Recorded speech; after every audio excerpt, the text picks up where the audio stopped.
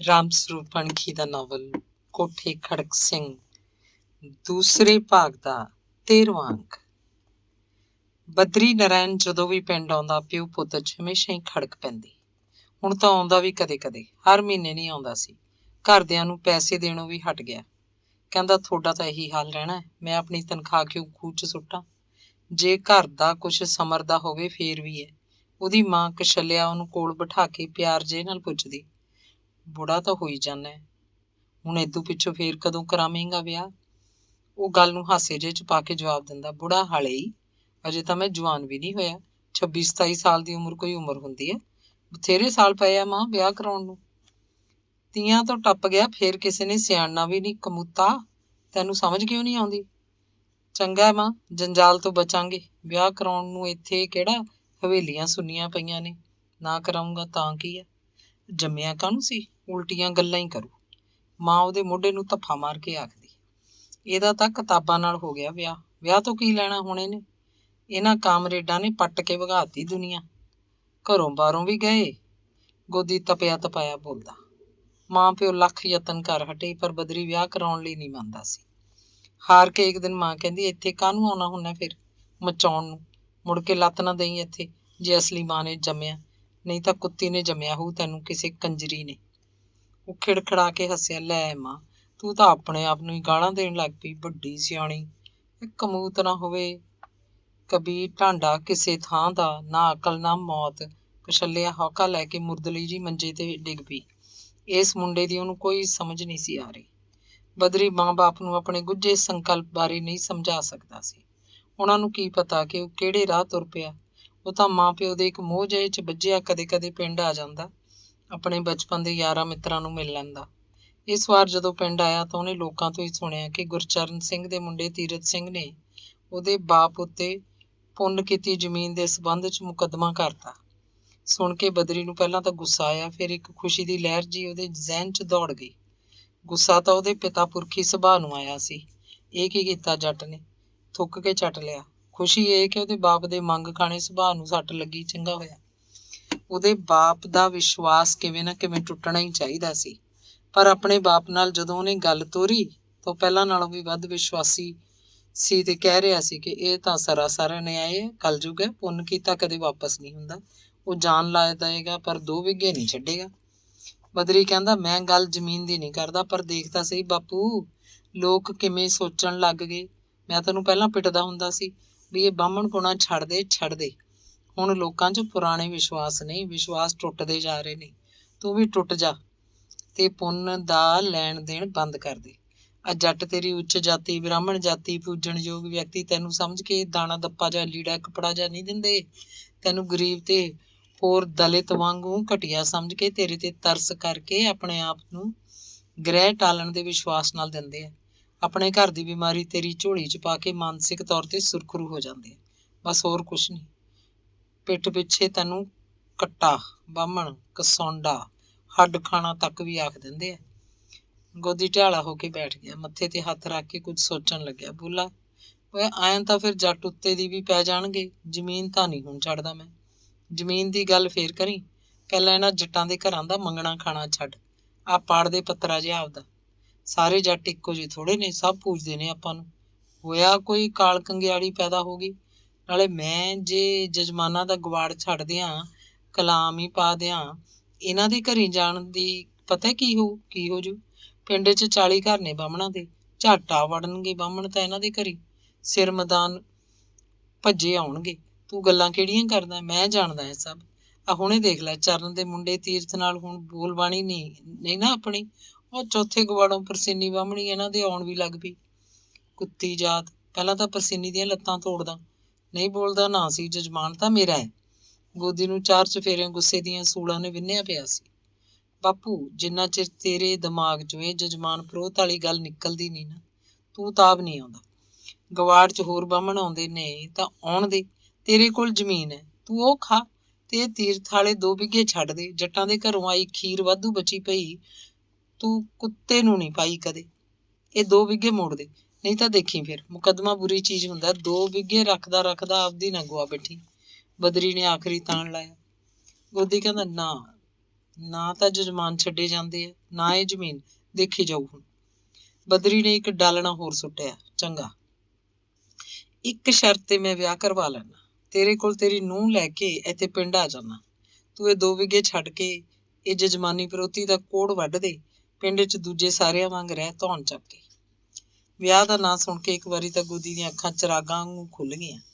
ਉਹਦੀਆਂ ਅੱਖਾਂ 'ਚ ਬਹੁਤ ਸਾਰੇ ਸੁਪਨੇ ਇਕੱਠੇ ਜਾਗ ਉੱਠੇ। ਪਰ ਦੂਜੇ ਬਿੰਦੀ ਉਹ ਬੋਲਿਆ, ਤੂੰ ਵਿਆਹ ਕਰ ਸੁੱਖੀ ਸਾਂਦੀ, ਬਹੂ ਲੈ ਕੇ ਆਪਦੇ ਘਰ ਆ ਜਾ। ਮੇਰੇ ਜਜਮਾਨ ਕਿਹੜਾ ਤੇਰੇ ਛੜ ਮਾਰਦੇ ਆ। ਰਹੀ ਗੱਲ 2 ਵਿਗੇ ਵਾਲੀ, ਇਹ ਤੀਰਥੀਏ ਨਾਲ ਤਾਂ ਹੁਣ ਸਿਰ ਧੜਦੀ ਲੱਗ ਗਈ ਸਮਝ। ਤੂੰ ਨਾ ਬੋਲ, ਇਹ ਤਾਂ ਮੈਂ ਜਾਣਾ, ਮੈਂ। ਚੰਗਾ, ਤੇਰੇ ਇਸ ਗੰਦ 'ਚ ਮੈਂ ਰਹਿ ਹੀ ਨਹੀਂ ਸਕਦਾ। ਚੱਲਦਾ ਮੈਂ ਤਾਂ। ਰਸਾਲੇ ਅਖਬਾਰਾਂ ਨਾਲ ਭਰਿਆ ਝੋਲਾ ਉਹਨੇ ਮੋਢੇ ਲਮਕਾਇਆ। ਵਿਹੜੇ 'ਚ ਆ ਕੇ ਮਾਂ ਨੂੰ ਕਹਿੰਦਾ, ਸਲਾਮਾਲੇਕਮ ਮਾਂ, ਮੈਂ ਤਾਂ ਜਾਣਾ। ਹੁਣ ਨਹੀਂ ਆਉਣਾ ਮੈਂ ਕਦੇ ਤੁਹਾਡੇ ਕੋਲ। ਚੁੱਲ੍ਹੇ ਕੋਲ ਬੈਠੀ ਭਾਂਡੇ ਮਾਂਜਦੀ ਉੱਠ ਖੜੀ, ਬੋਲੀ, ਵੇ ਕਿਉਂ? ਤੇ ਫਿਰ ਉਹ ਵੇ ਤੂੰ ਕਰਦੀ ਦਰਵਾਜ਼ੇ ਤੋਂ ਬਾਹਰ ਤੱਕ ਆਈ। ਬਦਰੀ ਕਾਹਲੇ ਕਦਮੀ ਕਦੋਂ ਦਾ ਵੀਹੀ ਦਾ ਮੋੜ ਟੱਪ ਗਿਆ। ਪਾਖਰ ਨੰਬਰਦਾਰ ਅਜੇ ਜਿਉਂਦਾ ਸੀ, ਪਰ ਕਾਫੀ ਬੁੜਾ ਹੋ ਚੁੱਕਿਆ ਸੀ। ਕਾਠੀ ਦਾ ਤਕੜਾ ਸੀ, ਤੁਰਿਆ ਫਿਰਦਾ ਰਹਿੰਦਾ, ਸ਼ਰਾਬ ਪੀ ਵੀ ਲੈਂਦਾ। ਪਿੰਡ ਦੇ ਮੁਕੱਦਮਿਆਂ 'ਚ ਫੂਲ ਉਹਦਾ ਜਿਵੇਂ ਜਾਣ ਆਉਣ ਸੀ। ਹੁਣ ਉਹ ਗੋਦੀ ਨਾਲ ਫੂਲ ਜਾਂਦਾ। ਦੂਜਾ ਬੰਦਾ ਸੀ ਗੋਦੀ ਨਾਲ ਜਾਣ ਵਾਲਾ ਪ੍ਰੀਤਮ ਨੂੰ ਵੀ ਸ਼ਰਾਬ ਦਾ ਝੱਸ ਸੀ। ਦੋਵੇਂ ਜਦੋਂ ਵੀ ਗੋਦੀ ਨਾਲ ਫੂਲ ਜਾਂਦੇ, ਗੋਦੀ ਉਹਨਾਂ ਨੂੰ ਬੋਤਲ ਦੇ ਪੈਸੇ ਦੇ ਦਿੰਦਾ। ਬੋਲਦਾ, ਲਓ ਜਜਮਾਨ, ਤੁਸੀਂ ਤਾਂ ਕਰੋ ਹਰੀ ਇੱਛਾ, ਖਾਓ ਪੀਓ। ਪ੍ਰੀਤਮ ਕਹਿ ਦਿੰਦਾ, ਸਾਨੂੰ ਤਾਂ ਪੈਸੇ ਹੀ ਫੜਾ ਦੇ ਬਾਬਾ, ਆਪੇ ਲੈ ਲਾਂਗੇ। ਤੂੰ ਤਾਂ ਬੋਤਲ ਨੂੰ ਹੱਥ ਨਹੀਂ ਲਾਉਣਾ। ਤੇਰੇ ਤੇ ਭਾਰ ਨਹੀਂ ਚੜਾਉਂਦੇ। ਤੇਰਾ ਦੀਨ ਭ੍ਰਿਸ਼ਟ ਕਾਹਨੂੰ ਕਰੀਏ। ਪਾਖਰ ਉੱਤੋਂ ਝੇੜ ਵਾਂਗ ਸੁਲਾ ਮਾਰਦਾ, ਦੇਵਤਿਆਂ ਤੇਰਾ ਖਾਣਾ ਤਾਂ ਬਣਦਾ ਨਹੀਂ, ਪਰ ਤੂੰ ਖੁਸ਼ੀ ਨਾਲ ਬੋਤਲ ਦੇ ਪੈਸੇ ਦੇ ਦੇਣਾ, ਤੇਰੀ ਮਰਜ਼ੀ। ਇਹ ਤਾਂ ਤੇਰੀ ਉੱਛਲ ਹੈ, ਅਸੀਂ ਕਿਹੜਾ ਤੇਥੋਂ ਮੰਗਦੇ ਹਾਂ। ਦੀਵਾਨੀ ਮੁਕੱਦਮਾ ਸੀ, ਪਤਾ ਨਹੀਂ ਕਿੰਨੇ ਕੁ ਸਾਲ ਹੋਰ ਚੱਲਣਾ ਸੀ। ਕੀ ਫੈਸਲਾ ਹੋਣਾ ਸੀ। ਮੈਜਿਸਟਰੇਟ 2 ਮਹੀਨਿਆਂ ਦੀ ਤਰੀਕ ਪਾ ਦਿੰਦਾ। ਕਚਹਿਰੀ ਦੇ ਸਾਰੇ ਮੁਨਸ਼ੀ, ਮੁਸੱਦੀ, ਚਪੜਾਸੀ, ਹੋਰ ਕੁੱਲ ਅਮਲਾ ਫੈਲਾ ਗੋਦੀ ਨੇ ਖੁਸ਼ ਕੀਤਾ ਹੋਇਆ ਸੀ। ਗੋਦੀ ਦਾ ਪੈਸਾ ਖਰਚ ਹੁੰਦਾ, ਹਰ ਤਰੀਕ ਉੱਤੇ ਹੀ ਥੱਬਾ ਨੋਟਾਂ ਦਾ ਲੱਗ ਜਾਂਦਾ। ਇੱਕ ਦਿਨ ਪਾਖਰ ਨੇ ਉਹਨੂੰ ਮੱਤ ਦਿੱਤੀ, ਬਾਬਾ ਐ ਨਹੀਂ ਲੋਟ ਆਉਂਦਾ ਦਿੰਦਾ ਇਹ ਕੰਮ। ਤੂੰ ਅਫਸਰ ਦਾ ਮੱਥਾ ਝੁਲਸ, ਇਹਦੇ ਮੂੰਹ 'ਚ ਦੇ ਹੱਡ, ਆਪੇ ਕਰੂ ਫਿਰ। ਕਿੰਨੇ ਕੁ ਲੈ ਲੂ ਤੇਰੀ ਤੱਕ 'ਚ। ਗੋਦੀ ਨੇ ਦਾੜੀ ਖੁਰਕੀ ਤੇ ਦੰਦਾਂ ਦੀ ਕਿਚਰ ਜੀ ਕਰਕੇ ਪਾਖਰ ਤੋਂ ਪੁੱਛਿਆ, 2000 ਤੋਂ ਘੱਟ ਤਾਂ ਕੀ ਸਰਨਾ? ਸੁਣਿਆ ਏਦੂੰ ਘੱਟ ਤਾਂ ਉਹ ਲੈਂਦਾ ਹੀ ਨਹੀਂ। ਲਹੂ ਮੂੰਹ ਲੱਗਿਆ ਜਦੋਂ। ਝੰਡਾ ਸਿੰਘ ਹੁਣ ਵਿਆਜ ਉੱਤੇ ਵੀ ਪੈਸੇ ਦੇਣ ਲੱਗ ਪਿਆ ਸੀ। ਜ਼ਮੀਨ ਬਥੇਰੀ ਬਣਾ ਲਈ ਸੀ। ਗਹਿਣੇ ਜ਼ਮੀਨ ਲੈਣ ਲਈ ਨੱਕ ਮਾਰਦਾ, ਹਾਂ ਬਹਿ ਖਾਤਰ ਤਿਆਰ ਰਹਿੰਦਾ। ਜਦੋਂ ਕਦੇ ਕੋਈ ਜੱਟ ਜ਼ਮੀਨ ਛੁਡਾ ਲੈਂਦਾ, ਤਦ ਹੀ ਉਹ ਨਵੀਂ ਜ਼ਮੀਨ ਗਹਿਣੇ ਲੈਂਦਾ। ਵਾਹੀ ਵਾਸਤੇ 50 ਕਿੱਲੇ ਬਹੁਤ ਸੀ। ਗੋਦੀ ਹੁਣ ਤੱਕ 2000 ਰੁਪਇਆ ਵਿਆਜ ਤੇ ਝੰਡੇ ਤੋਂ ਲੈ ਚੁੱਕਿਆ ਸੀ। ਉਹ ਝੰਡੇ ਕੋਲ ਫੇਰ ਗਿਆ, ਜਾ ਕੇ ਦੱਸਿਆ ਕਿ ਅਫਸਰ ਨੂੰ ਪੈਸਾ ਝੋਕਣਾ। 3000 ਤੋਂ ਘੱਟ ਨਹੀਂ ਸਰਦਾ। ਪਹਿਲਾਂ ਦਾਣਿਆਂ ਦਾ ਪਾ ਕੇ ਤੇ 2000 ਨਗਦ, ਕਦੇ 400 ਕਦੇ 200। ਝੰਡੇ ਦੀ ਬਹੀ ਤੇ ਉਹ 3000 ਦਾ ਨਾਮਾ ਬਣ ਚੁੱਕਿਆ ਸੀ। ਹੁਣ 3000 ਗੋਦੀ ਹੋਰ ਮੰਗਦਾ ਸੀ। ਝੰਡੇ ਨੇ 3 ਕਿੱਲੇ ਜ਼ਮੀਨ ਮੰਗੀ। ਇਹ ਵੀ ਕਿਹਾ ਕਿ ਮਿਲਖੇ ਫੌਜੀ ਤੋਂ 2 ਕਿੱਲੇ ਛੁਡਾ ਕੇ ਉਹ ਜ਼ਮੀਨ ਵੀ ਉਹਨੂੰ ਦੇਵੇ। ਇਹ 2 ਕਿੱਲੇ 4000 'ਚ ਸੀ। ਗੱਲ ਇਹ ਸੀ ਕਿ ਝੰਡੇ ਤੋਂ ਗਹਿਣੇ ਦੀ 4 ਕਿੱਲੇ ਜ਼ਮੀਨ ਮੁਕੰਦ ਟੁੰਡੇ ਦੇ ਮੁੰਡੇ ਪਰਮਜੀਤ ਨੇ 10,000 ਰੁਪਇਆ ਖਰਾ ਕਰਕੇ ਛੁਡਾ ਲਈ ਸੀ। ਪਰਮਜੀਤ 10ਵੀਂ ਪਾਸ ਕਰਕੇ ਪਟਵਾਰ ਦਾ ਕੋਰਸ ਕਰ ਗਿਆ ਸੀ ਤੇ ਹੁਣ ਦੂਰ ਇੱਕ ਪਿੰਡ 'ਚ 5-6 ਸਾਲਾਂ ਤੋਂ ਪਟਵਾਰੀ ਲੱਗਿਆ ਸੀ ਤੇ ਵਿਆਹ ਹੋ ਗਿਆ ਸੀ। ਉੱਥੇ ਹੀ ਰਹਿੰਦਾ। ਪਟਵਾਰੀ ਨੂੰ 10,000 ਕੀ ਚੀਜ਼ ਸੀ। ਟੁੰਡਾ ਚੌੜਾ ਹੋ ਕੇ ਸੱਥ 'ਚ ਬੈਠਦਾ। ਹੁਣ ਇਹ 10,000 ਰੁਪਇਆ ਝੰਡੇ ਲਈ ਘਰ 'ਚ ਸੰਭਾਲ ਕੇ ਰੱਖਣਾ ਮੁਸ਼ਕਲ ਸੀ। ਗੋਦੀ ਨੂੰ 7,000 ਦੇ ਕੇ 5 ਕਿੱਲੇ ਜ਼ਮੀਨ ਆਉਂਦੀ ਸੀ। ਗੋਦੀ ਮੰਨ ਗਿਆ। ਸੋ ਹੁਣ ਝੰਡੇ ਕੋਲ ਮੁਕੰਦ ਟੁੰਡੇ ਦੀ 4 ਕਿੱਲੇ ਛੱਡ ਕੇ ਗੋਦੀ ਬਾਹਮਣ ਦੀ 5 ਕਿੱਲੇ ਜ਼ਮੀਨ ਆ ਗਈ। ਗੋਦੀ 3000 ਦੀ ਪੋਟਲੀ ਘਰ 'ਚ ਰੱਖ ਕੇ ਫੂਲ ਵਾਲੇ ਮੈਜਿਸਟਰੇਟ ਨੂੰ ਟੱਕਰਨ ਦੀਆਂ ਵਿਉਂਤਾਂ ਬਣਾਉਣ ਲੱਗਿਆ। ਅੰਗ 14ਵਾਂ। ਮਰੱਬਾਬੰਦੀ 'ਚ ਬੁਰਜ ਗਿੱਲਾਂ ਵਾਲੇ ਪਾਸੇ ਗੋਦੀ ਦੀ ਜ਼ਮੀਨ ਲਗਭਗ ਉੱਥੇ ਦੀ ਉੱਥੇ ਰਹਿ ਗਈ। ਹੁਣ ਉਹਦੀ ਸ਼ਕਲ ਵਿਗੜ ਗਈ। ਪਹਿਲਾਂ ਤਾਂ ਐਨ ਸੀ ਚਨੁੱਕਰੀ, ਹੁਣ ਇਹਦੀਆਂ 6 ਨੁੱਕਰਾਂ ਬਣਦੀਆਂ ਸੀ। ਸ਼ੁਰੂ 'ਚ ਘੱਟ ਚੌੜੀ, ਵਿਚਾਲੇ ਬਹੁਤ ਚੌੜੀ, ਜਿਵੇਂ ਚੌੜਾਈ ਉਹਦੀ ਲੰਬਾਈ ਹੋਵੇ। ਅਖੀਰ ਤੇ ਫਿਰ ਤਿਰਕ ਜਿਹੀ। ਆਲੇ ਦੁਆਲੇ ਦੇ ਟੱਕ ਵਧੀਆ ਬਣੇ ਸੀ, ਜਿਵੇਂ ਜਰੀਬ ਲੈ ਕੇ ਚੱਪਾ ਥਾਂ ਮਿਣੀ ਗਈ ਹੋਵੇ। ਆਲੇ ਦੁਆਲੇ ਦੇ ਟੱਕਾਂ ਵਿਚਕਾਰ ਗੋਦੀ ਦੀ ਜ਼ਮੀਨ ਤਾਂ ਵਾਧੂ ਜੀ ਪਈ ਲੱਗਦੀ, ਜਿਵੇਂ ਕਿਸੇ ਹਿਸਾਬ 'ਚ ਹੀ ਨਾ ਆਈ ਹੋਵੇ। ਲੋਕ ਕਹਿੰਦੇ, ਇਸੇ ਨੂੰ ਤਾਂ ਕਹਿੰਦੇ ਨੇ ਜ਼ਮੀਨ ਦੀ ਬੇਕਦਰੀ। ਇੱਥੇ ਤਾਂ ਚੱਲੀ ਨਾ ਗੋਦੀ ਦੀ ਮਹਾਰਾਜ। ਦੇਖਿਆ ਪਟਵਾਰੀਆਂ ਦਾ ਹੱਥ ਆਇਓ ਕਰਦੇ ਨੇ, ਜਿਹਦੇ ਨਾਲ ਕਰਨੀ ਹੋਵੇ। 12 ਘੁਮਾਂ ਦੀ ਹੁਣ ਇਹ 8 ਕਿੱਲੇ ਰਹਿ ਗਈ। ਕੀਮਤਾਂ ਦੇ ਹਿਸਾਬ ਕਿਤਾਬ 'ਚ ਪਟਵਾਰੀਆਂ ਨੇ ਪਤਾ ਨਹੀਂ ਕੀ ਕੀਤਾ। ਗੋਦੀ ਨੂੰ ਕੋਈ ਇਲਮ ਨਹੀਂ ਸੀ। ਜ਼ਮੀਨਾਂ ਦੀਆਂ ਕੀਮਤਾਂ ਪੈਣ ਵੇਲੇ ਤੇ ਫਿਰ ਟੱਕ ਕੱਟਣ ਵੇਲੇ ਉਹ ਤਾਂ ਇੱਕ ਦਿਨ ਵੀ ਖੇਤ ਜਾ ਕੇ ਨਹੀਂ ਖੜਾ। ਜਿਨ੍ਹਾਂ ਦਿਨਾਂ 'ਚ ਤੀਰਥ ਦੇ ਪਿਓ ਗੁਰਚਰਨ ਸਿੰਘ ਨੇ ਆਪਣੀ 2 ਵਿਗੇ ਗੋਦੀ ਦੇ ਪਿਓ ਨੂੰ ਪੁੰਨ ਕੀਤੀ, ਇਹ 2 ਵਿਗੇ ਦਾ ਟੁਕੜਾ ਗੁਰਚਰਨ ਦੀ ਵਹਿਕ ਜ਼ਮੀਨ ਦੇ ਕਿਸੇ ਹਿਸਾਬ 'ਚ ਨਹੀਂ ਆਉਂਦਾ ਸੀ। ਉਹਦੀ ਸਿੰਜੂ ਜ਼ਮੀਨ ਨਾਲ ਉੱਚੇ ਥਾਂ ਸੀ, ਨਾ ਪਾਣੀ ਲੱਗਦਾ, ਨਾ ਚੱਜ ਨਾਲ ਵਾਹਿਆ ਜਾਂਦਾ, ਵਿੰਗਾ ਟੇਢਾ ਉੱਚਾ ਨੀਵਾਂ ਸੀ। ਗੁਰਚਰਨ ਨੇ ਐਨ ਕੋ ਥਾਂ ਵੱਲ ਕਦੇ ਧਿਆਨ ਵੀ ਨਹੀਂ ਦਿੱਤਾ ਸੀ। ਝਾੜ ਮਲੇ, ਅੱਕ ਬੇਸ਼ੁਮਾਰ, ਭਖੜਾ ਪੋਲੀ ਹੁੰਦੀ। ਉਹ 2 ਵਿਗੇ ਤੇ ਗੁਰਚਰਨ ਦੀ ਦੂਜੀ ਜ਼ਮੀਨ ਵਿੱਚ ਘਰ ਦੀ ਲੋਕਾਂ ਨੇ ਮੱਲੋ ਮੱਲੀ ਰਾਹ ਬਣਾਇਆ ਸੀ। ਉਹਨੇ ਬਥੇਰਾ ਭੜੀਆਂ ਪਾਈਆਂ, ਮੋਰਚੇ ਮਾਰੇ, ਮੋੜੀਆਂ ਗੱਡੀਆਂ, ਪਰ ਲੋਕਾਂ ਨੂੰ ਕੌਣ ਮੋੜੇ। ਇਹ ਰਾਹ ਪੱਕਿਆ ਹੋਇਆ ਸੀ, ਇਹ ਜ਼ਮੀਨ ਗੋਦੀ ਦੀ ਜ਼ਮੀਨ ਦੇ ਨਾਲ ਲੱਗਦੀ ਸੀ। ਸੋ ਗੁਰਚਰਨ ਨੇ ਫਜ਼ੂਲ ਸਮਝ ਕੇ 2 ਵਿਗੇ ਗੋਦੀ ਦੇ ਪਿਓ ਨੂੰ ਪੁੰਨ ਕਰਤੀ। ਫਿਰ 1 ਸਾਲ ਗੋਦੀ ਦੀ ਜ਼ਮੀਨ ਇੱਕ ਅਜਿਹੇ ਜੱਟ ਕੋਲ ਆਈ ਜਿਹਨੇ 3 ਸਾਲਾਂ ਲਈ ਇਹਦੇ ਵਿਗੇ ਦਾ ਕੋਈ ਹਿੱਸਾ ਨਾ ਦੇਣ ਕਰਕੇ ਇਹ ਜ਼ਮੀਨ ਸੰਵਾਰ ਲਈ। ਫਿਰ ਗੋਦੀ ਦੀ ਜ਼ਮੀਨ 'ਚ ਜ਼ਮੀਨ ਇਸ ਤਰ੍ਹਾਂ ਰਲ ਗਈ ਜਿਵੇਂ ਗੋਦੀ ਦੀ ਜ਼ਮੀਨ ਦਾ ਹੀ ਹਿੱਸਾ ਹੋਵੇ। ਫਿਰ ਮੁਰੱਬਾਬੰਦੀ 'ਚ ਤਾਂ ਇਹ 2 ਵਿਗੇ ਉਹਦੇ 8 ਕਿੱਲਿਆਂ ਦਾ ਹੀ ਕਿਧਰੇ ਕੋਈ ਖੂੰਜਾ ਬਣ ਕੇ ਰਹਿ ਗਈ। ਗੁਰਚਰਨ ਸਿੰਘ ਦੇ ਮੁੰਡੇ ਤੀਰਥ ਕੋਲ ਵਾਹਵਾ ਜ਼ਮੀਨ ਸੀ। ਉਹਦਾ 16 ਕਿੱਲਿਆਂ ਦਾ ਖੱਬੀ ਖਾਨ ਟੱਕ ਸੀ। ਇਹ ਟੱਕ ਇੱਕ ਥਾਂ ਹੀ ਹੁਣ ਗੋਦੀ ਦੀ ਜ਼ਮੀਨ ਦੇ ਐਨ ਨਾਲ ਖਹਿੰਦਾ ਬਣਿਆ ਸੀ। ਜਿੱਥੋਂ ਕਿਤੇ ਉੱਚਾ ਨੀਵਾਂ ਸੀ, ਉਹਨੇ ਕਰਾਹ ਲਾ ਕੇ ਐਨ ਪੱਧਰ ਕਰ ਲਿਆ। ਕੱਸੀ ਦਾ ਪਾਣੀ ਲੱਗਦਾ ਸੀ। ਤੀਰਥ ਝੰਡੇ ਦੇ ਮੁੰਡੇ ਹਰਦਿਤ ਧਾੜੀ ਸੀ, ਦੋਵੇਂ ਹਾਣੀ ਵੀ ਸੀ, ਇਕੱਠੇ ਖੇਡੇ ਸੀ। ਹੁਣ ਵਿਆਹੇ ਵਰੇ ਪੁੱਤਾਂ ਧੀਆਂ ਵਾਲੇ ਪੂਰੇ ਕਬੀਲਦਾਰ ਸੀ। ਕਮਾਈ ਵੱਲ ਹੀ ਧਿਆਨ ਰੱਖਦੇ, ਕਦੇ ਕਦੇ ਹੀ ਟੱਕਰਦੇ, ਪਰ ਜਦੋਂ ਕਦੇ ਮਿਲਦੇ ਪੁਰਾਣੀਆਂ ਗੱਲਾਂ ਕਰ ਘੰਟੇ ਲੰਘਾ ਦਿੰਦੇ। ਕਦੇ ਕਦੇ ਸ਼ਰਾਬ ਵੀ ਪੀਂਦੇ, ਥੋੜ੍ਹੀ ਥੋੜ੍ਹੀ। ਲੋਕੀ ਗੱਲਾਂ ਕਰਦੇ, ਦੇਖੋ ਬਈ, ਨਾ ਝੰਡੇ ਨੇ ਕਦੇ ਮੂੰਹ ਤੇ ਧਰੀ ਸੀ, ਨਾ ਚਰਨ ਨੇ। ਆ ਮੁੰਡਿਆਂ ਨੂੰ ਇਹ ਸਵਾਦ ਕਿੱਥੋਂ ਪੈ ਗਿਆ। ਚੌਥੇ ਦਿਨ ਸੀਸੀ ਲੈ ਕੇ ਬੈਠ ਜਾਂਦੇ ਆ। ਝੰਡੇ ਦਾ ਅੰਦਰਲਾ ਘਰ ਹੁਣ ਵੱਸੋਂ ਵਾਲਾ ਨਹੀਂ ਰਿਹਾ ਸੀ। ਦੋਵੇਂ ਸਬਾਤਾਂ 'ਚ ਤੂੜੀ ਪਈ ਰਹਿੰਦੀ। ਵਿਹੜਾ ਉਜਾੜ ਬੀਆਬਾਨ ਜਿਹੀ ਧਰਤੀ ਵਰਗਾ ਲੱਗਦਾ। ਕੰਧਾਂ ਦੀਆਂ ਜੜ੍ਹਾਂ 'ਚ ਘਾਹ ਉੱਗਾ ਆ। ਅਰਜਨ ਵਾਲੀ ਪੁਰਾਣੀ ਬੈਠਕ ਨੂੰ ਉਹ ਬੈਠਣ ਉੱਠਣ ਲਈ ਵਰਤਦੇ। ਕਦੇ ਕਦੇ ਬੰਤੋਂ ਬੈਠਕ ਨੂੰ ਸੰਭਰ ਜਾਂਦੀ। ਉੱਥੇ 2 ਮੰਜੇ ਪਏ ਰਹਿੰਦੇ, ਇੱਕ ਛੋਟਾ ਮੇਜ਼, ਇੱਕ ਟੁੱਟੀ ਜਿਹੀ ਕੁਰਸੀ, 2 ਰੱਦੜ ਜਿਹੇ ਬਿਸਤਰੇ। ਝੰਡਾ ਲਗਭਗ ਨਿੱਤ ਸ਼ਾਮ ਨੂੰ ਇੱਥੇ ਆ ਕੇ ਬੈਠਦਾ। ਕਈ ਗਰਜੀ ਬੰਨੇ ਲੋਕ ਉਹਨੂੰ ਇੱਥੇ ਆ ਕੇ ਮਿਲਦੇ, ਨਹੀਂ ਤਾਂ ਉਂਝ ਹੀ ਲੰਘਦੇ ਕਰਦੇ ਬੰਦੇ ਉਹਦੇ ਕੋਲ ਆ ਕੇ ਬੈਠ ਜਾਂਦੇ ਤੇ ਗੱਲਾਂ ਕਰਨ ਲੱਗਦੇ। ਝੰਡਾ ਗੱਲ 'ਚ ਹਰਦਿਲ ਸਿੰਘ ਦੀ ਤਾਰੀਫ ਕਰਦਾ ਤੇ ਉਹਦੇ ਨਾਲ ਆਪਣੇ ਸਬੰਧਾਂ ਦਾ ਵਰਣਨ ਲੈ ਪੈਂਦਾ। ਹਰਦਿਲ ਸਿੰਘ ਇਸ ਵਾਰ MLA ਚੁਣਿਆ ਗਿਆ ਤੇ ਵਜ਼ੀਰ ਵੀ ਬਣ ਗਿਆ। ਜਦੋਂ ਕਦੇ ਹਰਦਿਤ ਤੇ ਤੀਰਥ ਉੱਥੇ ਇਕੱਠੇ ਹੁੰਦੇ, ਸ਼ਰਾਬ ਪੀਣ ਲੱਗਦੇ, ਝੰਡਾ ਟਲ ਜਾਂਦਾ। ਝੰਡੇ ਨੂੰ ਕੀ ਪਤਾ ਸੀ ਕਿ ਉਹਦਾ ਮੁੰਡਾ ਹਰਦਿਤ ਸ਼ਰਾਬ ਪੀ ਲੈਂਦਾ, ਪਰ ਉਹਨੇ ਉਹਨੂੰ ਕਦੇ ਟੋਕਿਆ ਵਰਜਿਆ ਨਹੀਂ ਸੀ। ਇੱਕ ਦਿਨ ਜਦੋਂ 2-2 ਪੈਗ ਪੀ ਚੁੱਕੇ ਆਪਣੇ ਸੀਰੀਆਂ ਦੀਆਂ ਗੱਲਾਂ ਕਰ ਰਹੇ ਸੀ, ਝੰਡਾ ਜਾਣ ਬੁੱਝ ਕੇ ਬੈਠਕ 'ਚ ਆਇਆ। ਅਲਮਾਰੀ ਖੋਲ ਕੇ ਕੋਈ ਚੀਜ਼ ਲੱਭਣ ਦਾ ਬਹਾਨਾ ਜਿਹਾ ਕਰਨ ਲੱਗਿਆ। ਉਹਨਾਂ ਨੇ ਗੱਲਾਂ ਬੰਦ ਕਰਤੀਆਂ। ਹਰਦਿਤ ਨੇ ਇੱਕ ਭਰਵਾਂ ਜਿਹਾ ਪੈਗ ਲਿਆ ਤੇ ਬੈਠਕ 'ਚੋਂ ਨਿਕਲ ਕੇ ਵਿਹੜੇ 'ਚ ਆ ਗਿਆ। ਉਹਨੇ ਸੋਚਿਆ, ਬੁੜਾ ਟਲ ਜਾਏਗਾ ਤਾਂ ਉਹ ਫਿਰ ਤੀਰਥ ਕੋਲ ਆ ਬੈਠੇਗਾ। ਇੰਨੀ ਕੱਖ ਦੀ ਸ਼ਰਮ ਉਹ ਆਪਣੇ ਪਿਓ ਦੀ ਰੱਖਦਾ। ਬਾਪੂ ਸਾਹਮਣੇ ਸ਼ਰਾਬ ਪੀਂਦਾ ਉਹ ਆਪਣੇ ਆਪ ਨੂੰ ਹੀ ਚੰਗਾ ਨਹੀਂ ਲੱਗਦਾ ਸੀ। ਹਰਦਿਤ ਵਿਹੜੇ 'ਚ ਗਿਆ ਤਾਂ ਝੰਡਾ ਤੀਰਥ ਦਾ ਹਾਲ ਚਾਲ ਪੁੱਛਣ ਲੱਗਿਆ।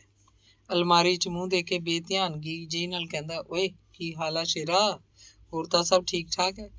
ਠੀਕ ਹੈ ਚਾਚਾ ਸਿਆਂ, ਤੂੰ ਸੁਣਾ, ਤਕੜਾ ਰਹਿਣਾ? ਤੀਰਥ ਬੋਲਿਆ। ਹੋਰ ਖੇਤੀ ਪੱਤੀ ਦਾ ਕੀ ਹਾਲ ਆ ਤੇਰੇ ਖੇਤ ਦਾ? ਐਤਕੀ ਕੀ ਬੀਜਿਆ ਉੱਥੇ? 10 ਕਿੱਲੇ ਕਣਕ ਆ, ਬਾਕੀ ਕੱਖ ਪੱਠਾ ਤੂੰ ਜਾਣਦਾ ਹੀ ਹੈ। ਜੀਮੀ ਭਾਈ ਸਮਾਰੀ ਤਾਂ ਬਹੁਤ ਵਧੀਆ ਹੈ, ਛੰਡ ਕੱਢੇ ਪਏ ਐ ਕੇਰਾਂ ਤਾਂ। ਮੈਂ ਤਾਂ ਇੱਕ ਦਿਨ ਬੁਰਜ ਗਿਆ ਸੀ, ਉੱਥੇ ਦੇਖਿਆ ਤੇਰਾ ਖੇਤ। ਚੰਗਾ ਭਾਈ, ਪਿਓ ਤਾਂ ਤੇਰਾ ਸਾਧ ਦੇ ਡੇਰੇ ਹੀ ਰਿਹਾ, ਉਹਨੂੰ ਚੌਂਪ ਨਹੀਂ ਸੀ ਇੰਨੀ ਭੋਇੰਦਾ। ਹਾਂ, ਉਹ ਤਾਂ ਸਾਦਾ ਬਿਰਤੀ ਦਾ ਆਦਮੀ ਸੀ, ਰੱਬ ਦੀ ਦਿੱਤੀ ਖਾਣ ਵਾਲਾ। ਖੁੱਲ ਖੇਡ 'ਚ ਹੀ ਰਿਹਾ, ਮੌਜੀ ਬੰਦਾ ਸੀ। ਚੱਲ ਉਹਦੀ ਮਰਜ਼ੀ, ਪਰ ਇੰਨਾ ਜ਼ਰੂਰ ਉਹਨੇ ਲੋਕਾਂ ਵਾਂਗੂ ਜ਼ਮੀਨ ਖੋਰੀ ਨਹੀਂ, ਜਿੰਨੀ ਸਾਂਭੀ ਸੀ ਓਨੀ ਦੇ ਗਿਆ। ਹਾਂ ਇਹ ਤਾਂ ਠੀਕ ਹੈ, ਭਲਮਾਨਸ ਆਦਮੀ ਸੀ, ਰੱਬੀ ਬੰਦਾ ਸੀ, ਕਿਸੇ ਦਾ ਮਾੜਾ ਨਹੀਂ ਕੀਤਾ ਉਹਨੇ। ਇੱਕ ਗੱਲ ਜ਼ਰੂਰ ਪੁੱਠੀ ਕਰ ਗਿਆ। ਤੀਰਥ ਦੇ ਕੰਨ ਜਿਹੇ ਝਾੜੇ, ਕਹਿੰਦਾ ਕੀ? ਉਹ ਬਾਹਮਣ ਨੂੰ ਦੇ ਗਿਆ ਜਿਹੜੀ 2 ਵਿਗੇ। ਜੱਦੀ ਜਾਇਦਾਦ ਪੁੰਨ ਕਰਨ ਦਾ ਕੋਈ ਰਾਹ ਨਹੀਂ? ਅੰਨ ਦਾ ਦਾਨ ਦਿਓ, ਲੀੜਾ ਕੱਪੜਾ ਦੇਈ ਜਿਓ, ਰੁਪਈਆ ਦਾਨ ਕਰ ਦਿੰਦੇ ਨੇ ਲੋਕ, ਤਾਂ ਸਿਉਨੇ ਦਾ ਦਾਨ ਵੀ ਕਰਦੇ ਆ। ਇਹ ਜ਼ਮੀਨਾਂ ਵੱਡਿਆਂ ਦੀ ਦਿੱਤੀ ਚੀਜ਼ ਹੈ, ਇਹਦਾ ਕੋਈ ਰਾਹ ਨਹੀਂ। ਚੱਲ 2 ਵਿਗੇ ਹੀ ਸੀ ਨਾ, ਕਰਤੀ ਸੋ ਕਰਤੀ, ਉਹਦੀ ਮਰਜ਼ੀ। ਹੁਣ ਆਪਾਂ ਕੀ ਕਰ ਸਕਦੇ? ਕਰ ਕਿਉਂ ਨਹੀਂ ਸਕਦੇ? ਦਾਵਾ ਕਰਦੇ, 2 ਦਿਨ ਨਹੀਂ ਪੈਂਦੇ, ਤੇਰੀ ਜ਼ਮੀਨ ਤੈਨੂੰ ਮਿਲ ਜੂ। ਬਸ ਇੰਨਾ ਲਿਖਿਆਇਆ ਹੀ ਬਹੁਤ ਆ ਵੀ ਪਿਓ ਮੇਰੇ ਨੂੰ ਜ਼ਮੀਨ ਦੀ ਕੋਈ ਕਦਰ ਨਹੀਂ ਸੀ। ਸਾਦਾ ਸੰਤਾਂ ਵਾਲਾ ਸੁਭਾਅ ਸੀ ਬੁੜੇ ਦਾ। ਕਿਹੜਾ ਉਹਨੇ ਇੰਤਕਾਲ ਕਰਾ ਦਿੱਤਾ ਬਾਹਮਣ ਨੂੰ, ਬਸ ਦੱਬੀ ਰੱਖੀ ਉਹਨੇ। ਮਾਮਲਾ ਦਿੰਦਾ ਰਿਹਾ। ਫਿਰ ਵਾਕ ਬਣਾ ਲਈ। ਗਰਦੌਰੀਆਂ ਗੋਦੀ ਦੇ ਨਾਂ ਚੜ੍ਹਨ ਲੱਗ ਪਈਆਂ। ਆਪੇ ਕਬਜ਼ਾ ਹੋ ਗਿਆ। ਮੁਰੱਬਾਬੰਦੀ ਵਿੱਚ ਵੀ ਉਹਦੀ ਢੇਰੀ 'ਚ ਹੀ ਗਈ। ਹਰਦਿੱਤ ਦੂਜੇ ਘਰੋਂ ਬਾਹਰ ਹੋ ਕੇ ਸੱਥ 'ਚ ਜਾ ਬੈਠਾ ਸੀ। ਖਾਸੀ ਦੇਰ ਬਾਅਦ ਆਇਆ। ਬੈਠਕ 'ਚ ਤੀਰਥ ਦੇ ਮੰਜੇ ਤੇ ਬੈਠਾ ਉਹਦਾ ਪਿਓ ਉਹਨੂੰ ਦਿਸਿਆ। ਦੋਵੇਂ ਹੌਲੀ ਹੌਲੀ ਕੋਈ ਗੰਭੀਰ ਗੱਲ ਕਰ ਰਹੇ ਉਹਨੂੰ ਜਾਪੀ। ਉਹਨੇ ਖੰਘੂਰ ਜੀ ਮਾਰੀ, ਪਰ ਵਿਹੜੇ 'ਚ ਇੱਧਰ ਉੱਧਰ ਫਿਰਨ ਤੁਰਨ ਲੱਗਿਆ। ਉਹਨੇ ਸੋਚਿਆ ਸੀ ਉਹਦਾ ਬੋਲ ਸੁਣ ਕੇ ਬਾਪੂ ਚਲਿਆ ਜਾਊਗਾ, ਪਰ ਉਹ ਤਾਂ ਹਿੱਲ ਹੀ ਨਹੀਂ ਰਿਹਾ ਸੀ। ਆਖਰ ਉਹ ਆਪ ਹੀ ਬੈਠਕ 'ਚ ਜਾ ਵੜਿਆ ਤੇ ਹੋਰ ਪਾਣੀ ਲਿਆਉਣ ਦੇ ਬਹਾਨੇ ਡੋਲੂ ਚੁੱਕ ਲਿਆ। ਝੰਡਾ ਆਖ ਰਿਹਾ ਸੀ, ਤੂੰ ਦਿਲ ਕੱਢ, ਇਹ ਤਾਂ ਹੋਇਆ ਹੀ ਪਿਆ। ਬਹੁਤੀ ਗੱਲ ਹੋਈ ਆਪਾਂ ਹਰਦਿਲ ਸੀ ਉਹਨੂੰ ਕਹਿ ਦਿਆਂਗੇ, ਆਪਣੀ ਮੋੜ ਦਾ ਨਹੀਂ ਉਹ। ਪਾਣੀ ਲੈ ਕੇ ਹਰਦਿੱਤ ਆਇਆ ਤਾਂ ਝੰਡਾ ਬੈਠਕ 'ਚ ਨਹੀਂ ਸੀ। ਉਹਨੇ ਤੀਰਥ ਨੂੰ ਪੁੱਛਿਆ, ਕੀ ਗੱਲ ਸੀ ਇਹ? ਉਹ ਕਹਿੰਦਾ, ਚਾਚੇ ਦੀ ਗੱਲ ਤਾਂ ਠੀਕ ਹੈ, ਬਾਹਮਣ 2 ਬਿੱਘੇ ਮੁਫਤੀ ਲਈ ਬੈਠਾ ਹੈ। ਕਿਹੜੀ 2 ਬਿੱਘੇ? ਕਿਹੜਾ ਬਾਹਮਣ? ਉਹ ਤੈਨੂੰ ਨਹੀਂ ਪਤਾ? ਬਾਪੂ 2 ਬਿੱਘੇ ਗੋਦੀ ਬਾਹਮਣ ਦੇ ਪਿਓ ਨੂੰ ਪੁੰਨ ਕਰ ਗਿਆ ਸੀ। ਉਹ ਜ਼ਮੀਨ? ਅੱਛਾ, ਮੈਨੂੰ ਨਹੀਂ ਪਤਾ ਇਸ ਗੱਲ ਦਾ। ਮੇਰੇ ਜੰਮਣ ਵੇਲੇ ਦੀ ਗੱਲ ਆ, ਬਹੁਤ ਵਰੇ ਹੋ ਗਏ। ਹੁਣ ਫੇਰ? ਚਾਚਾ ਕਹਿੰਦਾ ਦਾਅਵਾ ਕਰਦੇ ਤੈਨੂੰ ਮਿਲ ਸਕਦੀ ਹੈ। ਗੱਲ ਤਾਂ ਠੀਕ ਹੈ, ਪਰ ਇੱਕ ਗੱਲ ਆ, ਪਹਿਲਾਂ ਆਪਾਂ ਗਵਾੜ ਤਾਂ ਇਕੱਠਾ ਕਰਕੇ ਦੇਖ ਲੈਂਦੇ ਹਾਂ, ਕੀ ਪਤਾ ਬਾਹਮਣ ਨੂੰ ਹੀ ਛੱਡ ਦੇ। ਹਾਂ, ਇਉਂ ਕਰ ਲਓ। ਤੇ ਫਿਰ ਉਸ ਦਿਨ ਤੀਰਥ ਇੱਕ ਫੈਸਲਾ ਕਰਕੇ ਝੰਡੇ ਕੀ ਬੈਠਕ 'ਚ ਉੱਠਿਆ ਕਿ ਬਾਹਮਣ ਕੋਲ ਜ਼ਮੀਨ ਗਹਿਣੇ ਰਹਿਣ ਨਹੀਂ ਦੇਣੀ। ਤੇ ਹੁਣ ਫੂਲ ਮੈਜਿਸਟ੍ਰੇਟ ਦੀ ਕਚਹਿਰੀ 'ਚ ਇਹ ਮੁਕੱਦਮਾ ਚੱਲ ਰਿਹਾ ਸੀ। ਫੂਲ ਕਚਹਿਰੀਆਂ 'ਚ ਇੱਕ ਅਰਜੀ ਨਵੀਸ ਸੀ। ਲਾਲਾ ਦੌਲਤ ਰਾਮ ਪੁਰਾਣਾ ਕਾਂਗਰਸੀ ਸੀ। ਅੰਗਰੇਜ਼ਾਂ ਵੇਲੇ ਨਾ ਤਾਂ ਉਹਨੇ ਕੋਈ ਕੈਦ ਕੱਟੀ ਸੀ, ਨਾ ਕਿਸੇ ਜਲੂਸ 'ਚ ਸ਼ਾਮਲ ਹੋ ਕੇ ਪੁਲਿਸ ਦਾ ਕੋਈ ਡੰਡਾ ਖਾਧਾ। ਉਹ ਤਾਂ 47 ਤੋਂ ਬਾਅਦ ਦਾ ਕਾਂਗਰਸੀ ਸੀ। ਪੁਰਾਣੇ ਸਮਿਆਂ ਦੀਆਂ 4 ਜਮਾਤਾਂ ਪਾਸ, ਉਰਦੂ ਦੀ ਚੰਗੀ ਵਾਕਫੀਅਤ ਸੀ। ਹੁਣ ਗੁਰਮੁਖੀ ਦੇ 4 ਅੱਖਰ ਸਿੱਖ ਕੇ ਅਰਜੀ ਨਵੀਸੀ ਕਰਨ ਲੱਗ ਪਿਆ। ਇਹ ਕੰਮ ਤਾਂ ਉਹਦਾ ਘੱਟ ਹੀ ਚੱਲਦਾ। ਇੱਕ ਹੋਰ ਕੰਮ 'ਚ ਉਹ ਪੂਰਾ ਮਾਹਰ ਸੀ। ਹਰ ਵੱਡੇ ਅਫਸਰ ਨਾਲ ਕਿਵੇਂ ਨਾ ਕਿਵੇਂ ਬਣਾ ਲੈਂਦਾ। ਹੱਥ ਜੋੜ ਗੱਲਾਂ ਕਰਦਾ, ਕਿਵੇਂ ਨਾ ਕਿਵੇਂ ਅਫਸਰ ਨਾਲ ਖੁੱਲ੍ਹ ਜਾਂਦਾ। ਬਸ ਫੇਰ ਉਹਦਾ ਧੰਦਾ ਚੱਲ ਪੈਂਦਾ। ਅਫਸਰ ਦੀ ਘਰਵਾਲੀ ਕੋਲ ਉਹ ਕਦੇ ਵੀ ਜਾ ਸਕਦਾ, ਗਿਟਮਿਟ ਕਰ ਸਕਦਾ। ਪਾਖਰ ਨੰਬਰਦਾਰ ਦੌਲਤ ਰਾਮ ਨੂੰ ਜਾਣਦਾ ਸੀ। ਦੌਲਤ ਰਾਮ ਨੇ ਪਹਿਲਾਂ ਵੀ ਉਹਦੇ ਕਈ ਕੰਮ ਕਰਵਾਏ ਸੀ। ਇੱਕ ਦਿਨ ਸਵੇਰੇ ਸਵੇਰੇ ਚੋਰਾਂ ਵਾਂਗੂ ਪਾਖਰ ਦੇ ਗੋਦੀ ਦੌਲਤ ਰਾਮ ਦੇ ਘਰ ਗਏ। ਅੱਡ ਕਮਰੇ ਜਾ ਕੇ ਪਾਖਰ ਨੇ ਦੌਲਤ ਰਾਮ ਨਾਲ ਥੋੜਾ ਹੀ ਚਿਰ ਕੋਈ ਗੱਲ ਕੀਤੀ। ਫਿਰ ਉਹ ਗੋਦੀ ਕੋਲ ਆ ਕੇ ਬੈਠ ਗਏ। ਪਾਖਰ ਨੇ ਇਸ਼ਾਰਾ ਕੀਤਾ। ਗੋਦੀ ਨੇ ਧੋਤੀ ਦੇ ਡੱਬ 'ਚੋਂ ਪੋਟਲੀ ਕੱਢ ਕੇ 2000 ਦੇ ਨੋਟ ਗਿਣੇ ਤੇ ਪਾਖਰ ਨੂੰ ਫੜਾਤੇ। ਪਾਖਰ ਨੇ ਗਾਂ ਬਿਨਾਂ ਗਿਣੇ ਥਈ ਦੀ ਥਈ ਦੌਲਤ ਰਾਮ ਨੂੰ ਫੜਾਈ। ਕਿਹਾ, ਗਿਣ ਲੈ ਲਾਲਾ ਜੀ, ਚੰਗਾ ਹੁੰਦਾ। 1 ਮਿੰਟ 'ਚ ਦੌਲਤ ਰਾਮ ਨੇ 20 ਨੋਟ ਗਿਣੇ। ਕੁੜਤੇ ਹੇਠਲੀ ਮਲਮਲ ਦੀ ਝੱਗੀ ਦੀ ਜੇਬ 'ਚ ਉਹਨਾਂ ਨੂੰ ਝੱਟ ਦੇ ਕੇ ਪਾ ਲਿਆ। ਬਹੁਤ ਹੌਲੀ ਦੇ ਕੇ ਉਹਨਾਂ ਨੂੰ ਸਮਝਾਉਣ ਲੱਗਿਆ, ਮੈਂ ਹੁਣੇ ਜਾਣਾ ਮੈਜਿਸਟਰੇਟ ਸਾਹਿਬ ਦੇ। ਬਸ 1 ਤਰੀਕ ਹੋਰ ਮਸਾਂ ਪਊ। ਤੁਸੀਂ ਬੇਸੰਸ ਰਹੋ। ਕੀ ਹੈ, ਰੱਬ ਦੀ ਕੋਈ ਕੁਦਰਤ ਹੋ ਜੇ। ਪੰਡਤ ਜੀ, ਆ ਬੈਠਾ ਨੰਬਰਦਾਰ, ਪੁਰਾਣਾ ਵਾਹ ਹੈ। 2000 ਆਪਣਾ ਖਰਾ ਵਾਪਸ ਲੈ ਜਿਓ। ਤੇ ਫਿਰ ਦੌਲਤ ਰਾਮ ਕਹਿੰਦਾ, ਚੰਗਾ, ਹੁਣ ਤੁਸੀਂ ਜਾਓ ਘਰਾਂ ਨੂੰ। ਗੋਦੀ ਨੂੰ ਕੀ ਪਤਾ ਸੀ 2000 ਵਿੱਚੋਂ 200 ਤਾਂ ਨੰਬਰਦਾਰ ਨੂੰ ਹੀ ਮਿਲ ਜਾਣਾ ਸੀ ਤੇ 300 ਦੌਲਤ ਰਾਮ ਕੋਲ ਰਹਿ ਜਾਣਾ ਸੀ। ਬੀਬੀ ਜੀ ਕੋਲ ਤਾਂ 1500 ਹੀ ਪਹੁੰਚਣਾ ਸੀ ਤੇ ਬੀਬੀ ਵੀ ਭਲੀ ਮਾਨਸ ਨਹੀਂ ਸੀ। ਜੱਜ ਕੋਲ ਤਾਂ 1000 ਦੀ ਗੱਲ ਹੋਣੀ ਸੀ। ਅੰਗ 15ਵਾਂ। ਅਗਲੀ ਤਰੀਕ ਉੱਤੇ ਜਦੋਂ ਗੋਦੀ ਪੇਸ਼ ਹੋਇਆ, ਉਹਨੇ ਦੇਖਿਆ ਜੱਜ ਮੁਸਕਰਾ ਰਿਹਾ ਸੀ। ਦੋਵਾਂ ਵਕੀਲਾਂ ਨਾਲ ਹੱਸ ਬੋਲਦਾ। ਨਹੀਂ ਤਾਂ ਪਹਿਲੀਆਂ ਤਰੀਕਾਂ ਵੇਲੇ ਗੋਦੀ ਦੇਖਦਾ ਜੱਜ ਮੱਚਿਆ ਵੱਜਿਆ ਜਿਹਾ ਰਹਿੰਦਾ। ਅੱਧੀ ਗੱਲ ਸੁਣਦਾ, ਅੱਧੀ ਨਹੀਂ ਸੁਣਦਾ। ਵੱਟੂ ਖਾਊ ਕਰਦਾ, ਜਿਵੇਂ ਇਹ ਜੱਜ ਕੋਈ ਨਹੀਂ, ਪੁਲਿਸ ਅਫਸਰ ਹੋਵੇ। ਉਸ ਦਿਨ ਵਕੀਲਾਂ ਨੇ ਥੋੜੀ ਜਿਰਾਹ ਵੀ ਕੀਤੀ। ਗੋਦੀ ਦਾ ਵਕੀਲ ਆਪਣੀ ਟੁੱਟੀ ਐਨਕ ਨੂੰ ਬਾਰ-ਬਾਰ ਠੀਕ ਕਰਦਾ ਜਵੇ ਨਾਲ ਬੋਲਦਾ ਸੀ। ਹੱਸਦੇ ਜੱਜ ਨੇ 15 ਦਿਨ ਦੀ ਤਰੀਕ ਦੇ ਦਿੱਤੀ। ਟੁੱਟੀ ਐਨਕ ਵਾਲਾ ਮਧਰਾ ਵਕੀਲ ਖੁਸ਼ ਹੋ ਗਿਆ। ਦੂਜਾ ਵਕੀਲ ਵੀ ਖੁਸ਼, ਪਰ ਦੋਵੇਂ ਕੁਝ ਉਦਾਸ ਜਿਹੇ ਸੀ। ਗੋਦੀ ਤੇ ਉਹਦੇ ਸਾਥੀ ਨੰਬਰਦਾਰ ਪਾਖਰ ਸਿੰਘ ਤੇ ਪ੍ਰੀਤਮ ਗੱਲਾਂ ਕਰਨ ਲੱਗੇ। ਹੈਰਾਨ ਹੋਏ ਕਿ ਪਹਿਲਾਂ ਤਾਂ ਤਰੀਕ 2-2, 3-3 ਜਾਂ 6-6 ਮਹੀਨਿਆਂ ਦੀ ਪੈਂਦੀ ਰਹੀ। ਹੁਣ ਇਹ 15 ਦਿਨ ਦੀ ਤਰੀਕ ਕਿਉਂ ਦੇਤੀ? ਤੇ ਨਾਲੇ ਤਰੀਕ ਕਿਉਂ ਦਿੱਤੀ? ਫੈਸਲੇ ਕਿਉਂ ਨਹੀਂ ਸੁਣਾਇਆ? ਗੋਦੀ ਨੇ ਫਿਕਰ ਕੀਤਾ। 2000 ਦਾ ਕੋਈ ਅਸਰ ਹੋਇਆ ਲੱਗਦਾ ਨਹੀਂ, ਪਰ ਆਪਣੇ ਅੱਡੇ ਤੇ ਜਾ ਕੇ ਵਕੀਲ ਨੇ ਉਹਨਾਂ ਨੂੰ ਸਮਝਾਇਆ ਕਿ ਹੁਣ ਅਗਲੀ ਤਰੀਕ ਉੱਤੇ ਤਾਂ ਬਸ ਸਮਝੋ ਫੈਸਲਾ ਹੀ ਹੋਣਾ।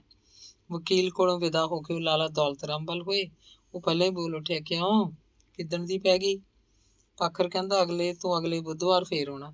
ਬਸ ਨੰਬਰਦਾਰਾ, ਠੀਕ ਹੈ। ਕੀ ਠੀਕ ਹੈ? ਗੋਦੀ ਤੱਤਾ ਜਿਹਾ ਹੋ ਕੇ ਬੋਲਿਆ। ਦੌਲਤ ਰਾਮ ਆਪਣੀ ਗੱਦੀ ਤੋਂ ਉੱਠਿਆ। ਨੰਬਰਦਾਰ ਤੇ ਗੋਦੀ ਨੂੰ ਪਰਾਂ ਜੇ ਲਿਜਾ ਕੇ ਉਹਨਾਂ ਦੀਆਂ ਬਾਹਾਂ ਫੜ ਕੇ ਕਹਿੰਦਾ, ਮੇਰੀ ਸਾਰੀ ਗੱਲ ਕੀਤੀ ਹੈ।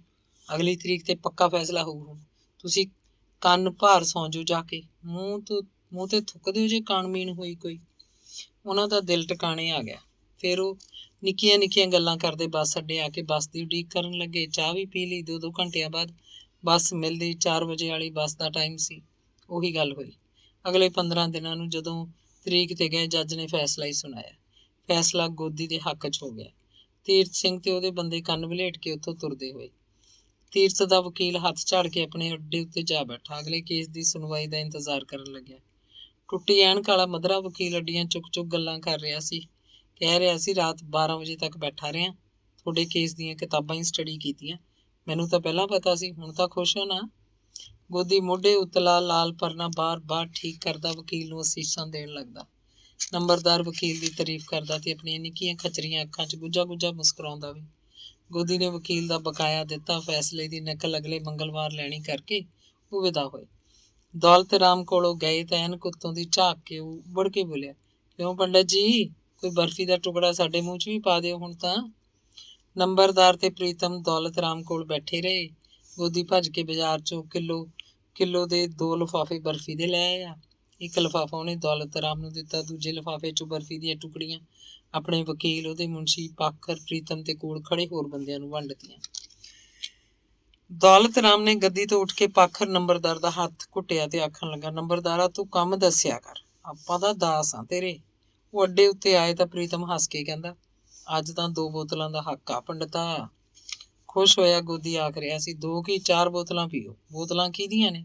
ਆਪਾਂ ਮੋਰਚਾ ਜਿੱਤ ਲਿਆ, ਹੁਣ ਜੱਟ ਸਾਲਾ ਬੋਲ ਤਾਂ ਨਹੀਂ ਜਾਊ। ਫਿਰਦਾ ਸੀ ਪੂਛ ਚੱਕੀ, ਭਲਾ ਪੁੰਨ ਦੀ ਚੀਜ਼ ਕਿਸੇ ਨੇ ਮੁੜਵਾਈ ਹੈ? ਅੱਜ ਤਾਈਂ ਧਰਤੀ ਦੀ ਕੰਡ ਤੇ ਕਿਧਰੇ। ਆਪਣੇ ਕਿਰਾਏ ਜੋਗੇ ਪੈਸੇ ਰੱਖ ਕੇ ਬਾਕੀ ਦੇ ਨੋਟ ਗੋਦੀ ਨੇ ਨੰਬਰਦਾਰ ਨੂੰ ਫੜਾਤੇ ਤੇ ਕਹਿੰਦਾ, ਲਓ, ਖਾਓ ਪੀਓ, ਮੌਜਾਂ ਕਰੋ, ਪਰ ਮੈਂ ਤਾਂ ਚੱਲਿਆ ਪਿੰਡ ਨੂੰ। ਮੈਂ ਕੀ ਕਰੂੰਗਾ, ਤੁਸੀਂ ਆ ਜਿਓ ਮਗਰੋਂ ਜਦੋਂ ਤੁਹਾਡਾ ਚਿੱਤ ਕਰੇ। ਨੰਬਰਦਾਰ ਕਹਿੰਦਾ, ਓਏ ਦੇਵਤਾ, ਇੰਨੇ ਤਾਂ ਬਹੁਤੇ ਆ, ਬਸ ਆ 50 ਰੁਪਈਏ ਬਹੁਤ ਆ ਫੜ। ਉਹਨੇ 30-40 ਦੇ ਨੋਟ ਗੋਦੀ ਨੂੰ ਮੋੜ ਕੇ ਦੇ ਦਿੱਤੇ। ਕਹਿਣ ਲੱਗਿਆ, ਆ ਕੁਛ ਘਰ ਨੂੰ ਵੀ ਲੈ ਜਾ, ਕੋਈ ਲੱਡੂ ਪਿੰਨੀ ਦਾਦੀ ਨੂੰ ਵੀ ਖੁਸ਼ ਕਰਦੇ, ਡੀਕਦੀ ਹੋਊਗੀ। ਪਿੰਡ 'ਚ ਗੋਦੀ ਦੇ ਮੁਕੱਦਮਾ ਜਿੱਤਣ ਦੀਆਂ ਗੱਲਾਂ ਹੁੰਦੀਆਂ। ਬਾਹਮਣ ਨੇ ਅੜੀ ਪੁਗਾਤੀ, ਦੇਖ ਲੈ, ਹਿੰਡ ਨਹੀਂ ਛੱਡੀ, ਗੋਡੀ ਲਵਾਤੀ ਕੇਰਾਂ ਤਾਂ ਜੱਟ ਦੀ। ਲੱਗ ਭਾਵੇਂ ਆਪਦੀ ਵੀ ਬੂਥ ਗਈ। ਵਿੱਚ ਕਈ ਇਹ ਵੀ ਕਹਿ ਰਹੇ ਸੀ, 2 ਬਿੱਗੇ ਖਾਤਰ ਆਪਦੀ 3 ਕਿੱਲੇ ਨਹੀਂ ਫੂਕ ਲਈ। ਪੁੱਠੀ ਖੋਪੜੀ ਲੱਗੀ ਆ ਬਾਹਮਣ ਦੇ। ਕੀ ਕੱਢ ਲਿਆ ਇਹਦੇ 'ਚ? ਤੀਰਥ ਨੇ ਵੀ ਕੀ ਖੱਟ ਲਿਆ? ਦੋਵੇਂ ਬੇਅਕਲ ਟੱਕਰ ਪਏ। ਤੇ ਫਿਰ ਕੋਈ ਆਖਦਾ, ਜਿਹਨੇ ਖੱਟਣਾ ਸੀ ਖੱਟ ਗਿਆ, ਝੰਡਾ 5 ਕਿੱਲੇ ਮਾਂਜ ਗਿਆ। ਤੀਰਥ ਨੇ ਕੀ ਥੋੜਾ ਪੈਸਾ ਲਾਇਆ? ਭਾਈ ਗੰਜੈਸ਼ ਸੀ, ਘਰੋਂ ਹੀ ਸਾਰੀ ਗਿਆ। ਪੱਟਿਆ ਗਿਆ ਤਾਂ ਬਾਹਮਣ ਪੱਟਿਆ ਗਿਆ। ਕੋਈ ਹੋਰ ਗੋਦੀ ਦਾ ਝੋਰਾ ਕਰਦਾ। ਕੋਈ ਪਤੇ ਦੀ ਆਖਦਾ, ਚੋਕ ਤਾਂ ਝੰਡੇ ਨਹੀਂ ਲਾਈ ਸੀ, ਸੁਣਿਆ ਤੀਰਥ ਨੂੰ ਵੀ ਗੋਦੀ ਨੂੰ ਵੀ। ਵਿੱਚੋਂ ਜਿਹੜੀ ਗੱਲ ਹੈਗੀ ਸੀ।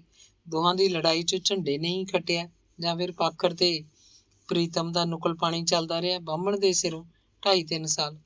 ਗੋਦੀ ਅਗਵਾੜ 'ਚ ਹਿੱਕ ਕੱਢ ਕੇ ਤੁਰਦਾ, ਖੰਗੂਰਾ ਮਾਰਦਾ, ਦੂਜੇ ਬਾਹਮਣਾਂ ਕੋਲ ਹੁੱਬ ਗੱਲਾਂ ਕਰਦਾ। ਉਹਦੀ ਪਿੱਠ ਪਿੱਛੇ ਲੋਕ ਆਖਦੇ, ਆ ਬਾਹਮਣ ਨੇ ਉੱਜੜਨਾ, ਹੋਰ ਕੀ ਹੈ। ਫਿਰਦਾ ਪਊਆ ਦੀ ਫਿਟਕ ਕਰਦਾ। 2 ਬਿੱਗਿਆਂ ਨੂੰ ਲੈ ਕੇ 5 ਕਿੱਲਿਆਂ ਨਾਲ 2 ਬਿੱਗੇ ਚੰਗੇ, ਆਪਦੀ ਸਾਂਭ ਲੈਂਦਾ, ਉਹੀ ਬਹੁਤ ਸੀ। ਉਹਨਾਂ ਦਿਨਾਂ 'ਚ ਹੀ ਕੋਈ 2 ਸਾਲ ਬਾਅਦ ਬਦਰੀ ਨਾਰਾਇਣ ਪਿੰਡ ਆਇਆ। ਪਿਓ ਦੀ ਬੇਅਕਲੀ ਵੇਖ ਕੇ ਉਹ ਪਿੰਡ 'ਚ ਲੋਕਾਂ ਮੂਹਰੇ ਗੱਲ ਕਰਨ ਜੋਗਾ ਨਹੀਂ ਸੀ। ਉਹਨਾਂ ਦੀ ਗੁਆਂਢਣ ਅਤਰੀ ਬੁੜੀ ਨੇ ਆਖ ਵੀ ਦਿੱਤਾ, ਵੇ ਬਦਰੀ, ਆਪ ਤਾਂ ਪੜ੍ਹਿਆ ਫਿਰਦਾ ਹੈ, ਮਾਰ ਥੱਬਾ ਜਮਾਤਾਂ ਦਾ, ਗੋਦੀ ਨੂੰ ਅਕਲ ਦੇ ਦੇ ਕੋਈ। ਪਿਓ ਦਾਦੇ ਦੀ ਫੂਕੀ ਜਾਂਦਾ, ਆਖਰ ਨੂੰ ਤਾਂ ਤੈਨੂੰ ਹੀ ਚੁਗਣੇ ਪੈਣਗੇ, ਇਹ ਕੰਡੇ ਉਹਦੇ ਬੀਜੇ ਹੋਏ। ਬਦਰੀ ਨੂੰ ਬੜੀ ਚੜ ਚੜੀ, ਗੁੱਸਾ ਜਿਹਾ ਪੀ ਕੇ ਬੋਲਿਆ, ਬਾਹਮਣਾਂ ਕੋਲ ਜ਼ਮੀਨ ਦਾ ਕੀ ਕੰਮ ਤਾਈ, ਜਿਵੇਂ ਆਈ ਹੋਣੀ ਹੈ ਕਦੇ ਉਵੇਂ ਹੀ ਜਾਊ। ਸਾਡੇ ਪੜਦਾਦੇ ਜਾਂ ਨੱਕੜਦਾਦੇ ਨੂੰ, ਜਾਂ ਉਹਦੇ ਪੜਦਾਦੇ ਨੱਕੜਦਾਦੇ ਨੂੰ ਕਿਸੇ ਜੱਟ ਨੇ ਇਹ ਜ਼ਮੀਨ ਪੁੰਨ ਕਰਕੇ ਦਿੱਤੀ ਹੋਣੀ ਹੈ। ਹੁਣ ਜੱਟਾਂ ਕੋਲ ਹੀ ਮੁੜ ਕੇ ਜਾਊ, ਹੋਰ ਕੀ। ਮੰਗ ਖਾਣੀ ਜਾਤ ਨੂੰ ਜ਼ਮੀਨ ਕੀ ਆਖੇ। ਬੁੜੀ ਮੁੜ ਕੇ ਨਹੀਂ ਬੋਲੀ। ਬਦਰੀ ਨੇ ਨਾ ਪਿਓ ਨੂੰ ਕੁਝ ਆਖਿਆ, ਨਾ ਮਾਂ ਨੂੰ। ਨਾਲ ਇਸ ਸੰਬੰਧੀ ਕੋਈ ਗੱਲ ਕੀਤੀ। ਪਿਓ ਨੂੰ ਤਾਂ ਬੁਲਾਇਆ ਤੱਕ ਵੀ ਨਹੀਂ। ਮਾਂ ਨਾਲ ਹੋਰ ਹੀ ਇੱਧਰ ਉੱਧਰ ਦੀਆਂ ਗੱਲਾਂ ਕਰਦਾ ਰਿਹਾ। ਦੁਪਹਿਰੇ ਜੇ ਆਇਆ ਸੀ, ਰੋਟੀ ਖਾਧੀ, ਪਿਛਲੇ ਪਹਿਰ ਦੀ ਚਾਹ ਪੀ ਕੇ ਆਪਦਾ ਝੋਲਾ ਮੋਢੇ ਲਟਕਾਇਆ ਚਲਾ ਗਿਆ। ਪਤਾ ਨਹੀਂ ਕਿੱਧਰੋਂ ਆਇਆ ਸੀ, ਕਿੱਧਰ ਨੂੰ ਜਾਣਾ ਸੀ। ਪਹਿਲਾਂ ਨਾਲੋਂ ਸਿਹਤ ਕਮਜ਼ੋਰ ਸੀ, ਮੱਥਾ ਚਿੰਤਾਤੁਰ। ਤੀਰਥ ਅੰਦਰੋਂ ਅੰਦਰੀ ਬਹੁਤ ਨਮੋਸ਼ੀ ਮੰਨ ਗਿਆ। ਆਪਣੇ ਕੀਤੇ ਉੱਤੇ ਪਛਤਾਇਆ ਵੀ। ਉਹਨੂੰ ਪੱਕਾ ਯਕੀਨ ਹੋ ਗਿਆ ਕਿ ਝੰਡੇ ਨੇ ਬਾਹਮਣ ਦੀ ਜ਼ਮੀਨ ਹਥਿਆਉਣ ਲਈ ਇਹ ਤਾਣਾ ਤਣਿਆ ਸੀ। ਉਹਨੂੰ ਖਾਮਖਾ ਬਾਹਮਣ ਦੇ ਖਿਲਾਫ ਚੱਕਤਾ।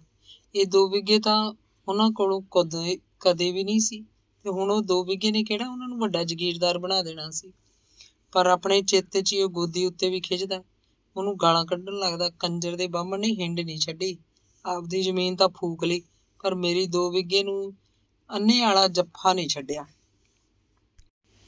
ਤੀਰਥ ਨੂੰ ਮਿਲਖੇ ਫੌਜੀ ਨੇ ਇੱਕ ਸੀਖ ਦਿੱਤੀ, ਸਰਕਾਰ ਚੋਂ ਤਾਂ ਹਾਰ ਗਿਆ ਤੂੰ, ਹੁਣ ਇੱਕ ਦੂਜਾ ਹਥਿਆਰ ਵਰਤ ਕੇ ਦੇਖ। ਬਾਹਮਣ ਮਾਨਤਾਨ ਦਾ ਭੁੱਖਾ ਬਹੁਤ ਹੈ, ਗਵਾੜ ਦਾ ਕੱਟ ਕਰ ਲੈ, ਪੈਰਾਂ ਤੇ ਪੱਗ ਰੱਖਦੇ, ਤੇਰਾ ਕੀ ਘਸਦਾ। ਬਾਹਮਣ ਜ਼ਮੀਨ ਨਾ ਛੱਡੇ ਤਾਂ ਮੈਨੂੰ ਨੀਵੇਂ ਥਾਂ ਖੜਾ ਕਰ ਲਈ, ਮੈਂ ਚੰਗੀ ਤਰ੍ਹਾਂ ਜਾਣਦਾ ਇਸ ਬਾਹਮਣ ਦੀ ਜੜੀ ਨੂੰ। ਤੀਰਥ ਪਾਖਰ ਨੰਬਰਦਾਰ ਕੋਲ ਗਿਆ, ਉਹਨੇ ਪ੍ਰੀਤਮ ਨਾਲ ਵੀ ਗੱਲ ਕੀਤੀ, ਨਾਜਰ ਦੀ ਸਲਾਹ ਵੀ ਲੈ ਲਈ, ਝੰਡੇ ਦੇ ਮੁੰਡੇ ਹਰਦਿੱਤ ਨੂੰ ਵੀ ਪੁੱਛ ਲਿਆ। ਸਾਰੇ ਕਹਿੰਦੇ ਇਹ ਵੀ ਦੇਖ ਲੈ, ਜ਼ਮੀਨ ਨਹੀਂ ਛੱਡੂ, ਤੇਰਾ ਕੁਛ ਤੋੜ ਤਾਂ ਨਹੀਂ ਲਊ। ਪਾਖਰ ਉਲਟ ਪਾਸੇ ਹੋ ਬੈਠਾ, ਉਹ ਪਹਿਲਾਂ ਗੋਦੀ ਨਾਲ ਤੁਰੇ ਦੀ ਵੀ ਉਹੀ ਲਾਉਣੀ ਚਾਹੁੰਦਾ ਸੀ। ਤੀਰਥ ਨੂੰ ਕਹਿੰਦਾ, ਨਹੀਂ ਮੈਨੂੰ ਬਾਹਮਣ ਦਾ ਸਾਰਾ ਗਵਾੜ ਏਕਾ ਕਰਕੇ ਦੇਹਲੀ ਚੜ੍ਹਨੋਂ ਵੀ ਹਟਾ ਦਿਆਂਗੇ, ਹੋਰ ਬਾਹਮਣ ਥੋੜੇ ਆ। ਗਵਾੜ ਦਾ ਇਕੱਠ ਦੇਖ ਕੇ ਤਾਂ ਚੂਲੀ ਮੁੱਤੂ ਗੋਦੀ, ਜਜਮਾਨੀ ਨਹੀਂ ਉਹ ਛੱਡ ਸਕਦਾ, ਜ਼ਮੀਨ ਛੱਡ ਦੂ, ਇਹ ਵੀ ਦੇਖ ਲਿਓ ਤੁਸੀਂ।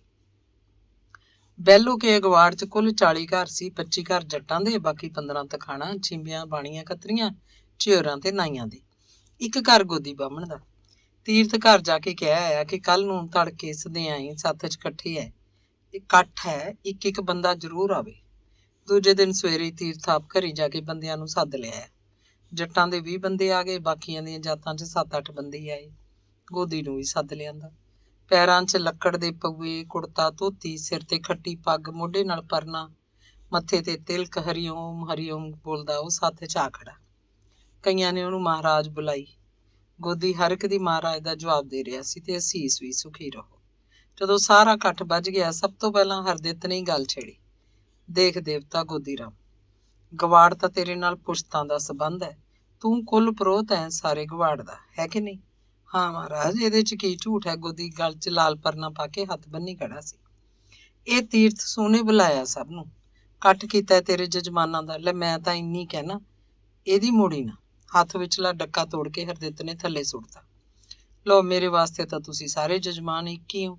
ਤੀਰਥ ਸੂੰ ਕੀ ਤੇ ਤੁਸੀਂ ਸਾਰੇ ਕੀ, ਹੁਕਮ ਕਰੋ, ਮੈਂ ਕਦੋਂ ਭੱਜਦਾ ਤੁਹਾਡੇ ਕੋਲੋਂ। ਗੋਦੀ ਲਿੱਸੋ ਲਿੱਸ ਲਾਈ ਬੈਠਾ ਸੀ ਤੇ ਫਿਰ ਤੀਰਥ ਨੇ ਆਪਣੇ ਸਿਰ ਦਾ ਸਾਫਾ ਲਾ ਕੇ ਗੋਦੀ ਦੇ ਪੈਰਾਂ ਨਾਲ ਕੀਤਾ। ਗੋਦੀ ਵਿਲਕ ਉੱਠਿਆ, ਇਹ ਕੀ।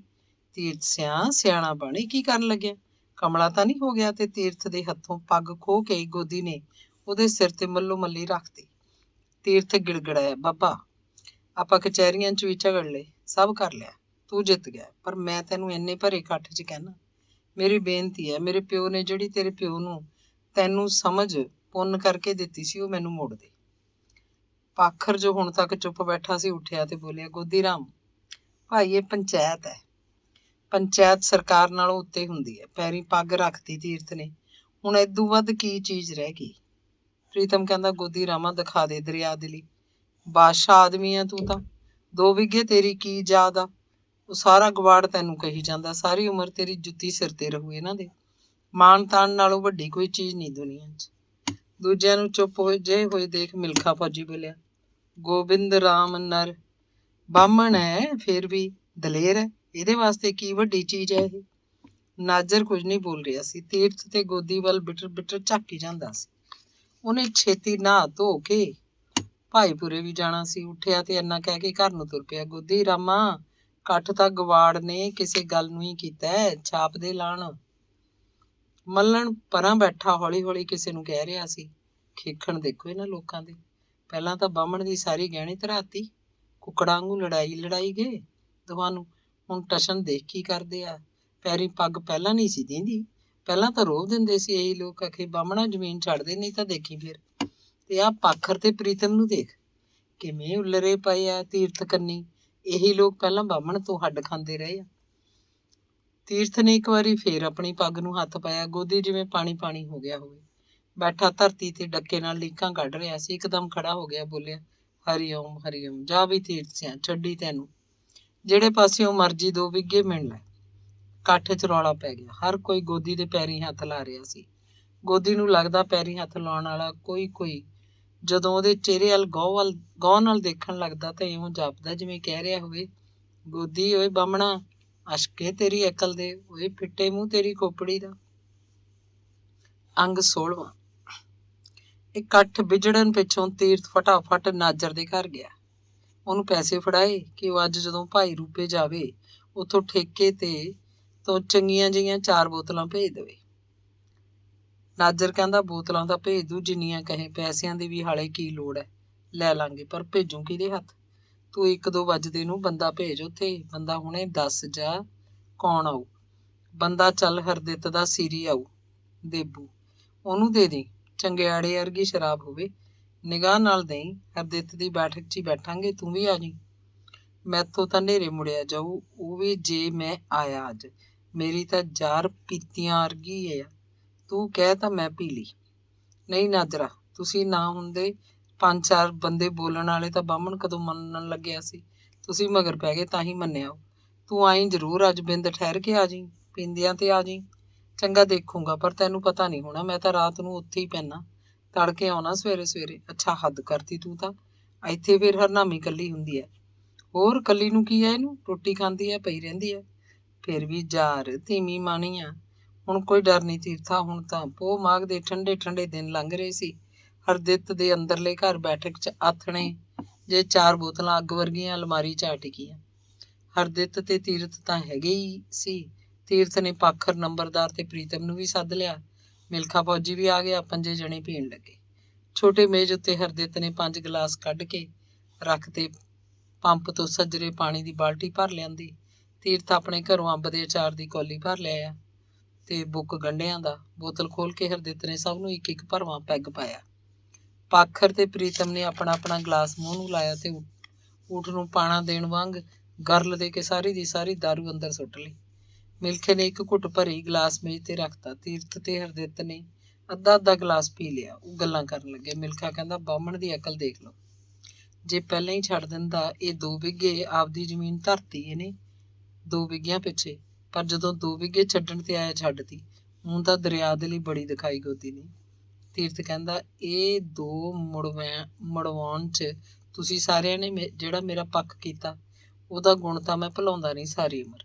ਪਰ ਕੀ ਪਤਾ ਬਾਹਮਣ ਪਹਿਲਾਂ ਹੀ ਐਂ ਮੰਨ ਜਾਂਦਾ, ਕਾਹਨੂੰ ਸਰਕਾਰੀ ਦਰਬਾਰੇ ਚੜ੍ਹਦਾ। 2-3 ਸਾਲ ਝਗੜਾ ਕੀਤਾ। ਤੇਰਾ ਕੀ ਲੱਗ ਗਿਆ ਤੀਰਥਾ, ਤੂੰ ਤਾਂ ਤਰੀਕ ਤੇ ਜਾਂਦਾ, ਮੁੜ ਆਉਂਦਾ। ਵਕੀਲ ਨੂੰ ਜਿਹੜਾ ਦਿੱਤਾ ਹੋਣਾ ਸੋ ਦਿੱਤਾ ਹੋਣਾ। ਪੱਟਿਆ ਗਿਆ ਤਾਂ ਬਾਹਮਣ ਪੱਟਿਆ ਗਿਆ। ਪ੍ਰੀਤਮ ਨੂੰ ਇੱਕ ਗੱਲੋਂ ਗੋਦੀ ਦਾ ਮਖੌਲ ਲੜਾਇਆ। ਗੋਦੀ ਨੂੰ ਉਂਗਲ ਲਾਉਣ ਵਾਲਾ ਤਾਂ ਆ ਬੈਠਾ ਨੰਬਰਦਾਰ, ਇਹਨੇ ਜਿਉਂ ਚੜਾਇਆ ਬਾਹਮਣ ਨੂੰ ਹੱਥ ਤੇ। ਮੁੜ ਕੇ ਹਰਦਿੱਤ ਨੇ ਮੂੰਹ ਵਿੱਚ ਗੰਢੇ ਦੀ ਫਾਕੜ ਪਾ ਕੇ ਪਾਖਰ ਨੂੰ ਠਿੱਠ ਜਿਹਾ ਕਰਨ ਦੀ ਕੋਸ਼ਿਸ਼ ਕੀਤੀ। ਫੇਰ ਕੀ ਮਾੜਾ ਕਰਤਾ ਮੈਂ ਤੇਰਾ ਹੀ ਫਾਇਦਾ ਕੀਤਾ, ਮਾਂ ਦਿਆਂ ਖਸਮਾਂ, ਹੋਰ ਕੀ ਕਹਾਂ ਤੈਨੂੰ। 3 ਕਿੱਲੇ ਬਾਹਮਣ ਦੀ ਆਈ ਕਿ ਨਾ? ਪਾਖਰ ਨੇ ਅਚਾਰ ਦੀ ਫਾੜੀ ਚੂਸ ਕੇ ਮੁੱਛਾਂ ਪੂੰਝੀਆਂ। 3 ਕਿਉਂ, 5 ਆਖ। 2 ਕਿੱਲੇ ਮੈਥੋਂ ਛੁਡਾ ਕੇ ਵੀ ਦਿੱਤੀ ਉਹਨੇ, ਆਖ ਕੇ ਮਿਲਖੇ ਨੇ 1 ਘੁੱਟ ਹੋਰ ਭਰ ਲਈ। ਪ੍ਰੀਤਮ ਨੇ ਗੱਲ ਮੁਕਾਈ। ਚਲੋ ਠੀਕ ਹੋ ਗਿਆ, ਤੀਰਥ ਦਾ ਵੀ ਠੀਕ ਹੋ ਗਿਆ, ਹਰਦਿੱਤ ਦਾ ਵੀ ਠੀਕ ਹੋ ਗਿਆ। ਤੇ ਫਿਰ ਕਹਿੰਦਾ ਓਏ ਚੱਕੋ ਹੁਣ, ਨਿਬੇੜੋ ਇਹਨੂੰ। ਤੁਸੀਂ ਤਾਂ ਸ਼ਹਿਰੀਆਂ ਵਾਂਗੂ ਪੀਂਦੇ ਹੋ, ਬਿੰਦਕ ਪਿੱਛੋਂ ਚਿੜੀ ਦੀ ਚੁੰਝ ਜੀ ਡੋਬ ਲੈਂਦੇ ਹੋ। ਤੀਰਥ ਤੇ ਹਰਦਿੱਤ ਥੋੜੀ ਸ਼ਰਾਬ ਪੀਂਦੇ ਸੀ। ਹਰਦਿੱਤ ਨੇ ਦੇਖਿਆ ਪ੍ਰੀਤਮ ਦੀ ਜੀਭ ਲਮਕੀ ਹੋਈ ਆ। ਉਹਨੇ ਦੋਵਾਂ ਨੇ ਆਪਣੇ ਗਲਾਸ ਖਾਲੀ ਕਰਤੇ। ਮਿਲਖਾ ਗਲਾਸ ਚੁੱਕ ਕੇ ਬੈਠ ਗਿਆ। ਪ੍ਰੀਤਮ ਉਹਨੂੰ ਕੜ ਗਿਆ, ਓਏ ਪੀ ਫੌਜੀਆ, ਤੂੰ ਵੀ ਅੰਗਰੇਜ਼ਾਂ ਵਾਂਗੂ ਟਸ਼ਨ ਕਰਦਾ। ਦੂਜੇ ਪੈਗ ਵੇਲੇ ਹਰਦਿੱਤ ਨੇ ਪ੍ਰੀਤਮ ਦਾ ਗਲਾਸ ਭਰਤਾ। ਪ੍ਰੀਤਮ ਨੇ ਜਾਣ ਕੇ ਹੀ ਦੂਜੇ ਪਾਸੇ ਮੂੰਹ ਕੀਤਾ ਹੋਇਆ ਸੀ। ਨੰਬਰਦਾਰ ਨੂੰ ਵੀ ਉਹਨੇ ਭਰਵਾਂ ਪੈਗ ਪਾਇਆ। ਮਿਲਖੇ ਨੇ ਬਹੁਤ ਥੋੜੀ ਸ਼ਰਾਬ ਪਵਾਈ, ਬਸ ਹੀ ਕਰਦਾ ਰਿਹਾ। ਹਰਦਿੱਤ ਤੇ ਤੀਰਥ ਨੇ ਤੇ ਆਪਣੇ ਗਲਾਸ 'ਚ ਤਿਪ ਪਾ ਲਈ। ਨੰਬਰਦਾਰ ਤੇ ਪ੍ਰੀਤਮ ਨੇ ਪਹਿਲਾਂ ਵਾਂਗ ਹੀ ਇੱਕੋ ਸਾਹ ਅੰਦਰ ਸੁੱਟ ਲਈ। ਮਿਲਖਾ ਹੌਲੀ ਹੌਲੀ ਕਰਕੇ ਪੀਣ ਲੱਗਿਆ। ਬਹੁਤ ਚਿਰ ਉੱਥੇ ਬੈਠਾ ਵੀ ਨਹੀਂ, ਮਾਫੀ ਜੀ ਮੰਗੀ ਚਲਾ ਗਿਆ। ਤੀਜੇ ਪੈਗ ਨੂੰ ਤੀਰਥ ਵੀ ਸਿਰ ਮਾਰ ਗਿਆ, ਪਰ ਪ੍ਰੀਤਮ ਨੇ ਆਪ ਬੋਤਲ ਫੜ ਕੇ ਉਹਨੂੰ ਪੈਗ ਪਾਇਆ। ਕਹਿੰਦਾ ਸਾਲਿਓ, ਚੁੰਝਾ ਡੁੱਬਣ ਦਾ ਕੀ ਮਤਲਬ, ਇੱਥੇ ਸੱਦਿਆ ਖਾਸ ਨੂੰ ਹੈ ਸਾਨੂੰ। 2 ਬੋਤਲਾਂ ਖਾਲੀ ਹੋ ਚੁੱਕੀਆਂ ਸੀ। ਤੀਜੀ ਬੋਤਲ ਵੇਲੇ ਪ੍ਰੀਤਮ ਆਪਣਾ ਪੈਗ ਆਪ ਪਾਉਣ ਲੱਗ ਪਿਆ। ਹਰਦਿੱਤ ਨੇ ਲੁਕਵੀਂ ਅੱਖ ਨਾਲ ਪ੍ਰੀਤਮ ਦੀ ਕਮਜ਼ੋਰੀ ਫੜ ਲਈ। ਸੋਚਿਆ ਸਾਲਾ ਸ਼ਰਾਬ ਪੀਂਦਾ ਨਹੀਂ, ਨਿਗਲਦਾ। ਪਰੇ ਲਿਜਾ ਕੇ ਹਰਦਿੱਤ ਨੇ ਤੀਰਥ ਦੇ ਕੰਨ 'ਚ ਫੂਕ ਮਾਰੀ। ਚੌਥੀ ਨਹੀਂ ਖੋਲਦੇ, ਰਹਿਣ ਦਿੰਦੇ ਆ, ਬੁੱਢਾ ਸਰੀਰ ਹੈ। ਨੰਬਰਦਾਰ ਨੂੰ ਤਾਂ ਚੱਕ ਕੇ ਘਰ ਛੱਡਣਾ ਪਊ। ਪ੍ਰੀਤਮ ਵੀ ਸੂਤ ਹੈ ਹੁਣ। ਚੌਥੀ ਬੋਤਲ ਅਲਮਾਰੀ 'ਚ ਪਈ ਦੀ ਪਈ ਛੱਡ ਕੇ ਉਹ ਆਪੋ ਆਪਣੇ ਘਰਾਂ ਨੂੰ ਚੱਲ ਪਈ, ਕੱਲਾ ਜਿਹਾ ਹੋ ਕੇ। ਦੂਜੇ ਦਿਨ ਆਥਣੇ ਜੇ ਪ੍ਰੀਤਮ ਹਰਦਿੱਤ ਨੂੰ ਟੋਭੇ ਕੋਲ ਮਿਲਿਆ। ਮਿਲਦਿਆਂ ਦੱਸਣ ਲੱਗਿਆ, ਰਾਤ ਤਾਂ ਬਹੁਤ ਪੀ ਗਏ ਆਪਾਂ। ਮੈਂ ਤਾਂ ਹੁਣ ਉੱਠਿਆ, ਤੜਕੇ ਦਾ ਪਿਆ ਖੇਤ ਵੀ ਨਹੀਂ ਜਾਇਆ ਗਿਆ। ਹੱਡ ਚਿਲੂ ਕਰੀ ਜਾਂਦੇ ਆ ਹਾਲੇ ਵੀ। ਐਂ ਲੱਗਦਾ ਜਿਵੇਂ ਕਣਸ ਜੀ ਹੋਵੇ। ਦਾਰੂ ਬਲਾਂ ਵਧੀਆ ਸੀ, ਧੀ ਦੇ ਯਾਰ ਦੀ ਜ਼ਖਮ ਕਰਦੀ ਜਾਂਦੀ ਸੀ। ਕੇਰਾਂ ਤਾਂ ਤਿੱਖੀ ਬਹੁਤ ਸੀ। ਆਖ ਕੇ 4 ਬੋਤਲਾਂ ਮੰਗਾਈਆਂ ਸੀ ਤੀਰਥ ਨੇ ਸਪੈਸ਼ਲ। ਭਾਈ ਰੁਪਿਓ ਹਰਦਿੱਤ ਨੇ ਕਿਹਾ। ਤਾਂ 4 ਪੀ ਗਏ ਆਪਾਂ? ਬੋਲੇ ਬੰਦੇ ਤਾਂ 4 ਹੀ ਸਮਝ। ਮਿਲਖਾ ਤਾਂ ਪਹਿਲਾਂ ਹੀ ਵਗ ਗਿਆ ਸੀ। ਪ੍ਰੀਤਮ ਨੇ ਦਾਰੂ ਪੀਣ ਦਾ ਹਿਸਾਬ ਜਿਹਾ ਲਾ ਕੇ ਖਾਸੀ ਹੈਰਾਨੀ ਪ੍ਰਗਟ ਕੀਤੀ। 4 ਨਹੀਂ 3 ਪੀਤੀਆਂ ਆਪਾਂ। ਇੱਕ ਤਾਂ ਪਈ ਆ ਉਵੇਂ ਜਿਵੇਂ ਹਰਦਿੱਤ ਨੇ ਜਿਵੇਂ ਲਾਲਚ ਦਿੱਤਾ ਹੋਵੇ। 1 ਬੋਤਲ ਬਾਕੀ ਪਈ ਸੁਣ ਕੇ ਪ੍ਰੀਤਮ ਨੇ ਅੱਖਾਂ ਚੌੜੀਆਂ ਕਰ ਲਈਆਂ। ਕਹਿੰਦਾ ਲੈ ਕੇ ਨਹੀਂ ਗਿਆ ਤੀਰਥ? ਨਾ ਉੱਥੇ ਹੀ ਪਈ ਆ। ਤੂੰ ਪੀਣੀ ਆ ਤਾਂ ਗੱਲ ਕਰ। ਉਹ ਤਾਂ ਆਪਾਂ ਹੀ ਪੀਣੀ ਸੀ। ਅੱਜ ਪੀ ਲੈਨੇ ਆ, ਚੱਲੀਏ। ਪ੍ਰੀਤਮ ਦੇ ਮੂੰਹ 'ਚ ਜਿਵੇਂ ਲਾਲਾਂ ਟਪਕ ਪਈਆਂ ਹੁਣ। ਝੱਟ ਦੇ ਕੇ ਬੋਲਿਆ, ਚੱਲ ਫਿਰ। ਪਾਂਦਾ ਕੀ ਪੁੱਛਦੇ ਹੋ? ਪਾਲਾ ਜਾ ਤਾਂ ਲਾਈਏ। ਉਹ ਵੀ ਹੱਡ ਜੇ ਕਹਿੰਦੇ ਪਏ ਆ। ਘੁੱਟ ਪੀ ਕੇ ਇਕੱਠੇ ਹੋਣਗੇ। ਤੂੰ ਚੱਲ ਉਧਰ ਨੂੰ, ਮੈਂ ਬਾਹਰਲੇ ਘਰ ਜਾ ਆਵਾਂ। ਸੀਰੀ ਖੇਤ ਤੋਂ ਆਉਣ ਵਾਲੇ ਆ। ਉਹਨੂੰ ਕੱਲ ਦਾ ਕੰਮ ਸਮਝਾ ਆਵਾਂ, ਫਿਰ ਉਹਨਾਂ ਮਿਲਣਾ ਨਹੀਂ। ਆਪਾਂ ਤਾਂ ਇੱਧਰ ਰੁੱਝਾਂਗੇ। ਪ੍ਰੀਤਮ ਕਹਿੰਦਾ, ਮੈਂ ਤੇਰੇ ਨਾਲ ਹੀ ਚੱਲਦਾ। ਸੀਰੀ ਜਦੋਂ ਆ ਗਿਆ ਤੂੰ ਗੱਲ ਕਰ ਲਈ, ਇਕੱਠੇ ਹੀ ਅੰਦਰਲੇ ਘਰ ਜਾਵਾਂਗੇ। ਹੁਣ ਹਰਦਿੱਤ ਦੇ ਕੇ ਬਾਹਰਲੇ ਘਰ ਆਏ। ਝੰਡਾ ਬਾਰ ਮੂਹਰੇ ਬੈਠਾ ਇੱਕ ਹੋਰ ਬੰਦੇ ਨੂੰ ਨਾਲ ਲਾ ਕੇ ਮੰਜਾ ਬੁਣ ਰਿਹਾ ਸੀ। ਪ੍ਰੀਤਮ ਨੂੰ ਦੇਖ ਕੇ ਖੁਸ਼ ਹੋ ਗਿਆ। ਕਹਿੰਦਾ, ਓਏ ਆ ਪ੍ਰੀਤਮਾ ਪਟੂਆ, ਕਦੇ ਕਦੇ ਹੀ ਮਿਲਦਾ ਹੈ। ਬਾਹਲਾ ਹੀ ਕੰਮ 'ਚ ਖੁੱਬਿਆ ਰਹਿਣਾ। ਨਹੀਂ ਵੱਡੇ ਭਾਈ, ਕੰਮ 'ਚ ਤਾਂ ਕੀ ਖੁੱਬੇ ਰਹਿਣਾ, ਬਸ ਊਂ ਹੀ ਨਹੀਂ ਆਇਆ ਗਿਆ ਤੇਰੇ ਕੋਲ। ਗੱਲ ਕਰਕੇ ਪ੍ਰੀਤਮ ਨੂੰ ਅੰਦਰੋਂ ਪਾਲਾ ਮਾਰਨ ਲੱਗਿਆ। ਉਹਨੇ ਸੋਚਿਆ ਇਹ ਤਾਂ ਕਸੂਤਾ ਹੀ ਉਹ ਆਪ ਫਸਿਆ। ਝੰਡਾ ਕਿਤੇ ਪੈਸਿਆਂ ਦੀ ਗੱਲ ਨਾ ਛੇੜ ਬੈਠੇ। ਗਿੰਦਰ ਵਾਲੀ ਜ਼ਮੀਨ ਆਪਣੇ ਨਾਂ ਇੰਤਕਾਲ ਕਰਾਉਣ ਲਈ ਪ੍ਰੀਤਮ ਨੇ ਝੰਡੇ ਤੋਂ 2000 ਵਿਆਜੂ ਲਿਆ ਸੀ। ਕਿੰਨੇ ਸਾਲ ਲੰਘ ਗਏ, ਵਿਆਜ ਲੱਗ ਗਏ। 2000 ਹੁਣ 6-7 ਹਜ਼ਾਰ ਦੇ ਨੇੜੇ ਪਹੁੰਚ ਗਿਆ ਸੀ। ਮੋੜਿਆ ਵੀ ਬਥੇਰਾ ਸੀ। ਹਾੜੀ ਸੌਣੀ ਵੀ 6 ਮਹੀਨੇ ਉਹ ਪੈਸੇ ਮੋੜਦਾ। ਕੁਝ ਨਾ ਕੁਝ ਤਾਂ ਹੱਥੋਂ ਝੜਦਾ ਹੀ ਸੀ। ਪਰ ਵਿਆਜੂ ਪੈਸਾ ਤਾਂ ਖੱਬਲ ਵਾਂਗੂ ਸੂੰਦਾ ਹੀ ਰਹਿੰਦਾ। ਕਿੰਨੀਆਂ ਹੀ ਇਹਦੀਆਂ ਜੜ੍ਹਾਂ ਕੱਢੋ, ਮਰਦਾ ਨਹੀਂ। ਝੰਡਾ 6 ਮਹੀਨੇ ਉਹਦੇ ਨਾਲ ਨਵਾਂ ਕਰਦਾ। ਝੰਡਾ ਜ਼ਮੀਨ ਮੰਗਦਾ, ਜ਼ਮੀਨ ਪ੍ਰੀਤਮ ਦਿੰਦਾ ਨਾ। ਹੁਣ ਪ੍ਰੀਤਮ ਝੰਡੇ ਕੋਲ ਹੀ ਬੈਠ ਗਿਆ। ਹਰਦਿੱਤ ਦਾ ਸਿਰੀ ਦੇਬੂ ਆ ਗਿਆ। ਵਿਹੜੇ 'ਚ ਜਾ ਕੇ ਹਰਦਿੱਤ ਉਹਦੇ ਨਾਲ ਖੇਤ ਦੀਆਂ ਗੱਲਾਂ ਕਰਨ ਲੱਗਿਆ। ਉਹੀ ਗੱਲ ਹੋਈ। ਝੰਡਾ ਬੋਲਿਆ, ਐਤਕੀ ਫਿਰ ਛੋਟੇ ਭਾਈ ਹਾੜੀ ਨੂੰ ਨਿਬੇੜ ਦੇ, ਵੱਢ ਜੂੜ। ਐਤਕੀ ਤਾਂ ਹਾੜੀ ਕੱਢ ਕੇ ਵੱਡੇ ਭਾਈ ਬਸ ਇੱਕ ਪਾਸਾ ਕਰ ਦੂੰ, ਜਾਂ ਤਾਂ ਲਾ ਦੂ ਪੈਸਾ ਨਹੀਂ ਤਾਂ ਫਿਰ 2 ਕਿੱਲੇ ਦੇ ਕੇ ਮੁਕਾ ਲਾਂਗੇ। ਜਿਵੇਂ ਤੇਰੀ ਮਰਜ਼ੀ, ਤੇਰੀ ਉੱਛਲ ਹੈ ਭਾਈ, ਜਿਵੇਂ ਕਰੇਗਾ ਕਰ ਲਾਂਗੇ। ਮੈਂ ਤਾਂ ਐਂ ਕਹਿਣਾ ਵੀ ਸਾਲ ਬਾਲੇ ਹੋ ਗਏ, ਹੁਣ ਮੁੱਕਦਾ ਕਰ। ਤੇ ਫਿਰ ਝੰਡੇ ਨੇ ਆਪਣੇ ਪੋਤੇ ਦਾ ਨਾਂ ਲੈ ਕੇ ਹਾਕ ਮਾਰੀ। ਅੰਦਰੋਂ ਹਰਦਿੱਤ ਦੀ ਕੁੜੀ ਆਈ। ਪੁੱਛਣ ਲੱਗੀ, ਕੀ ਆ ਬਾਬਾ? ਉਹ ਭਾਈ ਕੁੜੀਏ, ਪੁਸ਼ਪਿੰਦਰ ਪੁੱਤ, ਜਾ ਆਪਦੀ ਅੰਬੋ ਨੂੰ ਆਖ ਦੁੱਧ ਵਧਾ ਲਿਆ ਹੋਣਾ, ਗਲਾਸ 'ਚ ਪਾ ਕੇ ਲਿਆ ਤੇਰੇ ਬਾਬੇ ਵਾਸਤੇ, ਕਹਿ ਕੇ ਝੰਡਾ ਪ੍ਰੀਤਮ ਵੱਲ ਝਾਕਿਆ। ਨਹੀਂ ਬੜੇ ਭਾਈ, ਦੁੱਧ ਨੂੰ ਤਾਂ ਕੀ ਹੈ, ਬਸ ਰੱਜੇ ਫਿਰਦੇ ਆ। ਲੈ ਹੈ ਕਮਲਾ, ਤੂੰ ਨਾ ਪਿਆਈ ਕਦੇ ਘਰੇ ਗਿਆ ਨੂੰ। ਝੰਡਾ ਹੱਸਣ ਲੱਗਿਆ। ਪ੍ਰੀਤਮ ਫੇਰ ਵੀ ਨਹੀਂ ਕਰਦਾ ਰਿਹਾ। ਥੋੜੇ ਚਿਰ ਪਿੱਛੇ ਹਰਦਿੱਤ ਦਾ ਮੁੰਡਾ ਹਰਿੰਦਰਪਾਲ ਡੋਲੂ 'ਚ ਤੌੜੀ ਦਾ ਦੁੱਧ ਤੇ 2 ਗਲਾਸ ਫੜ ਕੇ ਠੁਮਕ ਤੁਰਦਾ ਆ ਖੜਾ ਹੋਇਆ। ਕਹਿੰਦਾ, ਬਾਬਾ ਲੈ। ਦੋਵੇਂ ਗਲਾਸਾਂ 'ਚ ਦੁੱਧ ਪਾ ਕੇ ਝੰਡੇ ਨੇ 1 ਗਲਾਸ ਪ੍ਰੀਤਮ ਨੂੰ, 1 ਗਲਾਸ ਨਾਲ ਮੰਜਾ ਬੁਣਨ ਵਾਲੇ ਗੋਲੂ ਮਜਬੀ ਨੂੰ ਫੜਾਤਾ। ਚੁੱਪ ਕੀਤੇ ਪ੍ਰੀਤਮ ਨੇ ਖਾਲੀ ਗਲਾਸ ਮੰਜੇ ਤੋਂ ਦੂਰ ਰੱਖਤਾ। ਇੰਨੇ ਨੂੰ ਹਰਦਿੱਤ ਬਾਹਰ ਆਇਆ ਤਾਂ ਉੱਠ ਖੜਾ। ਫਿਰ ਦੋਵੇਂ ਜਣੇ ਅੰਦਰਲੇ ਘਰ ਨੂੰ ਚੱਲ ਪਏ। ਆਉਂਦਾ ਹੋਇਆ ਹਰਦਿੱਤ ਬਾਪੂ ਤੋਂ ਅੰਦਰਲੇ ਘਰ ਦੀਆਂ ਦੋਵੇਂ ਕੁੰਜੀਆਂ ਫੜ ਲਿਆਇਆ ਸੀ। ਬੈਠਕ 'ਚ ਆ ਕੇ ਟਕਿਆ ਜਿਹਾ ਨਾਲ ਦਾਰੂ ਪੀਣ ਲੱਗੇ। ਹਰਦਿੱਤ ਬਹੁਤ ਮੋਹ ਦਿਖਾ ਰਿਹਾ ਸੀ। ਹਰ ਵਾਰ ਉਹ ਪ੍ਰੀਤਮ ਨੂੰ ਡਟੂਆਂ ਪੈਗ ਪਾ ਦਿੰਦਾ। ਇੱਕੋ ਸਾਹ ਗਲਾਸ ਖਾਲੀ ਕਰਕੇ ਪ੍ਰੀਤਮ ਅਗਲੇ ਪੈਗ ਦੀ ਉਡੀਕ ਕਰਨ ਲੱਗਦਾ।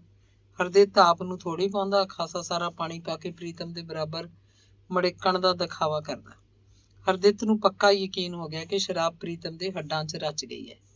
ਉਹ ਸ਼ਰਾਬ ਦੇ ਨਾਂ ਤੇ ਕਿਧਰੇ ਵੀ ਜਾ ਸਕਦਾ ਹੈ। ਪ੍ਰੀਤਮ ਦੀ ਬਹੂ ਨੰਦਕੁਰ ਦੇ 2 ਕੁੜੀਆਂ ਹੀ ਕੁੜੀਆਂ ਸੀ, ਜੋ ਹੁਣ ਭਰ ਜਵਾਨ ਸੀ। ਮੁੰਡਾ ਕੋਈ ਹੈ ਨਹੀਂ ਸੀ। ਕੁੜੀਆਂ ਕਿਧਰੇ ਮੰਗੀਆਂ ਵੀ ਆਈਆਂ ਨਹੀਂ ਸੀ। ਉਹਦੀ ਆਪਣੀ ਜੱਦੀ ਜ਼ਮੀਨ ਤਾਂ 4-5 ਕਿੱਲੇ ਹੀ ਸੀ ਤੇ ਗਿੰਦਰ ਵਾਲੀ 6-7 ਕਿੱਲੇ ਸੀ। ਫਿਰ ਵੀ ਉਹਦਾ ਗੁਜ਼ਾਰਾ ਮੁਸ਼ਕਿਲ ਨਾਲ ਹੁੰਦਾ। ਪੈਸਾ ਸਿਰ ਚੜਿਆ ਹੀ ਰਹਿੰਦਾ। ਸ਼ਰਾਬ ਪੀਣ ਦੀ ਧੱਤ ਪੱਕੀ ਸੀ। ਸ਼ਰਾਬ ਤਾਂ ਉਦੋਂ ਤੋਂ ਹੀ ਪੀਂਦਾ ਸੀ ਜਦੋਂ ਹਰਦਿੱਤ ਦਾ ਚਾਚਾ ਅਰਜਨ ਉਹਦੇ ਕੋਲ ਆਉਂਦਾ ਹੁੰਦਾ। ਹੁਣ ਜਦੋਂ ਦੀ ਪ੍ਰੀਤਮ ਨੂੰ ਤੋੜ ਲੱਗਦੀ, ਉਹ ਹਰਦਿੱਤ ਕੋਲ ਆ ਜਾਂਦਾ। ਦੋਵੇਂ ਟਰੈਕਟਰ ਤੇ ਚੜ੍ਹਦੇ। ਭਾਈ ਰੂਪੇ ਜਾ ਕੇ ਨਾਜਰ ਤੋਂ ਬੋਤਲ ਫੜ ਲਿਆਉਂਦੇ। ਕਦੇ ਪੈਸੇ ਹਰਦਿੱਤ ਦਿੰਦਾ, ਕਦੇ ਪ੍ਰੀਤਮ ਦੇ ਨਾਂ ਲਿਖੇ ਜਾਂਦੇ। ਮਹੀਨੇ ਬਾਅਦ ਪ੍ਰੀਤਮ ਜੁੰਮੇ ਜਿੰਨੇ ਪੈਸੇ ਚੜ੍ਹਦੇ, ਹਰਦਿੱਤ ਆਪਣੇ ਕੋਲੋਂ ਦੇ ਕੇ ਆਪਣੀ ਡਾਇਰੀ 'ਚ ਪ੍ਰੀਤਮ ਦੇ ਨਾਂ ਲਿਖ ਲੈਂਦਾ। ਫਿਰ ਕੁਝ ਮਹੀਨਿਆਂ ਪਿੱਛੋਂ ਹਰਦਿੱਤ ਨੇ ਨਾਜਰ ਨੂੰ ਆਖਤਾ ਵੀ ਪ੍ਰੀਤਮ ਜਿੰਨੀ ਮਰਜ਼ੀ ਸ਼ਰਾਬ ਲੈ ਜਾਇਆ ਕਰੇ, ਪੈਸੇ ਉਹ ਹਰਦਿੱਤ ਦੇ ਨਾਂ ਲਿਖ ਲਿਆ ਕਰ। ਪ੍ਰੀਤਮ ਨੂੰ ਕੋਲ ਬੁਲਾ ਕੇ ਮਹੀਨੇ ਪਿੱਛੋਂ ਨਾਜਰ ਹਿਸਾਬ ਕਰਦਾ, ਪੈਸੇ ਹਰਦਿੱਤ ਦੇ ਦਿੰਦਾ ਪ੍ਰੀਤਮ ਸ਼ਰਾਬ ਪੀਂਦਾ ਜਿਵੇਂ ਮੁਫਤ ਦੀ ਮਿਲਦੀ ਹੋਵੇ। ਨਿੱਤ ਦੀ ਇੱਕ ਬੋਤਲ ਉਹਦੀ ਖੁਰਾਕ ਬਣ ਗਈ। 4-4 ਬੋਤਲਾਂ ਇਕੱਠੀਆਂ ਹੀ ਲੈ ਆਉਂਦਾ। ਨਾਜਰ ਨੂੰ ਕੀ ਸੀ, ਉਹ ਦਿੰਦਾ ਰਹਿੰਦਾ। ਪੈਸੇ ਤਾਂ ਹਰਦਿੱਤ ਨੇ ਹੀ ਦੇਣੇ ਹੁੰਦੇ। 6 ਮਹੀਨਿਆਂ ਪਿੱਛੋਂ ਹਰਦਿੱਤ ਨੇ ਪ੍ਰੀਤਮ ਨੂੰ ਡਾਇਰੀ ਖੋਲ ਕੇ ਦਿਖਾਈ। ਪ੍ਰੀਤਮ ਜਿਵੇਂ 1000 ਰੁਪਇਆ ਹੋ ਚੁੱਕਾ ਸੀ। ਮੁਕੰਦੀ ਦੀ ਹੱਟ ਉੱਤੇ ਲਿਜਾ ਕੇ ਹਰਦਿੱਤ ਨੇ ਆਪਣੀ ਬਹੀ 'ਚ ਪ੍ਰੀਤਮ ਦੇ ਨਾਂ 1000 ਰੁਪਇਆ ਵਿਆਜੂ ਲਿਖਵਾ ਲਿਆ। ਇੱਕ ਜਾਦੂ ਜਿਹੇ ਦੇ ਅਸਰ ਹੇਠ ਹੀ ਪ੍ਰੀਤਮ ਨੇ ਲਿਖਤ ਤੇ ਅੰਗੂਠਾ ਲਾ ਦਿੱਤਾ। ਅੰਗ 17ਵਾਂ। ਪਿੰਡ 'ਚ ਕੋਆਪਰੇਟਿਵ ਸੁਸਾਇਟੀ ਬਣੀ ਨੂੰ ਕਈ ਸਾਲ ਹੋ ਗਏ ਸੀ। ਕਿੰਨੇ ਹੀ ਲੋਕ ਇਹਦੇ ਮੈਂਬਰ ਸੀ। ਪਿੰਡ ਤੋਂ ਬਾਹਰ ਸੜਕ ਉੱਤੇ ਇੱਕ ਬੈਂਕ ਵੀ ਬਣਾ ਦਿੱਤੀ ਗਈ। ਥੋੜੇ ਟੁੱਟੇ ਕਿਸਾਨਾਂ ਕੋਆਪਰੇਟਿਵ ਬੈਂਕ ਤੋਂ ਕਰਜ਼ਾ ਲੈਂਦੇ, ਫਿਰ ਹਾੜੀ ਸੌਣੀ ਕਿਸ਼ਤਾਂ 'ਚ ਮੋੜਨ ਲੱਗਦੇ।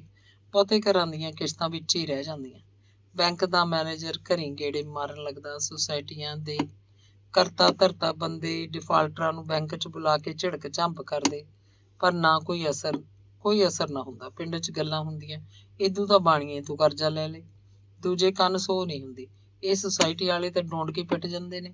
ਆਣ ਇੱਜ਼ਤ ਮਾਰਦੇ ਆ ਗਰੀਬਾਂ ਦੀ, ਨੰਗਾ ਹੋ ਜਾਂਦਾ ਬੰਦਾ।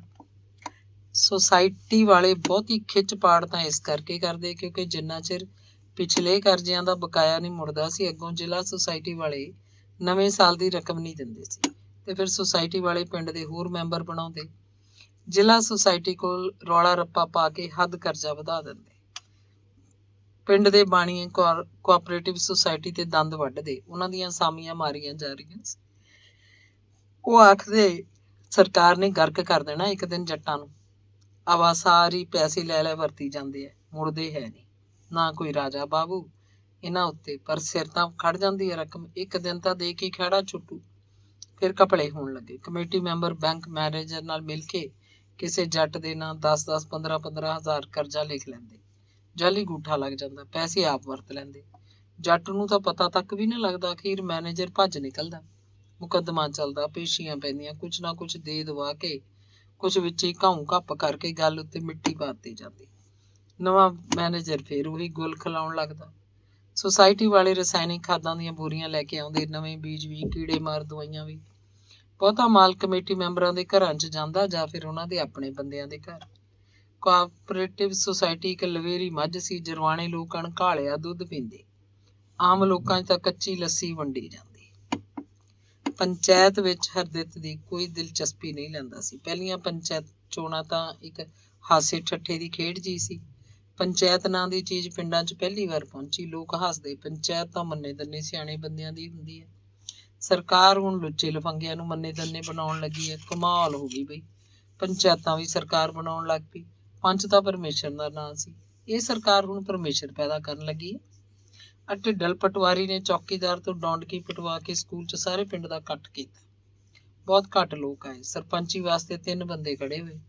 ਪਾਖਰ ਨੰਬਰਦਾਰ, ਮੁਕੰਦੀ ਬਾਣੀਏ ਦਾ ਮੁੰਡਾ ਰਮੇਸ਼ ਤੇ ਮਹਿੰਗਾ ਦਲਿਤ। ਸਕੂਲ 'ਚ ਦਰਖਤਾਂ ਦੀ ਛਾਂ ਹੇਠ ਸਭ ਬੈਠੇ ਸੀ। ਸਭ ਤੋਂ ਪਹਿਲਾਂ ਪਟਵਾਰੀ ਨੇ ਪਾਖਰ ਦਾ ਨਾਂ ਲਿਆ। ਲੋਕਾਂ ਨੇ ਹੱਥ ਖੜੇ ਕਰਤੇ। ਪਟਵਾਰੀ ਨੇ ਗਿਣੇ 40 ਸੀ। ਫਿਰ ਰਮੇਸ਼ ਦਾ ਨਾਂ ਲਿਆ। 60 ਹੱਥ ਖੜੇ ਹੋਏ। ਮਹਿੰਗੇ ਵਾਰੀ 30 ਹੱਥ ਸੀ। ਰਮੇਸ਼ ਸਰਪੰਚ ਬਣ ਗਿਆ। ਸਿਆਣੇ ਬੰਦਿਆਂ ਨੇ ਬਾਅਦ 'ਚ ਹਿਸਾਬ ਲਾਇਆ, ਇਕੱਠ 'ਚ ਤਾਂ 80-90 ਬੰਦੇ ਮਸਾਂ ਹੋਣਗੇ। ਇਹ ਇੰਨੇ ਹੱਥ ਕੌਣ ਖੜੇ ਕਰ ਗਿਆ? ਗੱਲ ਇਹ ਸੀ ਕਿ ਇੱਕੋ ਬੰਦੇ ਨੇ ਦੋਵਾਂ ਵਾਰੀ ਜਾਂ ਸ਼ਾਇਦ ਤਿੰਨਾਂ ਦੇ ਨਾਂ ਤੇ ਹੱਥ ਖੜਾ ਕਰਤਾ। ਸ਼ਰਾਰਤੀ ਲੋਕਾਂ ਨੇ ਆਪਣੀ ਦੋਵੇਂ ਬਾਹਾਂ ਖੜੀਆਂ ਕਰੀਆਂ। ਪਟਵਾਰੀ ਤਾਂ ਹੱਥ ਗਿਣਦਾ, ਕਿਸੇ ਦਾ ਹੋਇਆ ਇੱਕੋ ਜਣੇ ਦੇ ਦੋਵੇਂ ਹੱਥ। ਫਿਰ ਇਸ ਤਰ੍ਹਾਂ ਦੇ 2 ਮੈਂਬਰ ਵੀ ਚੁਣੇ ਗਏ। ਮੈਂਬਰੀ ਵਾਸਤੇ 5 ਬੰਦੇ ਮੈਦਾਨ 'ਚ ਆਏ। ਸਭ ਤੋਂ ਵੱਧ ਹੱਥਾਂ ਵਾਲੇ 2 ਬੰਦੇ ਚੁਣੇ ਗਏ। ਵੋਟਾਂ ਪੈ ਕੇ ਅਸਲੀ ਪੰਚਾਇਤ ਤਾਂ ਬਣੀ ਕੋਈ 5-6 ਸਾਲਾਂ ਬਾਅਦ। ਤੇ ਫਿਰ ਜਿਹੜੀ ਪੰਚਾਇਤ ਹੁਣ ਬਣੀ, ਉਸ 'ਚ ਮਿਲਖਾ ਫੌਜੀ ਸਰਪੰਚ ਤੇ 5 ਮੈਂਬਰ ਹੋਰ ਚੁਣੇ ਗਏ। ਬਾਅਦ 'ਚ ਇੱਕ ਮੈਂਬਰ ਹਰੀਜਨਾਂ 'ਚ ਸੀ। ਇੱਕ ਔਰਤ ਮੈਂਬਰ ਕੁਆਪਟ ਕਰ ਲਈ ਗਈ। ਚੁਣੇ ਗਏ 5 ਮੈਂਬਰਾਂ 'ਚੋਂ ਪ੍ਰੀਤਮ ਸੀ, ਮੱਲਣ ਵੀ ਸੀ। ਬਾਹਮਣਾ ਬਾਣੀਆਂ ਨੇ ਹੋਰ ਜਾਤਾਂ ਨੇ ਗੋਦੀ ਨੂੰ ਵੋਟਾਂ ਪਾਈਆਂ। ਉਹ ਵੀ ਮੈਂਬਰ ਬਣ ਗਿਆ। ਹਰਦਿੱਤ ਨੇ ਆਪ ਸਰਪੰਚ ਜਾਂ ਪੰਚ ਚੁਣਨ 'ਚ ਕਦੀ ਦਿਲਚਸਪੀ ਨਹੀਂ ਲਈ ਸੀ, ਪਰ ਹੁਣੇ ਦੇਖ ਕੇ ਕਿ ਜ਼ਮਾਨਾ ਸਿਆਸਤ ਦਾ ਆ ਗਿਆ, ਇਸ ਵਾਰ ਉਹਨੇ ਮਿਲਖੇ ਦੀ ਅੰਦਰੋਂ ਅੰਦਰ ਮਦਦ ਕੀਤੀ। ਪ੍ਰੀਤਮ ਤੇ ਪਾਖਰ ਨੰਬਰਦਾਰ ਦੀ ਮਦਦ ਵੀ ਕੀਤੀ। ਅਗਵਾੜ 'ਚ ਜਿੰਨੀਆਂ ਵੀ ਉਹਦੀਆਂ ਸਾਮੀਆਂ ਸੀ, ਜਿਨ੍ਹਾਂ ਦੀ ਉਹਦੇ ਕੋਲ ਜ਼ਮੀਨ ਗਹਿਣੇ ਸੀ, ਉਹਨਾਂ ਸਭ ਨੂੰ ਉਹਨੇ ਕਹਿ ਦਿੱਤਾ ਕਿ ਉਹ ਸਰਪੰਚ ਦੀ ਵੋਟ ਮਿਲਖੇ ਨੂੰ ਤੇ ਦੂਜੀ ਵੋਟ ਕਿਸੇ ਇੱਕ ਨੂੰ ਪਾ ਦੇਣ, ਪਾਖਰ ਨੂੰ ਜਾਂ ਪ੍ਰੀਤਮ ਨੂੰ। ਮਜ਼ਬੀਆਂ ਤੇ ਰਾਮਦਾਸੀਆਂ ਨੂੰ ਵੀ ਉਹ ਉਹਨਾਂ ਦੇ ਵਿਹੜਿਆਂ 'ਚ ਜਾ ਕੇ ਇਹੀ ਗੱਲ ਕਹਿ ਆਇਆ। ਪਿੰਡ ਦੇ ਖਾਸ ਬੰਦਿਆਂ ਨੂੰ ਉੱਤੋਂ ਵੀ ਹੁਕਮ ਆਇਆ ਕਿ ਪੰਚਾਇਤਾਂ 'ਚ ਆਪਣੇ ਬੰਦੇ ਜਿਤਾਏ ਜਾਣ। ਹੁਣ ਹਰਦਿਲ ਸਿੰਘ ਕੋਲ ਇਹ ਕਹਿਣ ਜੋਗਾ ਵੀ ਹੋ ਗਿਆ ਕਿ ਕੋਠੇ ਖੜਕ ਸਿੰਘ ਦੀ ਪੰਚਾਇਤ 'ਚ ਸਰਪੰਚ ਪੱਕਾ ਉਹਨਾਂ ਦਾ ਆਦਮੀ ਹੈ। 2 ਮੈਂਬਰ ਵੀ ਪੱਕੇ ਕਾਂਗਰਸੀ ਹੈ। ਥੋੜੇ ਸਾਲਾਂ 'ਚ ਪ੍ਰੀਤਮ ਨੇ ਆਪਣੀ 6-7 ਕਿੱਲੇ ਜ਼ਮੀਨ, ਜਿਹੜੀ ਗਿੰਦਰ ਦੀ ਢੇਰੀ ਮਿਲੀ ਸੀ, ਗਹਿਣੇ ਧਰਤੀ। ਬਹੁਤੇ ਰੁਪਈਏ ਦੀ ਤਾਂ ਉਹ ਦਾਰੂ ਪੀ ਗਿਆ। ਕੁੜੀਆਂ ਦੋਵੇਂ ਮੁਟਿਆਰਾਂ ਸੀ, ਉਹਨਾਂ ਨੂੰ ਕਿਧਰੇ ਮੰਗਣ ਵਿਆਹਣ ਦਾ ਨਾਂ ਨਹੀਂ ਲੈਂਦਾ ਸੀ। ਉਹਨਾਂ ਦੇ ਬਾਗੜ ਬਿੱਲਿਆਂ ਵਰਗੇ ਮੂੰਹ, ਪੂਰੀਆਂ ਕੱਦਾਵਰ ਗਲੀ 'ਚੋਂ ਜਿੱਥੋਂ ਦੀ ਲੰਘਦੀਆਂ ਧਰਤੀ ਕੰਬਦੀ। ਸਿਆਣੀਆਂ ਬੁੜੀਆਂ ਉਹਨਾਂ ਦੇ ਮੂੰਹਾਂ ਵੱਲ ਝਾਕਦੀਆਂ ਰਹਿ ਜਾਂਦੀਆਂ। ਸਮਝਦਾਰ ਬੰਦੇ ਪ੍ਰੀਤਮ ਨੂੰ ਗੰਦੀਆਂ ਗਾਲਾਂ ਕੱਢਣ ਲੱਗਦੇ, ਸਾਲਾ ਕੰਜਰ ਹੈ, ਦਾਰੂ ਪੀਂਦਾ ਫਿਰਦਾ। ਕੁੜੀਆਂ ਬਤਾਰੂ ਵਾਂਗੂ ਟੱਪਦੀਆਂ ਨਹੀਂ ਦੀਦੀਆਂ ਉਹਨੂੰ। ਅਖੀਰ ਕੁੜੀਆਂ ਦੇ ਮਾਮੇ ਨੇ ਇੱਕੋ ਘਰ ਦੇ ਮੁੰਡੇ ਲੱਭੇ, ਕੁੜੀਆਂ ਨੂੰ ਤੁਰਦਾ ਕੀਤਾ। ਨੰਦ ਕੌਰ ਆਪ ਹੀ ਭਰਾ ਕੋਲ ਜਾ ਕੇ ਦੁਹੱਥੜੀ ਪਿੱਟੀ। ਉਹਨੂੰ ਭੈਣ ਦੀ ਸੁਣਨੀ ਪਈ। ਮਾਮੇ ਨੇ ਮੁੰਡੇ ਤਾਂ ਲੱਭ ਲਏ, ਪਰ ਵਿਆਹਾਂ ਤੇ ਪੈਸਾ ਤਾਂ ਪ੍ਰੀਤਮ ਨੇ ਹੀ ਲਾਉਣਾ ਸੀ। ਕੁੜੀਆਂ ਦੇ ਵਿਆਹਾਂ ਤੋਂ ਪਹਿਲਾਂ ਪ੍ਰੀਤਮ ਦੀ ਮਾਂ ਮਰ ਗਈ। ਪ੍ਰੀਤਮ ਮੱਲਣ ਵਰਗਾ ਜਿਗਰਾ ਤਾਂ ਕਿੱਥੇ ਸੀ, ਫੇਰ ਵੀ ਸ਼ਰੀਕੇ ਕਬੀਲੇ 'ਚ ਨੱਕ ਰੱਖਣ ਲਈ ਕੁਝ ਤਾਂ ਕਰਨਾ ਹੀ ਪਿਆ। ਖਾਣਾ ਮੁਕਾਣਾ ਤੇ ਰੋਟੀ ਟੁੱਕ ਤੇ ਬਹੁਤ ਖਰਚ ਹੋ ਜਾਂਦਾ। ਫਿਰ ਭੋਗ ਵਾਲੇ ਦਿਨ ਕਿੰਨੀਆਂ ਸਮਾਜਿਕ ਰਸਮਾਂ ਨਿਭਾਉਣੀਆਂ ਹੁੰਦੀਆਂ। ਜੱਦੀ 4-5 ਕਿੱਲੇ 'ਚ ਉਹਦਾ ਕੀ ਬਣਦਾ। ਵਾਹੀ ਛੱਡਤੀ, ਘਰ 'ਚ 2 ਜੀ ਰਹਿ ਗਏ, ਨੰਦ ਕੌਰ ਤੇ ਉਹ। ਨੰਦ ਕੌਰ 2 ਗੁੱਲੀਆਂ ਥੱਪ ਲੈਂਦੀ, ਦੋਵੇਂ ਜੀ ਖਾ ਚੜਦੇ। ਪ੍ਰੀਤਮ ਨੂੰ ਉਹਦੀ ਪੰਚੀ ਨੇ ਹੋਰ ਵੀ ਮਾਰਤਾ। ਹੁਣ ਉਹਨੇ ਝੂਠੀਆਂ ਸੱਚੀਆਂ ਗਵਾਹੀਆਂ ਦੇਣ ਦਾ ਕੰਮ ਹੋਰ ਵਧਾ ਲਿਆ। ਉਹਦੀ ਗਵਾਹੀ ਦਾ ਮੁੱਲ ਹੁੰਦਾ ਬਸ ਇੱਕ ਬੋਤਲ ਦਾ ਨਾਂ ਲਏ ਤੋਂ ਉਹ ਦਿਨ ਨੂੰ ਰਾਤ, ਰਾਤ ਨੂੰ ਦਿਨ ਕਹਿ ਸਕਦਾ ਸੀ। ਤੇ ਫਿਰ ਛੋਟੇ ਮੁੰਡੇ ਕੁੜੀਆਂ ਉਹਨੂੰ ਕੈਰੋਂ ਆਖਣ ਲੱਗੇ। ਸੋਫੀ ਵੀ ਉਹ ਤੁਰਿਆ ਜਾਂਦਾ ਹੁੰਦਾ ਤਾਂ ਮੁੰਡੇ ਕੈਰੋਂ ਕਹਿ ਕੇ ਉਹਨੂੰ ਚੜਾਉਣ ਦੀ ਕੋਸ਼ਿਸ਼ ਕਰਦੇ, ਕਿਉਂਕਿ ਉਹ ਆਖਦਾ ਸੀ, ਓਏ ਮੈਂ ਕੈਰੋਂ ਆ ਸਾਲਿਓ, ਸਮਝਦੇ ਕੀ ਹੋ, ਜੁੱਲੀ ਤਪੜੀ ਚ ਖਾ ਦੂੰ ਸਾਰੇ ਪਿੰਡ ਦੀ। ਝੰਡਾ 60 ਸਾਲਾਂ ਤੋਂ ਉੱਤੇ ਸੀ। 60 ਦੀ ਕੋਈ ਵੱਡੀ ਉਮਰ ਨਹੀਂ ਹੁੰਦੀ, ਪਰ ਅਚਾਨਕ ਹੀ ਉਹਨੂੰ ਪਤਾ ਨਹੀਂ ਕੀ ਹੋਇਆ, ਉਹਦਾ ਖੱਬਾ ਪਾਸਾ ਮਾਰਿਆ ਗਿਆ। 2 ਮਹੀਨੇ ਮੰਜੇ 'ਚ ਪਿਆ ਰਿਹਾ। ਹਰਦਿੱਤ ਨੇ ਦਵਾਈ ਬੂਟੀ ਕਰਨ ਦਾ ਅੰਤ ਨਹੀਂ ਛੱਡਿਆ। ਹਫ਼ਤੇ ਬਾਅਦ ਰਾਮਪੁਰਿਓਂ ਡਾਕਟਰ ਨੂੰ ਲੈ ਕੇ ਆਉਂਦਾ। ਮੰਜੇ ਤੋਂ ਉੱਠ ਕੇ ਉਹ ਮਾੜਾ ਮੋਟਾ ਤੁਰਨ ਫਿਰਨ ਲੱਗਿਆ ਤਾਂ ਹਰਦਿੱਤ ਉਹਨੂੰ ਬੱਸ 'ਚ ਚੜਾ ਕੇ ਮੰਡੀ ਲਿਜਾਂਦਾ। ਬੱਸ ਦੀ ਸੀਟ ਉੱਪਰ ਆਪ ਉਹਦੇ ਕੋਲ ਮੋਢੇ ਤੋਂ ਫੜ ਕੇ ਬੈਠਦਾ। ਖੱਬੀ ਬਾਂਹ ਜਮਾਂ ਹੀ ਜਵਾਬ ਦੇਗੀ। ਖੱਬੀ ਅੱਖ ਵੀ ਖੁਦ ਬਖੁਦ ਮਿਚ ਜਾਂਦੀ, ਮਿਚੀ ਹੋਈ ਆਪਣੇ ਆਪ ਖੁੱਲ ਜਾਂਦੀ। ਅੱਖ ਤੇ ਕੋਈ ਕੰਟਰੋਲ ਨਹੀਂ ਰਹਿ ਗਿਆ ਸੀ, ਬਸ ਆਪਣੀ ਕਿਰਿਆ ਸੋਧਣ ਜੋਗਾ ਰਹਿ ਗਿਆ ਸੀ। ਖੁਰਾਕ ਘਟ ਗਈ, ਹੌਲੀ ਹੌਲੀ ਬੋਲਿਆ ਜਾਂਦਾ। ਉਹਦੀ ਅਗਵਾੜ ਦੇ ਬੰਦੇ ਉਹਦੇ ਮੂੰਹ ਤੇ ਗੱਲਾਂ ਕਰਦੇ, ਲਓ ਦੇਖੋ ਜਾਰੋ ਕਿੰਨਾ ਧਰਮਾਤਮਾ ਆਦਮੀ ਹੈ, ਵਿਗਾੜਿਆ ਕਿਸੇ ਦਾ ਕੁਛ ਨਹੀਂ, ਹਜ਼ਾਰਾਂ ਲੋਕਾਂ ਦੇ ਕੰਮ ਸਮਾਰੇ ਹੋਣਗੇ। ਰੱਬ ਇਹੋ ਜਿਹੇ ਬੰਦਿਆਂ ਨੂੰ ਵੀ ਉਹ ਗਰੁੱਠ ਲੈਂਦਾ।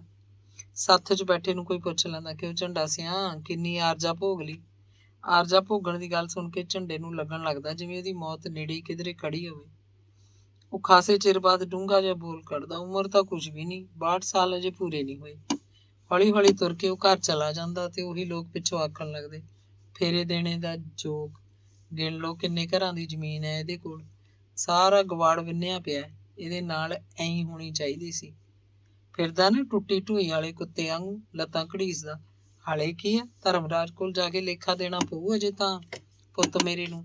ਉੱਥੇ ਇਹਦੇ ਮੂੰਹ ਅੱਗੇ ਸੁੱਕੇ ਗੂੰ ਦੀ ਲੀਂਡੀ ਦਾ ਧੂਣਾ ਦੇ ਕੇ ਇਹਦੀਆਂ ਸਾਰੀਆਂ ਬੇਈਮਾਨੀਆਂ, ਇਹਦੇ ਸਾਰੇ ਪਾਪ ਇਹਦੇ ਆਪਣੇ ਮੂੰਹੋਂ ਖਵਾਉਣਗੇ। ਅੰਗ 18ਵਾਂ। ਪੰਜਾਬ ਦੇ 3 ਟੁਕੜੇ ਕਰਤੇ ਗਏ। ਦਿੱਲੀ ਵਾਲੇ ਪਾਸੇ ਦਾ ਇਲਾਕਾ ਹਰਿਆਣਾ ਖਵਾਉਣ ਲੱਗਿਆ, ਪਹਾੜੀ ਇਲਾਕਾ ਹਿਮਾਚਲ ਪ੍ਰਦੇਸ਼ ਬਣ ਗਿਆ, ਬਾਕੀ ਰਹਿ ਗਿਆ ਪੰਜਾਬ। ਪੰਜਾਬ ਦੀ ਵੰਡ ਦਾ ਆਧਾਰ ਤਾਂ ਭਾਸ਼ਾ ਨੂੰ ਮੰਨਿਆ ਗਿਆ ਸੀ ਕਿ ਪੰਜਾਬੀ ਬੋਲਦਾ ਇਲਾਕਾ ਪੰਜਾਬੀ ਸੂਬਾ ਬਣ ਗਿਆ, ਪਰ ਕਿੰਨੇ ਪੰਜਾਬੀ ਪਿੰਡ ਹਰਿਆਣੇ 'ਚ ਰਹਿ ਗਏ। ਪੰਜਾਬੀ ਸੱਭਿਆਚਾਰ ਹਰਿਆਣੇ 'ਚ ਅਲੱਗ ਕੈਦ ਹੋ ਕੇ ਰਹਿ ਗਿਆ। ਸਿਆਣੇ ਲੋਕ ਤਾਂ ਉਦੋਂ ਹੀ ਪਿੱਟਦੇ ਸੀ ਕਿ ਪੰਜਾਬੀ ਸੂਬਾ ਬਣਨ ਨਾਲ ਪੰਜਾਬੀ ਭਾਸ਼ਾ ਤੇ ਸੰਸਕ੍ਰਿਤੀ ਨੂੰ ਬਹੁਤ ਧੱਕਾ ਲੱਗਿਆ। ਇਹਦਾ ਗਿਆਨ ਕਈ ਸਾਲਾਂ ਬਾਅਦ ਜਾ ਕੇ ਪੰਜਾਬ ਦੇ ਲੋਕਾਂ ਨੂੰ ਹੋਏਗਾ। ਲੋਕਾਂ ਦੀਆਂ ਸ਼ਿਕਾਇਤਾਂ ਮੌਕੇ ਤੇ ਦੂਰ ਕਰਤੀਆਂ ਜਾਂਦੀਆਂ। ਸਾਰੇ ਮਹਿਕਮਿਆਂ ਦੇ ਮੁਖੀ, ਦਫ਼ਤਰੀ ਅਮਲਾ ਮੁੱਖ ਮੰਤਰੀ ਸਾਹਮਣੇ ਗੋਡਿਆਂ ਭਾਰ ਹੋ ਕੇ ਖੜਦੇ। ਕਿਆ ਬਾਅਦ 'ਚ ਕਈ ਸਾਲਾਂ ਤੱਕ ਪੰਜਾਬ ਦੇ ਲੋਕ ਉਸ ਨਰ ਮੁੱਖ ਮੰਤਰੀ ਦੇ ਕੰਮਾਂ ਦੀਆਂ ਵਾਰਾਂ ਗਾਉਂਦੇ ਰਹੇ, ਪਰ ਉਸ ਮੁੱਖ ਮੰਤਰੀ ਦੀ ਰਾਜਨੀਤਿਕ ਪਾਰਟੀ ਕੋਈ ਨਹੀਂ ਸੀ, ਉਹ ਜਨਤਕ ਨੁਮਾਇੰਦਾ ਨਹੀਂ ਸੀ। ਆਮ ਲੋਕਾਂ ਨੇ ਪਾਰਟੀ ਤੋਂ ਕੀ ਲੈਣਾ ਹੁੰਦਾ, ਉਹਨਾਂ ਲਈ ਤਾਂ ਉਸੇ ਪਾਰਟੀ ਦੀ ਸਰਕਾਰ ਚੰਗੀ ਹੈ ਜਿਹੜੀ ਉਹਨਾਂ ਦੇ ਕੰਮ ਕਰੇ। ਹੋਇਆ ਇਹ ਕਿ ਨਵਾਂ ਪੰਜਾਬ ਬਣਨ ਨਾਲ ਜਦੋਂ ਅਕਾਲੀ ਦਲ ਦੀ ਸਰਕਾਰ ਬਣੀ ਤਾਂ ਲੋਕ ਕਾਂਗਰਸ ਛੱਡ ਕੇ ਅਕਾਲੀ ਬਣਨ ਲੱਗੇ। ਚੰਗੇ ਕਾਂਗਰਸੀ ਸਿੱਖ ਵੀ ਬਦਲ ਗਏ। ਕਹਿੰਦੇ ਕਿਉਂ ਖੱਦਰ ਨਾਲ ਪਿੰਡਾ ਉਚੜਵਾਇਆ ਹੈ, ਕਾਂਗਰਸ 'ਚ ਹੁਣ ਕੀ ਰਹਿ ਗਿਆ, ਕੱਚੀ ਮਲਮਲ ਦੇ ਕੁੜਤੇ ਪਾਓ, ਪਾਪਲੀਨ ਦੇ ਟਾਇਰਾਂ ਲਈ ਕਿਹਦੇ ਖਾਤਰ ਨੇ?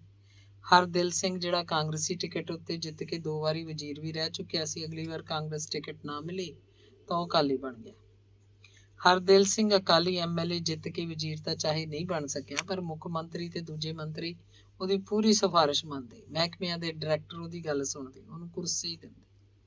ਆਪਣੇ ਖਾਸ ਬੰਦਿਆਂ ਨੂੰ ਲੈ ਕੇ ਉਹ ਚੰਡੀਗੜ੍ਹ ਜਾਂਦਾ, ਉੱਥੇ ਐਮਐਲਏ ਹੋਸਟਲ 'ਚ ਠਹਿਰਦਾ, ਸਾਰਾ ਖਰਚ ਸਿਫਾਰਸ਼ੀ ਬੰਦੇ ਸਿਰ ਹੁੰਦਾ। ਵਿਸਕੀ ਦੀ ਬੋਤਲ ਵੀ ਲੈਣੀ ਪੈਂਦੀ। ਹਰਦਿਲ ਸਿੰਘ ਨਾਲ ਉਹਦਾ ਕੋਈ ਟੁੱਕੜ ਬੋਝ ਵੀ ਹੁੰਦਾ। ਸਿਫਾਰਸ਼ੀ ਬੰਦਾ ਫਸਿਆ ਸਾਰੀ ਮਾਰ ਖਾਂਦਾ। ਉਹ ਇੱਕ ਰਾਤ ਪਹਿਲਾਂ ਜਾ ਕੇ ਠਹਿਰਦੇ, ਦੂਜੇ ਦਿਨ ਹਰਦਿਲ ਸਿੰਘ ਸੰਬੰਧਿਤ ਦਫ਼ਤਰ ਜਾ ਕੇ ਸਿਫਾਰਿਸ਼ ਲਾਉਂਦਾ। ਕਿਸੇ ਦਾ ਕੰਮ ਬਣ ਜਾਂਦਾ, ਕਿਸੇ ਦਾ ਨਾ ਬਣਦਾ। ਹਰਦਿਲ ਸਿੰਘ ਦੀਆਂ ਸਿਫਾਰਿਸ਼ਾਂ ਦਾ ਦੌਰ ਚੱਲਦਾ ਰਹਿੰਦਾ। ਹੁਣ ਕੀ ਲੈਣਾ ਸੀ ਹਰਦਿਲ ਨੇ ਵਜ਼ੀਰ ਬਣ ਕੇ? ਇੱਕ ਤਰ੍ਹਾਂ ਨਾਲ ਵਜ਼ੀਰਾਂ ਵਰਗੀ ਉਹਦੀ ਠੁੱਕ ਸੀ। 2 ਵਾਰੀ ਕਾਂਗਰਸੀ ਵਜ਼ੀਰ ਰਹਿ ਕੇ ਉਹਨੇ ਬਹੁਤ ਧਨ ਇਕੱਠਾ ਕਰ ਲਿਆ ਸੀ। ਆਪਣੇ ਪਿੰਡ 'ਚ 80 ਕਿੱਲੇ ਜ਼ਮੀਨ ਬਣਾ ਲਈ। ਪਹਿਲਾਂ ਉਹਦੇ ਬਾਪੂ ਵੱਲੋਂ ਮਿਲੀ ਜੱਦੀ ਜ਼ਮੀਨ ਤਾਂ ਉਹਨੂੰ 15 ਕਿੱਲੇ ਸੀ। ਹੁਣ ਪਿੰਡ 'ਚ ਉਹਦਾ ਵਧੀਆ ਹਵੇਲੀ ਜਿੱਡਾ ਪੱਕਾ ਮਕਾਨ ਸੀ, ਸ਼ਾਨਦਾਰ ਕੋਠੀ ਰਾਮਪੁਰੇ ਸੀ। ਉਹਦਾ ਮੁੰਡਾ ਕਾਲਜ 'ਚ ਪੜ੍ਹ ਕੇ ਫਿਰ MBBS ਕਰ ਗਿਆ ਸੀ। ਹੁਣ ਕਿਸੇ ਪਿੰਡ ਦੀ ਰੂਰਲ ਡਿਸਪੈਂਸਰੀ 'ਚ ਡਾਕਟਰ ਲੱਗਿਆ ਸੀ। ਅਜੇ ਤੱਕ ਵਿਆਹ ਨਹੀਂ ਸੀ ਕਰਵਾਇਆ, ਪਤਾ ਨਹੀਂ ਕਿਹੋ ਜਿਹੀ ਕੁੜੀ ਭਾਲਦਾ ਸੀ। ਹਰਦਿਲ ਸਿੰਘ ਦੀਆਂ 2 ਕੁੜੀਆਂ ਦੋਵੇਂ BA ਕਰਕੇ B.Ed ਕਰ ਗਈਆਂ, ਸਕੂਲ ਮਾਸਟਰਨੀਆਂ ਸਹੀ। ਦੋਵੇਂ ਹੀ ਚੰਗੇ ਘਰ ਵਿਆਹੀਆਂ ਗਈਆਂ। ਸਾਰੀ ਉਮਰ ਉਹ ਬਾਣੀਆਂ ਦਾ, ਜਦੋਂ ਕਿ ਹਰਦਿਲ ਸਿੰਘ ਦਾ ਬਾਪ ਇੱਕ ਸਧਾਰਨ ਜ਼ਿਮੀਂਦਾਰ ਸੀ, ਸਾਰੀ ਉਮਰ ਉਹ ਬਾਣੀਆਂ ਦਾ ਕਰਜ਼ਾਈ ਰਿਹਾ। ਖੇਤੀ ਦੇ ਕੰਮ 'ਚ ਮੌਰਾਂ ਦੀ ਮੈਲ ਨਹੀਂ ਉਤਰੀ। ਮੱਲਣ ਇੱਕ ਦਿਨ ਆਥਣੇ ਜੇ ਹਰਦਿਤ ਕੋਲ ਬਾਹਰਲੇ ਘਰ ਗਿਆ, ਬਹੁਤ ਅਧੀਨ ਜਿਹਾ ਹੋ ਕੇ ਕਹਿਣ ਲੱਗਾ, ਹਰਦਿਤ ਸਿਆਂ, ਹਰਦਿਲ ਸੂੰ ਤੇਰੀ ਤਾਂ ਮੋੜਦਾ ਨਹੀਂ। ਆਪਣਾ ਬਲਕਾਰ ਵਿਹਲਾ ਫਿਰਦਾ, ਉਹਨੂੰ ਕਿਤੇ ਲਵਾ ਦਈਏ। ਹਰਦਿਤ ਕਹਿੰਦਾ, ਕੋਈ ਨਹੀਂ, ਗੱਲ ਕਰਾਂ, ਕੋਈ ਨਹੀਂ, ਚੱਲ ਰਹਾਂਗੇ, ਜਦੋਂ ਕਹੇ ਮੈਂ ਤੇਰੇ ਨਾਲ ਭੱਗ ਜੂ। ਮੁੰਡੇ ਨੂੰ ਬੁਲਾ ਲੈ, ਤੇਰੀ ਖਾਤਰ ਨਹੀਂ ਆਖਾਂਗੇ, ਹੋਰ ਕਿਹਦੀ ਖਾਤਰ ਆਖਾਂਗੇ, ਤੂੰ ਤਾਂ ਘਰ ਦਾ ਆਦਮੀ ਹੈ। ਹਰਦਿਤ ਦਾ ਹੁੰਗਾਰਾ ਸੁਣ ਕੇ ਮੱਲਣ ਬਹੁਤ ਖੁਸ਼ ਹੋਇਆ, ਕਹਿਣ ਲੱਗਾ, ਮੈਂ ਤਾਂ ਕਹਿੰਦਾ ਕਿਸੇ ਵੀ ਕੰਮ ਤੇ ਹੋ ਜੇ, ਆਪਣਾ ਖਰਚ ਤਾਂ ਤੋਰੇ। ਸਾਡਾ ਵਕਤ ਤਾਂ ਬੀਤ ਗਿਆ ਜਿਹੜਾ ਬੀਤਣਾ ਸੀ। ਬਲਕਾਰ ਬਠਿੰਡਿਓਂ BSc ਕਰ ਚੁੱਕਿਆ ਸੀ। ਪਹਿਲਾਂ ਤਾਂ ਕਿਲੇ ਕੋਲ ਇੱਕ ਕਮਰਾ ਕਿਰਾਏ ਤੇ ਲੈ ਕੇ ਰਹਿੰਦਾ, ਇੱਕ ਮੁੰਡਾ ਉਹਦੇ ਨਾਲ ਹੋਰ ਸੀ। ਹਰ ਮਹੀਨੇ ਪਿੰਡ ਆਉਂਦਾ, ਮੱਲਣ ਤੇ ਤੋਂ ਖਰਚ ਲੈ ਜਾਂਦਾ। ਪੜ੍ਹਨ 'ਚ ਪਹਿਲੇ ਦਿਨੋਂ ਹੁਸ਼ਿਆਰ ਸੀ, ਕਦੇ ਵੀ ਕਿਸੇ ਜਮਾਤ 'ਚ ਫੇਲ ਨਹੀਂ ਹੋਇਆ ਸੀ। BSc ਵਿੱਚੋਂ ਫਸਟ ਡਿਵੀਜ਼ਨ ਲਈ। ਪਰ ਜਦ ਤੋਂ BSc ਕੀਤੀ, ਕਿਲੇ ਵਾਲਾ ਕਮਰਾ ਛੱਡਤਾ। ਕਦੇ ਕਦੇ ਪਿੰਡ ਆਉਂਦਾ, 2-4 ਦਿਨ ਰਹਿੰਦਾ, ਚਲਿਆ ਜਾਂਦਾ। ਪਿੰਡ ਹੁੰਦਾ ਤਾਂ ਰਸਾਲਦਾਰ ਵਾਲੀ ਬੈਠਕ 'ਚ ਚੁੱਪ ਕੀਤਾ ਪਿਆ ਰਹਿੰਦਾ, ਸਾਰਾ ਦਿਨ ਤੇ ਰਾਤ ਕਿਤਾਬਾਂ ਪੜ੍ਹੀ ਜਾਂਦਾ, ਪਤਾ ਨਹੀਂ ਕੀ ਪੜ੍ਹਦਾ। ਮੱਲਣ ਤੇ ਚੰਦਕੁਰ ਨੂੰ ਉਹਦੀ ਇਸ ਪੜ੍ਹਾਈ ਦਾ ਕੋਈ ਪਤਾ ਨਾ ਲੱਗਦਾ। ਬਹੁਤਾ ਕਰਕੇ ਉਹ ਪਿੰਡੋਂ ਬਾਹਰ ਰਹਿੰਦਾ। ਦੱਸਦਾ ਕਿ ਬਠਿੰਡਾ ਉਸੇ ਕਮਰੇ 'ਚ ਹੈ, ਕਿਸੇ ਨੌਕਰੀ ਦੀ ਤਲਾਸ਼ 'ਚ ਹੈ। ਪਰ ਨੌਕਰੀ ਕਿਹੜੀ? ਉਹ ਤਾਂ ਪਿੰਡ ਆ ਕੇ ਪਹਿਲਾਂ ਵਾਂਗ ਹੀ ਖਰਚ ਲੈ ਜਾਂਦਾ। ਮਾਂ ਪੁੱਛਦੀ, 14 ਤਾਂ ਕਰ ਲਈਆਂ, ਹੁਣ ਬਠਿੰਡੇ ਕਾਸ ਨੂੰ ਰਹਿਣਾ? ਨੌਕਰੀ ਦੀ ਭਾਲ ਤੇ ਪਿੰਡ ਰਹਿ ਕੇ ਵੀ ਹੋਈ ਜਾਊ। ਬਲਕਾਰ 100 ਬਹਾਨੇ ਲਾਉਂਦਾ। ਫਿਰ ਇੱਕ ਦਿਨ ਮੱਲਣ ਨੇ ਉਹਨੂੰ ਖਾਸਾ ਹੀ ਝਿੜਕਦਾ, 14 ਕਰ ਲਈਆਂ, ਟੰਗੜੀਆਂ ਲਾਉਂਦਾ ਫਿਰਦਾ, ਕਦੇ ਕਿਧਰੇ ਵਗ ਗਿਆ, ਕਦੇ ਕਿਧਰੇ, ਤੈਨੂੰ ਵਿਹਲੇ ਨੂੰ ਕਿਹੜਾ ਖਵਾਈ ਜਾਵੇ। ਮੁੜ ਕੇ ਬਲਕਾਰ ਪਿੰਡ ਨਹੀਂ ਆਇਆ। ਮਾਂ ਬਾਪ ਫਿਕਰ ਕਰਦੇ, ਫਿਰ ਵੀ ਜੰਮਿਆ ਸੀ, ਢਿੱਡ ਦਾ ਮਰਦਾ ਸੀ। ਮੱਲਣ ਇਸੇ ਕਰਕੇ ਹਰਦਿਤ ਕੋਲ ਗਿਆ ਸੀ ਵੀ ਬਲਕਾਰ ਨੂੰ ਕੋਈ ਨੌਕਰੀ ਮਿਲ ਜਾਏ ਤਾਂ ਟਿਕ ਕੇ ਉਹ ਕੋਈ ਕੰਮ ਕਰੇ, ਚੱਜ ਦੀ ਰੋਟੀ ਖਾਏ। ਕੋਈ ਵੀ ਨੌਕਰੀ ਹੋਵੇ, ਫਿਰ ਕੋਈ ਵੱਡੀ ਨੌਕਰੀ ਵੀ ਮਿਲ ਸਕਦੀ। ਨੌਕਰੀ ਤੇ ਲੱਗਣ ਨਾਲ ਉਹਨੂੰ ਕੋਈ ਚੰਗਾ ਰਿਸ਼ਤਾ ਵੀ ਹੋ ਜਾਊ, ਘਰ 'ਚ ਨੂੰਹ ਆਏਗੀ, ਗਹਿਣੇ ਧਰੀ ਜ਼ਮੀਨ ਬਲਕਾਰ ਹੌਲੀ ਹੌਲੀ ਛੁਡਾ ਲਏਗਾ। ਮੱਲਣ ਨੂੰ ਪਿਛਲਾ ਸਾਰਾ ਦੁੱਖ ਭੁੱਲ ਜਾਏਗਾ। ਤੇ ਫਿਰ ਇੱਕ ਦਿਨ ਪਹਿਲੀ ਬਾਸੀ ਮੱਲਣ ਹਰਦਿਤ ਨੂੰ ਲੈ ਕੇ ਰਾਮਪੁਰੇ ਗਿਆ। ਹਰਦਿਲ ਆਪਣੀ ਕੋਠੀ ਨਹੀਂ ਸੀ, ਪਤਾ ਲੱਗਿਆ ਉਹ ਤਾਂ ਆਪਣੇ ਪਿੰਡ ਨੂੰ ਗਿਆ ਹੋਇਆ, ਕਣਕ ਦੇਖਣ ਗਿਆ। ਮੱਲਣ ਤੇ ਹਰਦਿਤ ਨੂੰ ਉੱਥੋਂ ਹੀ ਹਰਦਿਲ ਸਿੰਘ ਦੇ ਪਿੰਡ ਦੀ ਤਿਆਰੀ ਕਰ ਲਈ। ਉਹ ਪਿੰਡ ਹੀ ਸੀ, ਖੇਤ ਗਿਆ ਹੋਇਆ ਸੀ। ਘਰ ਬੈਠ ਕੇ ਉਹਦੀ ਉਡੀਕ ਕਰਨ ਲੱਗੇ। ਦੁਪਹਿਰੇ ਜੇ ਹਰਦਿਲ ਖੇਤੋਂ ਮੁੜਿਆ, ਹੱਸ ਕੇ ਦੋਵਾਂ ਨਾਲ ਹੱਥ ਮਿਲਾਇਆ, ਪੁੱਛਣ ਲੱਗਿਆ, ਉਹ ਸੰਗਤਾਂ ਕਿਵੇਂ ਆਈਆਂ?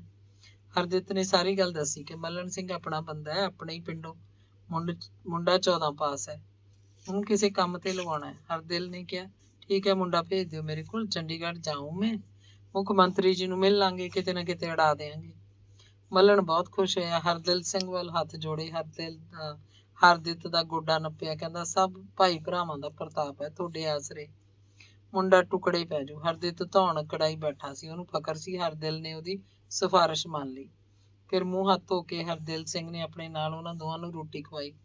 ਉਹ ਨਾ ਕਰੀ ਜਾ ਰਹੇ ਸੀ, ਫਿਰ ਵੀ 2-2 ਰੋਟੀਆਂ ਮੱਕੀ ਦੀਆਂ ਖਾਈ ਗਏ। ਸਰੋਂ ਦੇ ਸਾਗ 'ਚ ਮੱਖਣੀ ਤਰ ਰਹੀ ਸੀ, ਖੱਟੀ ਲੱਸੀ ਵੱਡੇ ਗਲਾਸ ਮੇਜ਼ ਤੇ ਰੱਖਤੇ, ਆਦੇ ਦਾ ਅਚਾਰ। ਮੁੜ ਕੇ ਆ ਰਹੀ ਹਰਦਿਤ ਤੇ ਮੱਲਣ ਪੂਰੇ ਬਾਗੋ ਬਾਗ ਹੱਸ ਗੱਲਾਂ ਕਰਦੇ, ਹਰਦਿਲ ਸਿੰਘ ਦੀਆਂ ਵਡਿਆਈਆਂ ਦੇ ਪੁਲ ਬੰਨ੍ਹਦੇ ਆਥਣ ਨੂੰ ਕੋਠੇ ਪਹੁੰਚ ਗਏ। ਘਰ ਆ ਕੇ ਮੱਲਣ ਨੇ ਚੰਦਕੌਰ ਨੂੰ ਦੱਸਿਆ। ਉਹ ਵੀ ਬੜੀ ਖੁਸ਼ ਹੋਈ। ਕਹਿੰਦੀ ਚੰਗਾ, ਸ਼ੁਕਰ ਹੈ ਮੇਰੇ ਪੁੱਤ ਦੀ ਪੜ੍ਹਾਈ ਰਾਸ ਆ ਜੇ। ਅੱਧੀ ਅੱਧੀ ਰਾਤ ਤਾਈਂ ਅੱਖਾਂ ਗਾਲਦਾ ਰਿਹਾ। ਮੱਲਣ ਪਹਿਲਾਂ ਵੀ 2 ਵਾਰੀ ਬਠਿੰਡੇ ਬਲਕਾਰ ਦੇ ਕਮਰੇ 'ਚ ਜਾ ਆਇਆ ਸੀ। ਉਹ ਰਾਮਦਾਸ ਨੂੰ ਵੀ ਜਾਣਦਾ ਸੀ, ਜਿਹੜਾ ਬਲਕਾਰ ਨਾਲ ਉਸ ਕਮਰੇ 'ਚ ਰਹਿੰਦਾ ਹੁੰਦਾ। ਉਹਦਾ ਪਿੰਡ ਭੂੰਦੜ ਸੀ ਤੇ ਬਾਹਮਣਾ ਦਾ ਮੁੰਡਾ ਸੀ, ਸਿਆਣਾ ਮੁੰਡਾ ਸੀ, ਸਾਊ ਵੀ।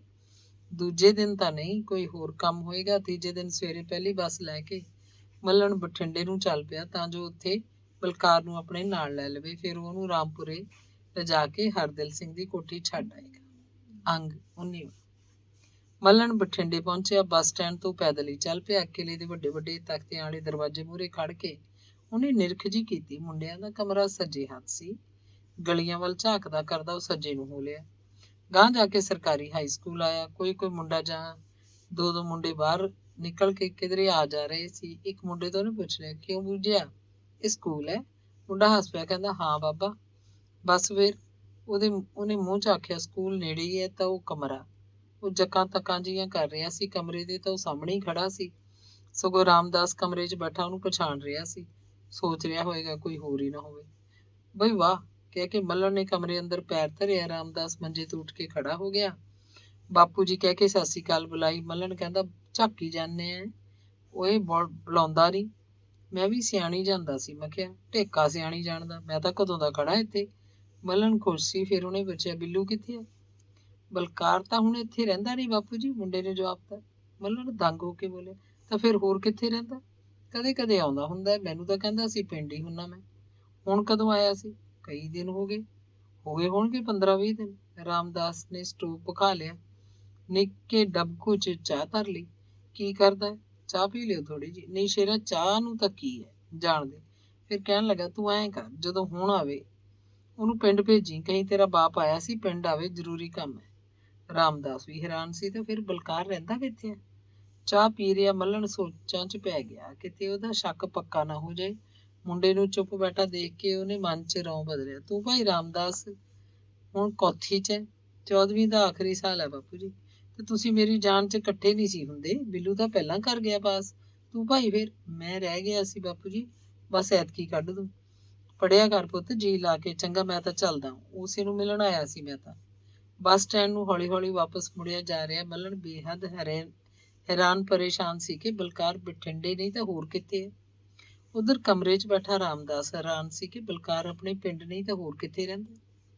5-7 ਦਿਨਾਂ ਬਾਅਦ ਡੰਡਿਆਂ ਵਾਲੇ 2 ਸਿਪਾਹੀ ਆਏ। ਮੱਲਣ ਸਿੰਘ ਦਾ ਘਰ ਪੁੱਛ ਕੇ ਬੈਠਕ 'ਚ ਆ ਬੈਠੇ। ਚੰਦਕੌਰ ਨੇ ਉਹਨਾਂ ਨੂੰ ਪਾਣੀ ਧਾਣੀ ਪਿਆਇਆ। ਮੱਲਣ ਘਰ ਨਹੀਂ ਸੀ, ਭਾਈ ਰੂਪੇ ਵਾਲੇ ਖੇਤ ਗਿਆ ਹੋਇਆ ਸੀ। ਇੱਕ ਮੁੰਡਾ ਭੇਜ ਕੇ ਚੰਦਕੌਰ ਨੇ ਉਹਨੂੰ ਖੇਤੋਂ ਬੁਲਾ ਲਿਆ। ਮੱਲਣ ਆਇਆ ਤਾਂ ਉਹਦੇ ਪੈਰਾਂ ਥੱਲੇ ਮਿੱਟੀ ਨਿਕਲ ਗਈ, ਜਿਵੇਂ ਉਹਨੇ ਅਗਲੇ ਪਾਲੀ ਮੂੰਹ ਮੂੰਹ ਡਿੱਗ ਪੈਣਾ ਹੋਵੇ। ਪੁਲਿਸ ਸਿਪਾਹੀ ਬਲਕਾਰ ਦੇ ਵਾਰੰਟ ਲੈ ਕੇ ਆਏ ਸੀ। ਮੱਲਣ ਦਾ ਅੰਗੂਠਾ ਲਵਾ ਕੇ ਸਿਪਾਹੀਆਂ ਨੇ ਦੱਸਿਆ ਕਿ ਚੇਅਰਮੈਨ ਸ਼ਿੰਗਾਰਾ ਸਿੰਘ ਦੇ ਕਤਲ 'ਚ ਬਲਕਾਰ ਸਿੰਘ ਦਾ ਨਾਂ ਹੈ। ਉਹਨੂੰ 2 ਦਿਨਾਂ ਦੇ ਅੰਦਰ ਅੰਦਰ ਪੇਸ਼ ਕਰ ਦਿਓ, ਨਹੀਂ ਤਾਂ ਪੁਲਿਸ ਸਾਰੇ ਟੱਬਰ ਨੂੰ ਲੈ ਜਾਏਗੀ ਤੇ ਬੇਸ਼ੱਕੀ ਕਰੇਗੀ। ਸਿਪਾਹੀ ਤਾਂ ਚਲੇ ਗਏ। ਮੱਲਣ ਤੇ ਚੰਦਕੌਰ ਬਰਾਂਡੇ ਦੇ ਬਾਹਰ 'ਚ ਬੈਠ ਕੇ ਰੁਦਨ ਕਰਨ ਲੱਗੇ। ਇਹ ਕੀ ਕਰ ਲਿਆ ਸਹੁਰੇ ਨੇ? ਮੱਲਣ ਕਹਿ ਰਿਹਾ ਸੀ, ਮੇਰਾ ਤਾਂ ਉਸੇ ਦਿਨ ਬਠਿੰਡੇ ਜਾ ਕੇ ਮੱਥਾ ਠਣ ਗਿਆ ਸੀ। ਇਹ ਬਾਗਰੂ, ਕਿਹੜੇ ਰਾਹ ਪੈ ਗਿਆ ਮੇਰਾ ਪੁੱਤ? ਐਵੇਂ ਕਿਵੇਂ? ਐਵੇਂ ਕਿਸੇ ਨੇ ਨਾਂ ਧਰਤਾ ਹੋਣਾ ਉਹਦਾ। ਇਹੋ ਜਿਹਾ ਤਾਂ ਉਹ ਹੈ ਨਹੀਂ। ਮੂੰਹ 'ਚ ਬੋਲ ਕੇ ਤੇ ਹੈਗਾ ਡੀਡੇ ਦੇ। ਤੂੰ ਬੰਦੇ ਭੇਜ ਸਕੀਰੀਆਂ 'ਚ, ਆਪ ਵੀ ਜਾ, ਕਿਤੋਂ ਦਾ ਪਤਾ ਲੱਗੂਗਾ ਹੀ ਉਹਦਾ। ਮਾਂ ਨੂੰ ਬਚਾਓ ਦੀ ਉਮੀਦ ਸੀ। ਮੱਲਣ ਨੇ ਕਿਧਰੇ ਬੰਦਾ ਕੋਈ ਨਾ ਭੇਜਿਆ। 4 ਦਿਨਾਂ ਪਿੱਛੋਂ ਕੁੱਲ ਸਕੀਰੀਆਂ 'ਚ ਆਪ ਜਾ ਕੇ ਆਇਆ। ਬਹੁਤ ਪਤਾ ਤਾਂ ਧੂਰਕੋਟ ਜਾਂ ਭੈਣੀ ਬਾਗੇ ਵਾਲਿਆਂ ਨੂੰ ਹੋ ਸਕਦਾ ਸੀ, ਪਰ ਨਾ ਉਹ ਤਾਂ ਆਪ ਸੁਣ ਕੇ ਹੈਰਾਨ ਪਰੇਸ਼ਾਨ ਰਹਿ ਗਏ। ਬਲਕਾਰ ਦੇ ਨਾਨਕਿਆਂ ਨੂੰ ਵੀ ਕੋਈ ਇਲਮ ਨਹੀਂ ਸੀ। ਹੋਰ ਉਹਨੇ ਕਿੱਥੇ ਜਾਣਾ ਸੀ? ਭੂਆ ਮਾਸੀ ਤਾਂ ਕੋਈ ਹੈ ਹੀ ਨਹੀਂ ਸੀ। ਤੇ ਫਿਰ ਇੱਕ ਦਿਨ ਪੁਲਿਸ ਦੀ ਇੱਕ ਜੀਪ ਤੇ ਸਿਪਾਹੀਆਂ ਦਾ ਭਰਿਆ ਟਰੱਕ ਕੋਠੀ ਆਇਆ। ਆਉਂਦੇ ਉਹਨਾਂ ਨੇ ਮੱਲਣ ਦੇ ਘਰ ਨੂੰ ਘੇਰਾ ਪਾ ਲਿਆ। ਸਿਪਾਹੀਆਂ ਨੇ ਤਖਤਿਆਂ 'ਚ ਡੰਡੇ ਮਾਰੇ। ਮੱਲਣ ਤੇ ਚੰਦਕੌਰ ਨੂੰ ਘਰੋਂ ਬਾਹਰ ਕੱਢ ਲਿਆ। ਸਾਰੇ ਘਰ ਦੀ ਤਲਾਸ਼ੀ ਲਈ। ਘਰ 'ਚ ਕੀ ਹੋਣਾ ਸੀ? ਬਲਕਾਰ ਤਾਂ ਹੁਣ ਕਦੇ ਪਿੰਡ ਆਇਆ ਹੀ ਨਹੀਂ। ਪੁਲਿਸ ਵਾਲੇ ਉਹਦੇ ਘਰ ਆਉਣ ਦਾ ਕੋਈ ਸਬੂਤ ਲੱਭ ਰਹੇ ਸੀ, ਕੋਈ ਕਿਤਾਬਾਂ, ਰਸਾਲੇ, ਅਖਬਾਰ ਜਾਂ ਕੋਈ ਹੋਰ ਖਤਰਨਾਕ ਕਾਗਜ਼ ਪੱਤਰ। ਭੂਰੀ ਦਾੜੀ ਵਾਲਾ ਥਾਣੇਦਾਰ ਆਵਾਸਾਰੀ ਮੱਲਣ ਨੂੰ ਗਾਲਾਂ ਕੱਢੀ ਜਾ ਰਿਹਾ ਸੀ। ਦੱਸ ਚੌਰਿਆ, ਕਿੱਥੇ ਆ ਤੇਰਾ ਜਮਾਈ? ਥਾਣੇਦਾਰ ਨੇ ਇੱਕ ਸਿਪਾਹੀ ਤੋਂ ਡੰਡਾ ਲੈ ਕੇ ਆਪ ਮੱਲਣ ਦੇ ਮੋਰਾਂ ਤੇ ਮਾਰਿਆ। ਚੰਦਕੌਰ ਨੂੰ ਥੱਪੜ ਮਾਰ ਕੇ ਪਰਾਂ ਡੇਗਦਾ। ਫਿਰ ਇੱਕ ਸਿਪਾਹੀ ਨੇ ਚੰਦਕੌਰ ਦੀ ਲੱਤ ਫੜ ਕੇ 5-7 ਗਜ ਤੱਕ ਮਰੇ ਕੁੱਤੇ ਵਾਂਗ ਘੜੀਸਿਆ। ਉਹ ਥਰ ਥਰ ਕੰਬੀ ਜਾ ਰਹੀ ਸੀ। ਹੱਥ ਜੋੜ ਕੇ ਬਾਰ-ਬਾਰ ਕਹਿੰਦੀ, ਮੈਨੂੰ ਕੋਈ ਪਤਾ ਨਹੀਂ ਮਾਪਿਓ, ਮੇਰਾ ਬਲਕਾਰ ਪਿੰਡ ਕਦੇ ਨਹੀਂ ਆਇਆ। ਉਹਨੂੰ ਤਾਂ ਕਈ ਮਹੀਨੇ ਹੋ ਗਏ ਆਏ ਨੂੰ। ਪੰਚਾਇਤ ਵਾਲਿਆਂ ਨੇ ਥਾਣੇਦਾਰ ਅੱਗੇ ਹੱਥ ਬੰਨ੍ਹ ਕੇ ਤੇ ਗਲਾਂ 'ਚ ਸਮੋਸੇ ਪਾ ਕੇ ਅਰਜ਼ ਕੀਤੀ, ਬੁੜੇ ਨੂੰ ਕਿਉਂ ਮਾਰਦੇ ਹੋ ਤੁਸੀਂ? ਇਹਨਾਂ ਗਰੀਬਾਂ ਦਾ ਕੀ ਪਤਾ ਹੈ ਜੀ? ਮੁੰਡਾ ਕਦੇ ਪਿੰਡ ਆਇਆ ਹੋਵੇ ਤਾਂ ਅਸੀਂ ਸਾਰੀ ਪੰਚਾਇਤ ਦੇਣਦਾਰ ਆ ਖੜੇ ਹਾਂ। ਹਾਂ, ਜੇ ਕਦੇ ਹੁਣ ਵੀ ਆ ਗਿਆ ਤਾਂ ਸਾਡੀ ਜ਼ਿੰਮੇਵਾਰੀ ਹੈ, ਅਸੀਂ ਆਪ ਪੇਸ਼ ਕਰਾਂਗੇ।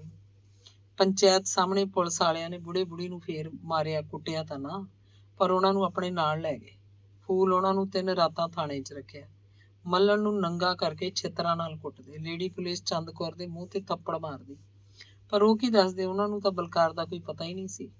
ਪਿੱਛੋਂ ਮੱਲਣ ਦੇ ਪਸ਼ੂਆਂ ਦਾ ਬੁਰਾ ਹਾਲ ਹੋ ਗਿਆ। ਇੱਕ ਰਾਤ ਤਾਂ ਭੁੱਖੇ ਭਾਣੇ ਖੁਰਲੀਆਂ ਤੇ ਖੜੇ ਰੱਸੇ ਤੜਾਉਂਦੇ ਰਹੇ। ਘਰ 'ਚ ਪੱਟ ਖੁੱਲਾ ਪਿਆ ਸੀ। ਦੂਜੇ ਦਿਨ ਤਰਸ ਕਰਕੇ ਲੋਕ ਉਹਨਾਂ ਦੇ ਪਸ਼ੂ ਖੋਲ ਕੇ ਆਪਣੇ ਘਰਾਂ ਨੂੰ ਲੈ ਗਏ। ਸਬਾਤਾਂ ਦੇ 12 ਨੂੰ ਆਪਣੇ ਜਿੰਦੇ ਲਾਤੇ। ਚੌਥੇ ਦਿਨ ਮੱਲਣ ਤੇ ਚੰਦਕੌਰ ਛੁੱਟ ਕੇ ਆਏ ਤਾਂ ਉਹਨਾਂ ਨੂੰ ਆਪਣਾ ਘਰ ਇੱਕ ਉਜਾੜ ਬੀਆਬਾਨ ਦਿਸਿਆ। ਵਿਹੜੇ ਦੀ ਧਰਤੀ 'ਚ ਨਿੱਘਰ ਜਾਣ ਨੂੰ ਜੀ ਕੀਤਾ। ਅੰਗ 20ਵਾਂ। ਆਥਣ ਦਾ ਰੋਟੀ ਟੁੱਕ ਪਕਾ ਖਾ ਕੇ ਚੰਦਕੌਰ ਚੁੱਲ੍ਹੇ ਮੂਹਰੇ ਬੈਠੀ ਭਾਂਡੇ ਮਾਂਜ ਰਹੀ ਸੀ। ਮੱਲਣ ਘਰ ਨਹੀਂ ਸੀ। ਧੂਰਕੋਟ ਮੀਤੋ ਦੇ ਸਹੁਰੇ ਗਿਆ ਹੋਇਆ ਸੀ। ਉਹ ਬੰਦੇ ਤਕੜੇ ਸੀ। ਮਹਾਰਾਜ ਵਾਲੇ ਗੁਰਦੇਵ ਸਿੰਘ ਦਾ ਵੀ ਤਕੜਾ ਜ਼ੋਰ ਸੀ। ਮੱਲਣ ਚਾਹੁੰਦਾ ਸੀ ਸਾਰੇ ਰਿਸ਼ਤੇਦਾਰ ਮਿਲ ਮਿਲਾ ਕੇ ਕੋਈ ਅਜਿਹੀ ਸਕੀਮ ਬਣਾਉਣ ਕਿ ਬਲਕਾਰ ਦੀ ਕੋਈ ਬੱਚਤ ਹੋ ਸਕੇ, ਉਹਨੂੰ ਫਾਂਸੀ ਨਾ ਲੱਗੇ, ਕੈਦ ਭਾਵੇਂ ਕਿੰਨੀ ਹੋ ਜਾਏ। ਉਹ ਆਪਣੀ ਬਾਕੀ ਬਚਦੀ ਭਾਈ ਰੂਪੇ ਵਾਲੀ ਜ਼ਮੀਨ ਵੀ ਫੂਕਣ ਲਈ ਤਿਆਰ ਸੀ। ਉਹਨੂੰ ਯਕੀਨ ਸੀ ਪੂਰਾ ਪ੍ਰਬੰਧ ਕਰਕੇ ਉਹ ਬਲਕਾਰ ਨੂੰ ਪੇਸ਼ ਕਰ ਦੇਵੇਗਾ। ਇੱਕ ਬੰਦਾ ਪਰਛਾਵੇਂ ਵਾਂਗ ਉਹਨਾਂ ਦੇ ਵਿਹੜੇ 'ਚ ਆਇਆ। ਖੰਗੂਰ ਮਾਰੀ। ਚੰਦਕੌਰ ਨੇ ਰਸੋਈ ਵਿੱਚੋਂ ਹੀ ਆਖਿਆ, ਕਿਹੜਾ ਵੀਰ ਵੇ? ਮੈਂ ਆ ਮਾਤਾ ਜੀ। ਕਿੱਥੇ ਹੋ ਤੁਸੀਂ? ਬੋਲਣ ਵਾਲੇ ਦੀ ਆਵਾਜ਼ ਚੰਦਕੌਰ ਨੇ ਨਹੀਂ ਪਛਾਣੀ। ਉਹ ਉੱਠੀ ਵਿਹੜੇ 'ਚ ਆ ਗਈ। ਫਿਰ ਨੇੜੇ ਹੋ ਕੇ ਪੁੱਛਿਆ, ਕੌਣ ਹੋਇਆ ਭਾਈ ਤੂੰ? ਉਹ ਹੌਲੀ ਦੇ ਕੇ ਬੋਲਿਆ, ਮੈਂ ਤਾਂ ਮਾਤਾ ਜੀ ਬਲਕਾਰ ਦਾ ਸਾਥੀ ਹਾਂ। ਤੁਸੀਂ ਹੁਣੇ ਬਿਨਾਂ ਕਿਸੇ ਨਾਲ ਗੱਲ ਕੀਤੇ ਚੁੱਪਚਾਪ ਆ ਜਾਓ। ਬਲਕਾਰ ਤੁਹਾਨੂੰ ਮਿਲਣਾ ਚਾਹੁੰਦਾ ਹੈ। ਪ੍ਰਾਗਦਾਸ ਦੇ ਡੇਰੇ ਕੋਲ ਉਰਲੇ ਪਾਸੇ ਕੇਲਿਆਂ ਥੱਲੇ ਉਹ ਖੜਾ ਹੋ। ਤੁਸੀਂ ਉੱਥੇ ਆ ਜਾਓ, ਮੈਂ ਚੱਲਿਆ। ਚੰਦਕੌਰ ਨੇ ਪੈਰਾਂ 'ਚ ਜੁੱਤੀ ਪਾਈ, ਹੱਥ 'ਚ ਬੇਰੀ ਦੀ ਸੋਟੀ ਫੜ ਲਈ। ਰਸੋਈ 'ਚ ਭਾਂਡਾ ਟਿੰਡਾ ਇੱਧਰ ਉੱਧਰ ਰੱਖਿਆ। ਸਬਾਤਾਂ ਉਵੇਂ ਜਿਵੇਂ ਖੁੱਲੀਆਂ ਛੱਡ ਕੇ ਘਰੋਂ ਬਾਹਰ ਹੋ ਗਈ। ਪ੍ਰਾਗਦਾਸ ਦੇ ਡੇਰੇ ਕੋਲ ਕੇਲਿਆਂ ਦੇ ਝੁੰਡ ਥੱਲੇ 3 ਆਕਾਰ ਉਹਨੂੰ ਦਿਸੇ। ਚਾਨਣੀ ਰਾਤ ਸੀ, ਪਰ ਕੇਲਿਆਂ ਦੀ ਛਾਂ 'ਚ ਚਿਹਰਿਆਂ ਦੀ ਪਛਾਣ ਨਹੀਂ ਸੀ ਆ ਰਹੀ। ਉਹ ਹੌਂਕਦੀ ਹੰਭਦੀ ਉਹਨਾਂ ਦੇ ਕੋਲ ਜਾ ਖੜੀ ਤੇ ਉਹਨਾਂ 'ਚੋਂ ਬਲਕਾਰ ਦਾ ਮੂੰਹ ਲੱਭਣ ਲੱਗੀ। ਉਹਨੂੰ ਕੋਈ ਪਛਾਣ ਨਹੀਂ ਆਈ। ਬਲਕਾਰ ਹੱਸ ਪਿਆ। ਹਾਸਾ ਤਾਂ ਚੰਦਕੌਰ ਦਾ ਜਾਣਿਆ ਪਛਾਣਿਆ ਸੀ। ਉਹਨੇ ਪੁੱਤ ਨੂੰ ਹਿੱਕ ਨਾਲ ਲਾ ਲਿਆ। ਮੱਥਾ ਚੁੰਮਣੋਂ ਹੀ ਨਾ ਹਟੇ। ਦੂਜੇ ਦੋਵਾਂ ਨੇ ਉਹਨਾਂ ਨੂੰ ਅਲੱਗ-ਅਲੱਗ ਕੀਤਾ ਤੇ ਫਿਰ ਇੱਕ ਕਹਿੰਦਾ, ਬਲਕਾਰ ਬਹੁਤਾ ਚਿਰ ਨਹੀਂ ਲਾਉਣਾ, ਛੇਤੀ ਗੱਲਾਂ ਕਰ ਲੈ ਜਿਹੜੀਆਂ ਕਰਨੀਆਂ ਨੇ ਮਾਂ ਨਾਲ। ਬਲਕਾਰ ਦੇ ਬੋਲਣ ਤੋਂ ਪਹਿਲਾਂ ਹੀ ਮਾਂ ਫੁੱਟ-ਫੁੱਟ ਕੇ ਰੋ ਪਈ ਤੇ ਫਿਰ ਘੱਗੇ ਜਿਹੇ ਬੋਲ 'ਚ ਕਹਿਣ ਲੱਗੀ, ਪੁੱਤ ਮੈਂ ਤੈਨੂੰ 14 ਜਮਾਤਾਂ ਕਰਾਈਆਂ, ਕਾਹਦੀ ਖਾਤਰ? ਤੇਰਾ ਪਿਓ ਸਾਰੀ ਉਮਰ ਘੱਟਾ ਢੋਂਦਾ ਰਿਹਾ, ਤੂੰ ਕੋਈ ਨੌਕਰੀ ਕਰਦਾ ਹੁੰਦਾ, ਸਾਰੇ ਰੰਗ ਭਾਗ ਲੱਗ ਜਾਂਦੇ। ਅਸੀਂ ਤਾਂ ਸੋਚਿਆ ਸੀ ਤੂੰ ਉੱਠੇਂਗਾ, ਸਾਨੂੰ ਟਾਹਲੀ ਵਾਲਾ ਖੇਤ ਛੁਡਾ ਕੇ ਦੇਵੇਂਗਾ। ਉਹ ਪਿਓ ਤੇਰਾ ਹਰਦਲ ਸੋਹਨੂੰ ਮਿਲ ਕੇ ਆਇਆ, ਕਹਿੰਦਾ ਸੀ ਚੰਡੀਗੜ੍ਹ ਭੇਜ ਦਿਓ ਮੇਰੇ ਨਾਲ ਮੁੰਡੇ ਨੂੰ, ਮੈਂ ਨੌਕਰੀ ਦਿਵਾਊਂ ਉਹਨੂੰ। ਤੂੰ ਹੁਣ ਇਹ ਹੋਰ ਕੀ ਕੰਮ ਵਿੱਢ ਲਿਆ ਪੁੱਤ? ਸਾਡਾ ਫੇਰ ਹੁਣ ਕੌਣ ਹੈ ਤੇਰੇ ਬਗੈਰ? ਬਲਕਾਰ ਨੇ ਮਾਂ ਨੂੰ ਮੋਢਿਓਂ ਫੜ ਕੇ ਥੱਲੇ ਬਿਠਾ ਲਿਆ। ਦੂਜੇ ਦੋਵੇਂ ਮੁੰਡੇ ਵੀ ਕੋਲ-ਕੋਲ ਹੋ ਕੇ ਬੈਠ ਗਏ। ਕੇਲਿਆਂ ਦੇ ਝੁੰਡ ਤੋਂ ਡੇਰੇ ਦਾ ਰਾਹ ਪਰਾਂ ਸੀ। ਡੇਰੇ ਦੀ ਕੰਧ ਵੀ ਉੱਚੀ ਸੀ, ਇਸ ਲਈ ਉਹਨਾਂ ਦੀ ਆਵਾਜ਼ ਕਿਧਰੇ ਵੀ ਨਹੀਂ ਜਾ ਰਹੀ ਸੀ।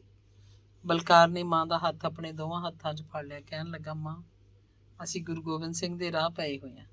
ਗੁਰਾਂ ਨੇ ਆਪਣਾ ਪਿਤਾ ਦਿੱਲੀ ਸ਼ਹੀਦ ਕਰਾਇਆ। ਦੋਵੇਂ ਵੱਡੇ ਸਾਹਿਬਜ਼ਾਦਿਆਂ ਨੂੰ ਹੱਥੀਂ ਤਲਵਾਰਾਂ ਫੜਾ ਕੇ ਚਮਕੌਰ ਦੀ ਲੜਾਈ 'ਚ ਭੇਜਿਆ। ਮਾਤਾ ਗੁਜਰੀ ਨੇ ਆਪਣੇ ਦੋਵੇਂ ਪੋਤਿਆਂ ਨੂੰ ਹੱਥੀਂ ਤਿਆਰ ਕਰਕੇ ਹੱਕ ਸੱਚ ਦੇ ਰਾਹ ਤੇ ਪਾਇਆ। ਤੂੰ ਮਾਂ ਆਪਣੇ ਆਪ ਵਿੱਚ ਮਾਤਾ ਗੁਜਰੀ ਵਾਲਾ ਜਿਗਰਾ ਪੈਦਾ ਕਰ। ਮੈਂ ਸੱਚ ਦੇ ਰਾਹ ਤੇ ਤੁਰਿਆ, ਕੋਈ ਮਾੜਾ ਕੰਮ ਨਹੀਂ ਕਰ ਰਿਹਾ। ਵੀ ਭਾਈ ਆਪਾਂ ਗੁਰੂ ਗੋਬਿੰਦ ਸਿੰਘ ਕਿੱਥੇ ਬਣ ਜਾਾਂਗੇ? ਆਪਾਂ ਤਾਂ ਗਰੀਬ ਜੱਟ ਆ, 2 ਹੱਥਾਂ ਦੀ ਕਿਰਤ ਕਮਾਈ ਕਰਕੇ ਖਾਣ ਵਾਲੇ।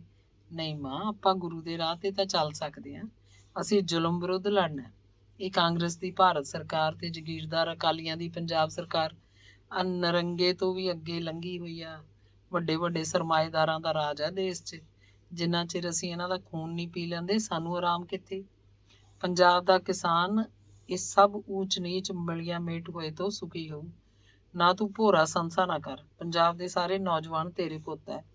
ਤੂੰ ਮਾਂ ਹੈ ਸਾਡੀ ਧਰਤੀ ਮਾਂ, ਤੇਰੇ ਤੇ ਅਸੀਂ ਗੰਦੇ ਖੂਨ ਦਾ ਭਾਰ ਨਹੀਂ ਰਹਿਣ ਦੇਣਾ। ਬੁੜੀ ਨੇ ਹੰਝੂ ਪੂੰਝ ਲਏ। ਕਹਿੰਦੀ, ਚੰਗਾ ਪੁੱਤ, ਜੇ ਤੂੰ ਬਲਕਾਰ ਹੈ ਨਾ, ਮੈਂ ਵੀ ਬਲਕਾਰ ਦੀ ਮਾਂ। ਇਹਨਾਂ ਪੁਲਸੀਆਂ ਦੇ ਜਿਉਂਦਾ ਹੱਥ ਨਾ ਆਏ। ਬਸ ਹੁਣ ਬਣੀ ਨਾ ਗੱਲ ਮੇਰੀ ਮਾਂ। ਬਲਕਾਰ ਨੇ ਉਹਦਾ ਹੱਥ ਆਪਣੇ ਬੁੱਲਾਂ ਨੂੰ ਲਾ ਲਿਆ। ਫਿਰ ਕਹਿਣ ਲੱਗਾ, ਇੱਕ ਗੱਲ ਮੰਨੇਗੀ? ਦੱਸ ਜੀ ਸਦਕੇ ਦੱਸ। ਮੇਰਾ ਅੰਤ ਦਾ ਮੈਨੂੰ ਪਤਾ ਹੈ। ਮਾਂ, ਜੇ ਕੁਝ ਹੋ ਗਿਆ ਤਾਂ ਅੱਖੋਂ ਪਾਣੀ ਨਾ ਸਿੱਟੀ। ਵੇ ਪੁੱਤਾ, ਬੁੜੀ ਨੇ ਆਪਣੇ ਬੁੱਲ ਘੁੱਟ ਲਏ। ਵਕਤ ਕਾਫੀ ਹੋ ਚੁੱਕਾ ਸੀ। ਤਿੰਨਾਂ ਨੇ ਮਾਂ ਦੇ ਪੈਰੀ ਹੱਥ ਲਾਏ, ਫਿਰ ਛਲੇਡਿਆਂ ਵਾਂਗ ਰਾਤ ਦੀ ਬੁੱਕਲ ਵਿੱਚ ਗਾਇਬ ਹੋ ਗਏ। ਅੰਗ 21ਵਾਂ। ਸੂਏ ਦੇ ਪੁਲ ਤੇ ਇੱਕ ਰਾਤ ਉਹਨਾਂ ਨੇ ਸੁਨੇਹਾ ਦੇ ਕੇ ਦੇਬੂ ਦਲਿਤ ਨੂੰ ਬੁਲਾ ਲਿਆ। ਉਹ ਭਰਿਆ ਭਰਿਆ ਉੱਥੇ ਪਹੁੰਚਿਆ। ਬਲਕਾਰ ਨੇ ਉਹਦੇ ਨਾਲ ਹੋਰ ਕੋਈ ਗੱਲ ਨਹੀਂ ਕੀਤੀ, ਬਸ ਇੰਨਾ ਹੀ ਆਖਿਆ, ਮੈਨੂੰ ਜਾਣਦਾ? ਮੈਂ ਬਲਕਾਰ ਹਾਂ। ਤੂੰ ਹਰਦਿੱਤ ਨਾਲ ਸੀਰੀ ਹੈ ਨਾ? ਦੇਬੂ ਜਿਵੇਂ ਬਰਫ਼ 'ਚ ਲੱਗਿਆ ਖੜਾ ਹੋਵੇ, ਮੂੰਹੋਂ ਬੋਲ ਨਹੀਂ ਨਿਕਲਿਆ, ਸਿਰ ਝੁਕਾਤਾ। ਹਰਦਿੱਤ ਨੂੰ ਕਹਿ ਦੇ ਹੁਣੇ ਜਾ ਕੇ। ਬਲਕਾਰ ਨੇ ਆਖਿਆ, ਅਸੀਂ ਕੱਲ੍ਹ ਨੂੰ ਇਸੇ ਪੁਲ ਉੱਤੇ ਫੇਰ ਆਵਾਂਗੇ, ਐਸੇ ਵੇਲੇ। 5000 ਰੁਪਈਆ ਭੇਜ ਦੇਵੇ, ਤੂੰ ਲੈ ਕੇ ਆਈ। ਜੇ 5000 ਉਹਨੇ ਨਾ ਭੇਜਿਆ ਜਾਂ ਪੁਲਿਸ ਨੂੰ ਖਬਰ ਕੀਤੀ ਤਾਂ ਪਰਸੋਂ ਨੂੰ ਉਹ ਹੈ ਨਹੀਂ, ਇਹ ਕਹਿ ਦੀ ਉਹਨੂੰ। ਜਾ ਬਸ। ਦਬੱਲੇ ਹੋਏ ਕੁੱਤੇ ਵਾਂਗ ਚੱਡਿਆਂ 'ਚ ਪੂਛ ਦੇ ਕੇ ਦੇਬੂ ਉੱਥੋਂ ਭੱਜ ਆਇਆ। ਮੁੜ ਕੇ ਪਿੱਛੇ ਨਹੀਂ ਝਾਕਿਆ। ਦੂਜੇ ਦਿਨ ਰਾਤ ਨੂੰ ਦੇਬੂ 5000 ਦੇ ਨੋਟ ਝੋਲੇ 'ਚ ਪਾ ਕੇ ਸੂਏ ਦੇ ਪੁਲ ਤੇ ਲੈ ਆਇਆ। ਉਹ ਕੱਲ੍ਹ ਵਾਲੇ ਹੀ 3 ਜਣੇ ਸੀ। ਕੁਛ ਦਿਨ ਬਾਅਦ ਹਰਦਿੱਤ ਨੂੰ ਸੂਹ ਲੱਗੀ ਕਿ ਬਲਕਾਰ ਤੇ ਉਹਦੇ ਸਾਥੀ ਅਕਸਰ ਹੀ ਕੋਠੀ ਆ ਕੇ ਦਲਤਾਂ ਦੇ ਵਿਹੜੇ ਬਾਰ-ਬਾਰ ਨਾਰੰਗ ਦਲਿਤ ਦੀ ਝੁੰਬੀ 'ਚ ਸੌਂਦੇ ਆ। ਨਾਰੰਗ ਉੱਥੇ ਚਮੜਾ ਪਕਾਉਣ ਦਾ ਕੰਮ ਕਰਦਾ ਹੈ। ਮੀਂਹ ਕਣੀ ਤੇ ਧੁੱਪ ਹਨੇਰੀ ਤੋਂ ਬਚਣ ਲਈ ਉਹਨੇ ਇਹ ਝੁੰਬੀ ਬਣਾ ਰੱਖੀ ਸੀ। 3 ਪਾਸੇ ਕੱਚੇ ਡਲਿਆਂ ਦੀਆਂ ਕੰਧਾਂ ਤੇ ਮੂਹਰੇ ਬਾਰ ਉੱਤੇ ਸਰਕੜੇ ਦਾ ਛੱਪਰ ਬੰਨਿਆ, ਤੇ ਜਦੋਂ ਕਦੇ ਉਹ ਆਉਂਦੇ, ਨੰਬਰਦਾਰ ਪਾਖਰ ਦਾ ਮੁੰਡਾ ਮੇਹਰ ਉਹਨਾਂ ਨੂੰ ਰੋਟੀ ਪਹੁੰਚਾਉਂਦਾ। ਉਹ ਆਉਂਦੇ ਨਾਰੰਗ ਮੇਹਰ ਨੂੰ ਖਬਰ ਕਰ ਦਿੰਦਾ। ਖਬਰ ਸੁਣਦੇ ਸਾਰੀ ਮੇਹਰ ਭੱਜਿਆ ਆਉਂਦਾ। ਰੋਟੀ ਖਾ ਕੇ ਝੁੰਬੀ ਵਿੱਚ ਇੱਕ ਮੰਜੇ ਤੇ ਪੈ ਜਾਂਦੇ। ਇੱਕ ਜਣਾ ਜਾਗ ਕੇ ਪਹਿਰਾ ਦਿੰਦਾ। ਸਵੇਰੇ ਪਹੁ ਪਾਟਣ ਦੇ ਪਹਿਲਾਂ ਉੱਠਦੇ ਤੇ ਤੁਰ ਜਾਂਦੇ। ਕਿਸੇ ਨੂੰ ਕੋਈ ਪਤਾ ਨਾ ਹੁੰਦਾ ਉਹ ਕਿੱਥੋਂ ਆਉਂਦੇ, ਕਿੱਧਰ ਨੂੰ ਜਾਂਦੇ। ਕਦੇ ਕਦੇ ਝੁੰਬੀ 'ਚ ਆ ਕੇ ਉਹਨਾਂ ਨੂੰ ਨੰਬਰਦਾਰ ਵੀ ਮਿਲ ਜਾਂਦਾ। ਹਮੇਸ਼ਾ ਇਹੀ ਸਿੱਖਿਆ ਦਿੰਦਾ, ਉਹ ਮੁੰਡਿਓ ਬਚ ਕੇ ਰਿਓ, ਹੁਣ ਤਾਂ ਤੁਹਾਨੂੰ ਬੁਰਾ ਲੱਗੂ, ਪਿੰਡ ਨਾ ਆਇਆ ਕਰੋ, ਜ਼ਮਾਨਾ ਮਾੜਾ ਹੈ, ਕੀ ਹੈ ਕੋਈ ਚੁਗਲੀ ਖਾ ਜੇ। ਜਿਸ ਦਿਨ ਦਾ ਹਰਦਿੱਤ ਨੇ 5000 ਆਪਣੇ ਸੀਰੀ ਹੱਥ ਭੇਜਿਆ ਸੀ, ਉਹ ਡਰ ਡਰ ਰਹਿੰਦਾ। ਰਾਤ ਨੂੰ ਬੈਠਕ ਦਾ ਕੁੰਡਾ ਜਿੰਦਾ ਲਾ ਕੇ ਅੰਦਰ ਸੌਂਦਾ। ਘਰਦਿਆਂ ਨੂੰ ਵੀ ਤਾੜ ਕੇ ਰੱਖਦਾ। ਉਹਨੂੰ ਡਰ ਸੀ ਬਲਕਾਰ ਨੂੰ ਮੂੰਹ ਪੈ ਗਿਆ, ਕਿਤੇ ਹੋਰ ਪੈਸੇ ਨਾ ਮੰਗ ਲਏ। ਉਹਦਾ ਇੱਕ ਜੀਅ ਕਰਦਾ ਕਿ ਪੁਲਿਸ ਨੂੰ ਦੱਸ ਦੇਵੇ, ਪਰ ਇੰਜ ਕਰਨ ਨਾਲ ਉਹਦੀ ਆਪਣੀ ਜਾਨ ਦੀ ਖੈਰ ਨਹੀਂ ਸੀ। ਬਲਕਾਰ ਨੇ ਉਹਨੂੰ ਛੱਡਣਾ ਨਹੀਂ ਸੀ, ਪਰ ਉਹਦੇ ਮਨ 'ਚ ਰੜਕ ਪੂਰੀ ਸੀ, ਜੇ ਕਿਤੇ ਬਲਕਾਰ ਨੂੰ ਹੱਥ ਦਿਖਾਏ ਜਾਣ। ਉਹ ਦੰਦ ਪੀਂਦਾ ਲੈ ਕੇ ਲੋਹੇ ਦਾ ਕਿੱਲ ਜਾ ਲੋਕਾਂ ਨੂੰ ਡਰਾਉਂਦਾ ਫਿਰਦਾ, ਕੱਲ੍ਹ ਦਾ ਛੋਕਰਾ ਆਇਓ, ਕਿੰਨਾ ਕੁ ਚਿਰ ਉਹਦੀ ਸ਼ਾਨੀ ਭਰਾਂਗੇ। ਹਰਦਿੱਤ ਮਨ 'ਚ ਕੁੜਦਾ ਕਲਪਦਾ ਸਕੀਮਾਂ ਬਣਾਉਂਦਾ ਰਹਿੰਦਾ। ਇੱਕ ਦਿਨ ਸਵੇਰੇ ਸੂਰਜ ਚੜ੍ਹਨ ਤੋਂ ਪਹਿਲਾਂ ਹੀ ਲੋਕਾਂ ਨੇ ਦੇਖਿਆ, ਸਾਰੇ ਪਿੰਡ ਨੂੰ ਪੁਲਿਸ ਨੇ ਘੇਰਿਆ ਹੋਇਆ ਸੀ। ਪਿੰਡ ਉੱਤੋਂ ਦੀ ਚਾਰੇ ਪਾਸੇ ਫਿਰਨੀ 10-10 ਕਦਮਾਂ ਦੀ ਵਿੱਥ ਤੇ ਸਿਪਾਹੀ ਖੜੇ ਸੀ। ਸਿਪਾਹੀਆਂ ਕੋਲ ਪੱਕੀਆਂ ਰਾਈਫਲਾਂ। ਪ੍ਰਾਇਮਰੀ ਸਕੂਲ ਦੇ ਮੈਦਾਨ 'ਚ ਇੱਕ ਜੀਪ ਤੇ ਇੱਕ ਟਰੱਕ ਖੜਾ ਸੀ। 2-3 ਟਰੱਕ ਸਕੂਲ ਦੇ ਬਾਹਰ ਖੜੇ। ਸਕੂਲ ਦੀਆਂ ਕੁਰਸੀਆਂ ਤੇ ਮੇਜ਼ ਬਾਹਰ ਕਢਵਾ ਕੇ DSP ਤੇ ਥਾਣੇਦਾਰ ਬੈਠੇ ਸੀ। ਥੋੜ੍ਹੀ ਦੇਰ ਬਾਅਦ 4 ਸਿਪਾਹੀ ਮੱਲਣ ਸਿੰਘ ਤੇ ਚੰਦਕੌਰ ਨੂੰ ਮਾਰਦੇ ਕੁੱਟਦੇ ਸਕੂਲ 'ਚ ਲੈ ਆਏ। ਮੱਲਣ ਨੂੰ DSP ਨੇ ਆਪ ਡੰਡਾ ਫੜ ਕੇ ਕੁੱਟਿਆ। ਉਹ ਬੇਹੋਸ਼ ਹੋ ਕੇ ਧਰਤੀ ਤੇ ਡਿੱਗ ਪਿਆ। ਚੰਦਕੌਰ ਮੱਲਣ ਦੀ ਇਹ ਹਾਲਤ ਦੇਖਦੇ ਚੱਕਰ ਖਾ ਕੇ ਡਿੱਗ ਪਈ। ਇੱਕ ਸਿਪਾਹੀ ਨੇ ਦੋਵਾਂ ਦੇ ਮੂੰਹ 'ਚ ਪਾਣੀ ਪਾਇਆ। ਮੱਲਣ ਨੂੰ ਸੁਰਤ ਆਈ ਤਾਂ DSP ਨੇ ਉਹਦੀ ਦਾੜੀ ਨੂੰ ਹਿਲਾਉਣਾ ਦੇ ਕੇ ਪੁੱਛਣ ਲੱਗਿਆ, ਦੱਸ ਕੰਜਰਾ, ਕਿੱਥੇ ਆ ਤੇਰਾ ਮੁੰਡਾ? ਮੱਲਣ ਨੇ ਹੱਥ ਜੋੜ ਕੇ ਮਾਪਿਆ, ਮੈਨੂੰ ਕੋਈ ਪਤਾ ਨਹੀਂ। ਇਉਂ ਨਹੀਂ ਦੱਸਦੇ, ਲੈ ਚੱਲੋ ਇਹਨਾਂ ਨੂੰ ਇਹਨਾਂ ਦੇ ਘਰ। DSP ਗੜ ਗਿਆ। ਉਹੀ 4 ਸਿਪਾਹੀ ਦੋਵੇਂ ਜਣਿਆਂ ਨੂੰ ਡੋਲਿਆਂ ਤੋਂ ਫੜ ਕੇ ਉਹਨਾਂ ਦੇ ਘਰ ਵੱਲ ਚੱਲ ਪਏ। ਸਿਪਾਹੀ ਉਹਨਾਂ ਨੂੰ ਖਿੱਚੀ ਲਈ ਜਾ ਰਹੇ ਸੀ। ਉਹਨਾਂ ਦੇ ਪੈਰ ਥਿੜਕਦੇ, ਕਿਤੇ ਪੈਰ ਲੱਗਦਾ ਕਿਤੇ ਨਾ। ਬੁਰਾ ਹਾਲ ਬੁੜੇ ਬੁੜੀ ਦਾ। ਉਹਨਾਂ ਨੂੰ ਇਹ ਬਿਲਕੁਲ ਹੀ ਇਲਮ ਨਹੀਂ ਸੀ ਕਿ ਬਲਕਾਰ ਕਦੇ ਕਦੇ ਕੋਠੀ ਖੜਕ ਸਿੰਘ ਆਉਂਦਾ ਹੈ। ਪਿੰਡ 'ਚ ਨੰਬਰਦਾਰ ਪਾਖਰ ਸਿੰਘ ਤੋਂ ਬਗੈਰ ਹੋਰ ਕਿਸੇ ਚਿੜੀ ਜਨੌਰ ਨੂੰ ਵੀ ਇਹਦਾ ਪਤਾ ਨਹੀਂ ਸੀ।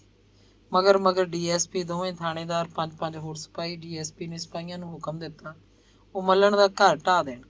ਕਈਆਂ ਲੈ ਕੇ ਸਿਪਾਹੀ ਕੋਠੇ ਤੇ ਚੜ੍ਹ ਗਏ। ਕੁਝ ਸਿਪਾਹੀ ਸਬਾਤਾਂ 'ਚੋਂ ਸਮਾਨ ਬਾਹਰ ਕੱਢਣ ਲੱਗੇ। 2 ਟਰੱਕ ਲਿਆ ਕੇ ਉਹਨਾਂ ਨੇ ਮੱਲਣ ਦੇ ਘਰ ਦਾ ਸਾਰਾ ਸਮਾਨ ਲੱਦ ਲਿਆ। ਪਸ਼ੂਆਂ ਦੇ ਰੱਸੇ ਵੱਢਤੇ। ਉਹ ਡਰ ਕੇ ਬਾਹਰ ਨੂੰ ਭੱਜ ਨਿਕਲੇ। ਦੋਵੇਂ ਸਬਾਤਾਂ, ਬਰਾਂਡਾ, ਬੈਠਕ ਦੀ ਛੱਤ, ਰਸੋਈ ਸਣੇ ਦਰਵਾਜ਼ਾ। 2 ਘੰਟਿਆਂ 'ਚ ਸਿਪਾਹੀਆਂ ਨੇ ਸਾਰੇ ਸ਼ਤੀਰ ਉਧੇੜਤੇ। 30 ਸਿਪਾਹੀ ਸੀ। ਘਰ ਦੀ ਇਹ ਹਾਲਤ ਹੁੰਦੀ ਦੇਖ ਕੇ ਮੱਲਣ ਤੇ ਚੰਦਕੌਰ ਵਿਹੜੇ 'ਚ ਬੇਹੋਸ਼ ਹੋਏ ਪਏ ਰਹੇ। ਪਿੰਡ ਦੀ ਪੰਚਾਇਤ, ਸਾਰੇ ਨੰਬਰਦਾਰ ਤੇ ਹੋਰ ਕਿੰਨੇ ਹੀ ਲੋਕ, ਬੁੜੇ ਬੁੜੀਆਂ, ਨੌਜਵਾਨ ਤੇ ਬੱਚੇ, ਮੂੰਹ 'ਚ ਉਂਗਲਾਂ ਪਾ ਕੇ ਸਾਰਾ ਅਤਿਆਚਾਰ ਦੇਖਦੇ ਰਹੇ। ਅਸਲ 'ਚ ਪਿਛਲੀ ਰਾਤ ਪੁਲਿਸ ਨੂੰ ਸੂਹ ਮਿਲੀ ਸੀ ਕਿ ਬਲਕਾਰ ਪਿੰਡ 'ਚ ਹੈ। ਪੁਲਿਸ ਨੇ ਇਕੱਲੇ ਘਰ ਦੀ ਤਲਾਸ਼ੀ ਲਈ, ਸ਼ੱਕ ਵਾਲੇ ਬੰਦਿਆਂ ਨੂੰ ਡੰਡਿਆਂ ਨਾਲ ਕੁੱਟਿਆ, ਉਹਨਾਂ ਦੀਆਂ ਦਾੜ੍ਹੀਆਂ ਪੁੱਟ ਦਿੱਤੀਆਂ, ਪਰ ਬਲਕਾਰ ਕਿਧਰੇ ਵੀ ਨਹੀਂ ਸੀ। ਫਿਰ ਗੁੱਸੇ 'ਚ ਆ ਕੇ ਪੁਲਿਸ ਨੇ ਮੱਲਣ ਦਾ ਘਰ ਹੀ ਢਾਹ ਦਿੱਤਾ। ਹਰਦਿੱਤ ਸੋਚਦਾ ਰਹਿੰਦਾ, ਕੋਈ ਅਜਿਹੀ ਚਾਲ ਚੱਲੀ ਜਾਏ ਜਿਹਦਾ ਕਿਸੇ ਨੂੰ ਪਤਾ ਨਾ ਲੱਗੇ। ਬਲਕਾਰ ਤੋਂ ਛੋਟੋ ਨੂੰ ਬਲਕਾਰ ਦੇ ਸਾਥੀਆਂ ਦਾ ਵੀ ਡਰ ਸੀ। ਬਲਕਾਰ ਦੇ ਸਾਥੀ ਕਿਹੜਾ ਉਹਦੇ ਨਾਲ ਖੈਰ ਗੁਜ਼ਾਰਨਗੇ, ਉਹਨੂੰ ਕਾਂਬਾ ਚੜ੍ਹਦਾ।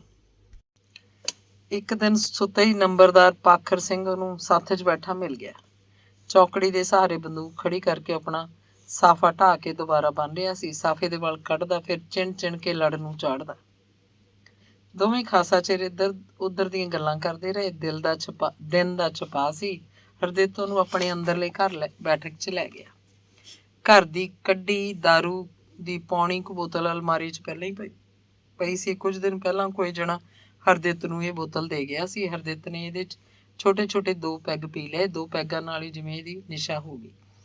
ਦਾਰੂ ਚੰਗੀ ਸੀ। ਬਲਕਾਰ ਦੀਆਂ ਗੱਲਾਂ ਕਰਦੇ ਉਹ ਪੀਣ ਲੱਗੇ। ਨੰਬਰਦਾਰਾ, ਇਹਦਾ ਕਰ ਕੋਈ ਇਲਾਜ, ਤੂੰ ਤਾਂ ਸਿਆਣਾ ਬੰਦਾ, ਤੇਰੀ ਤਾਂ ਦੁਨੀਆ ਦੇਖੀ ਆ।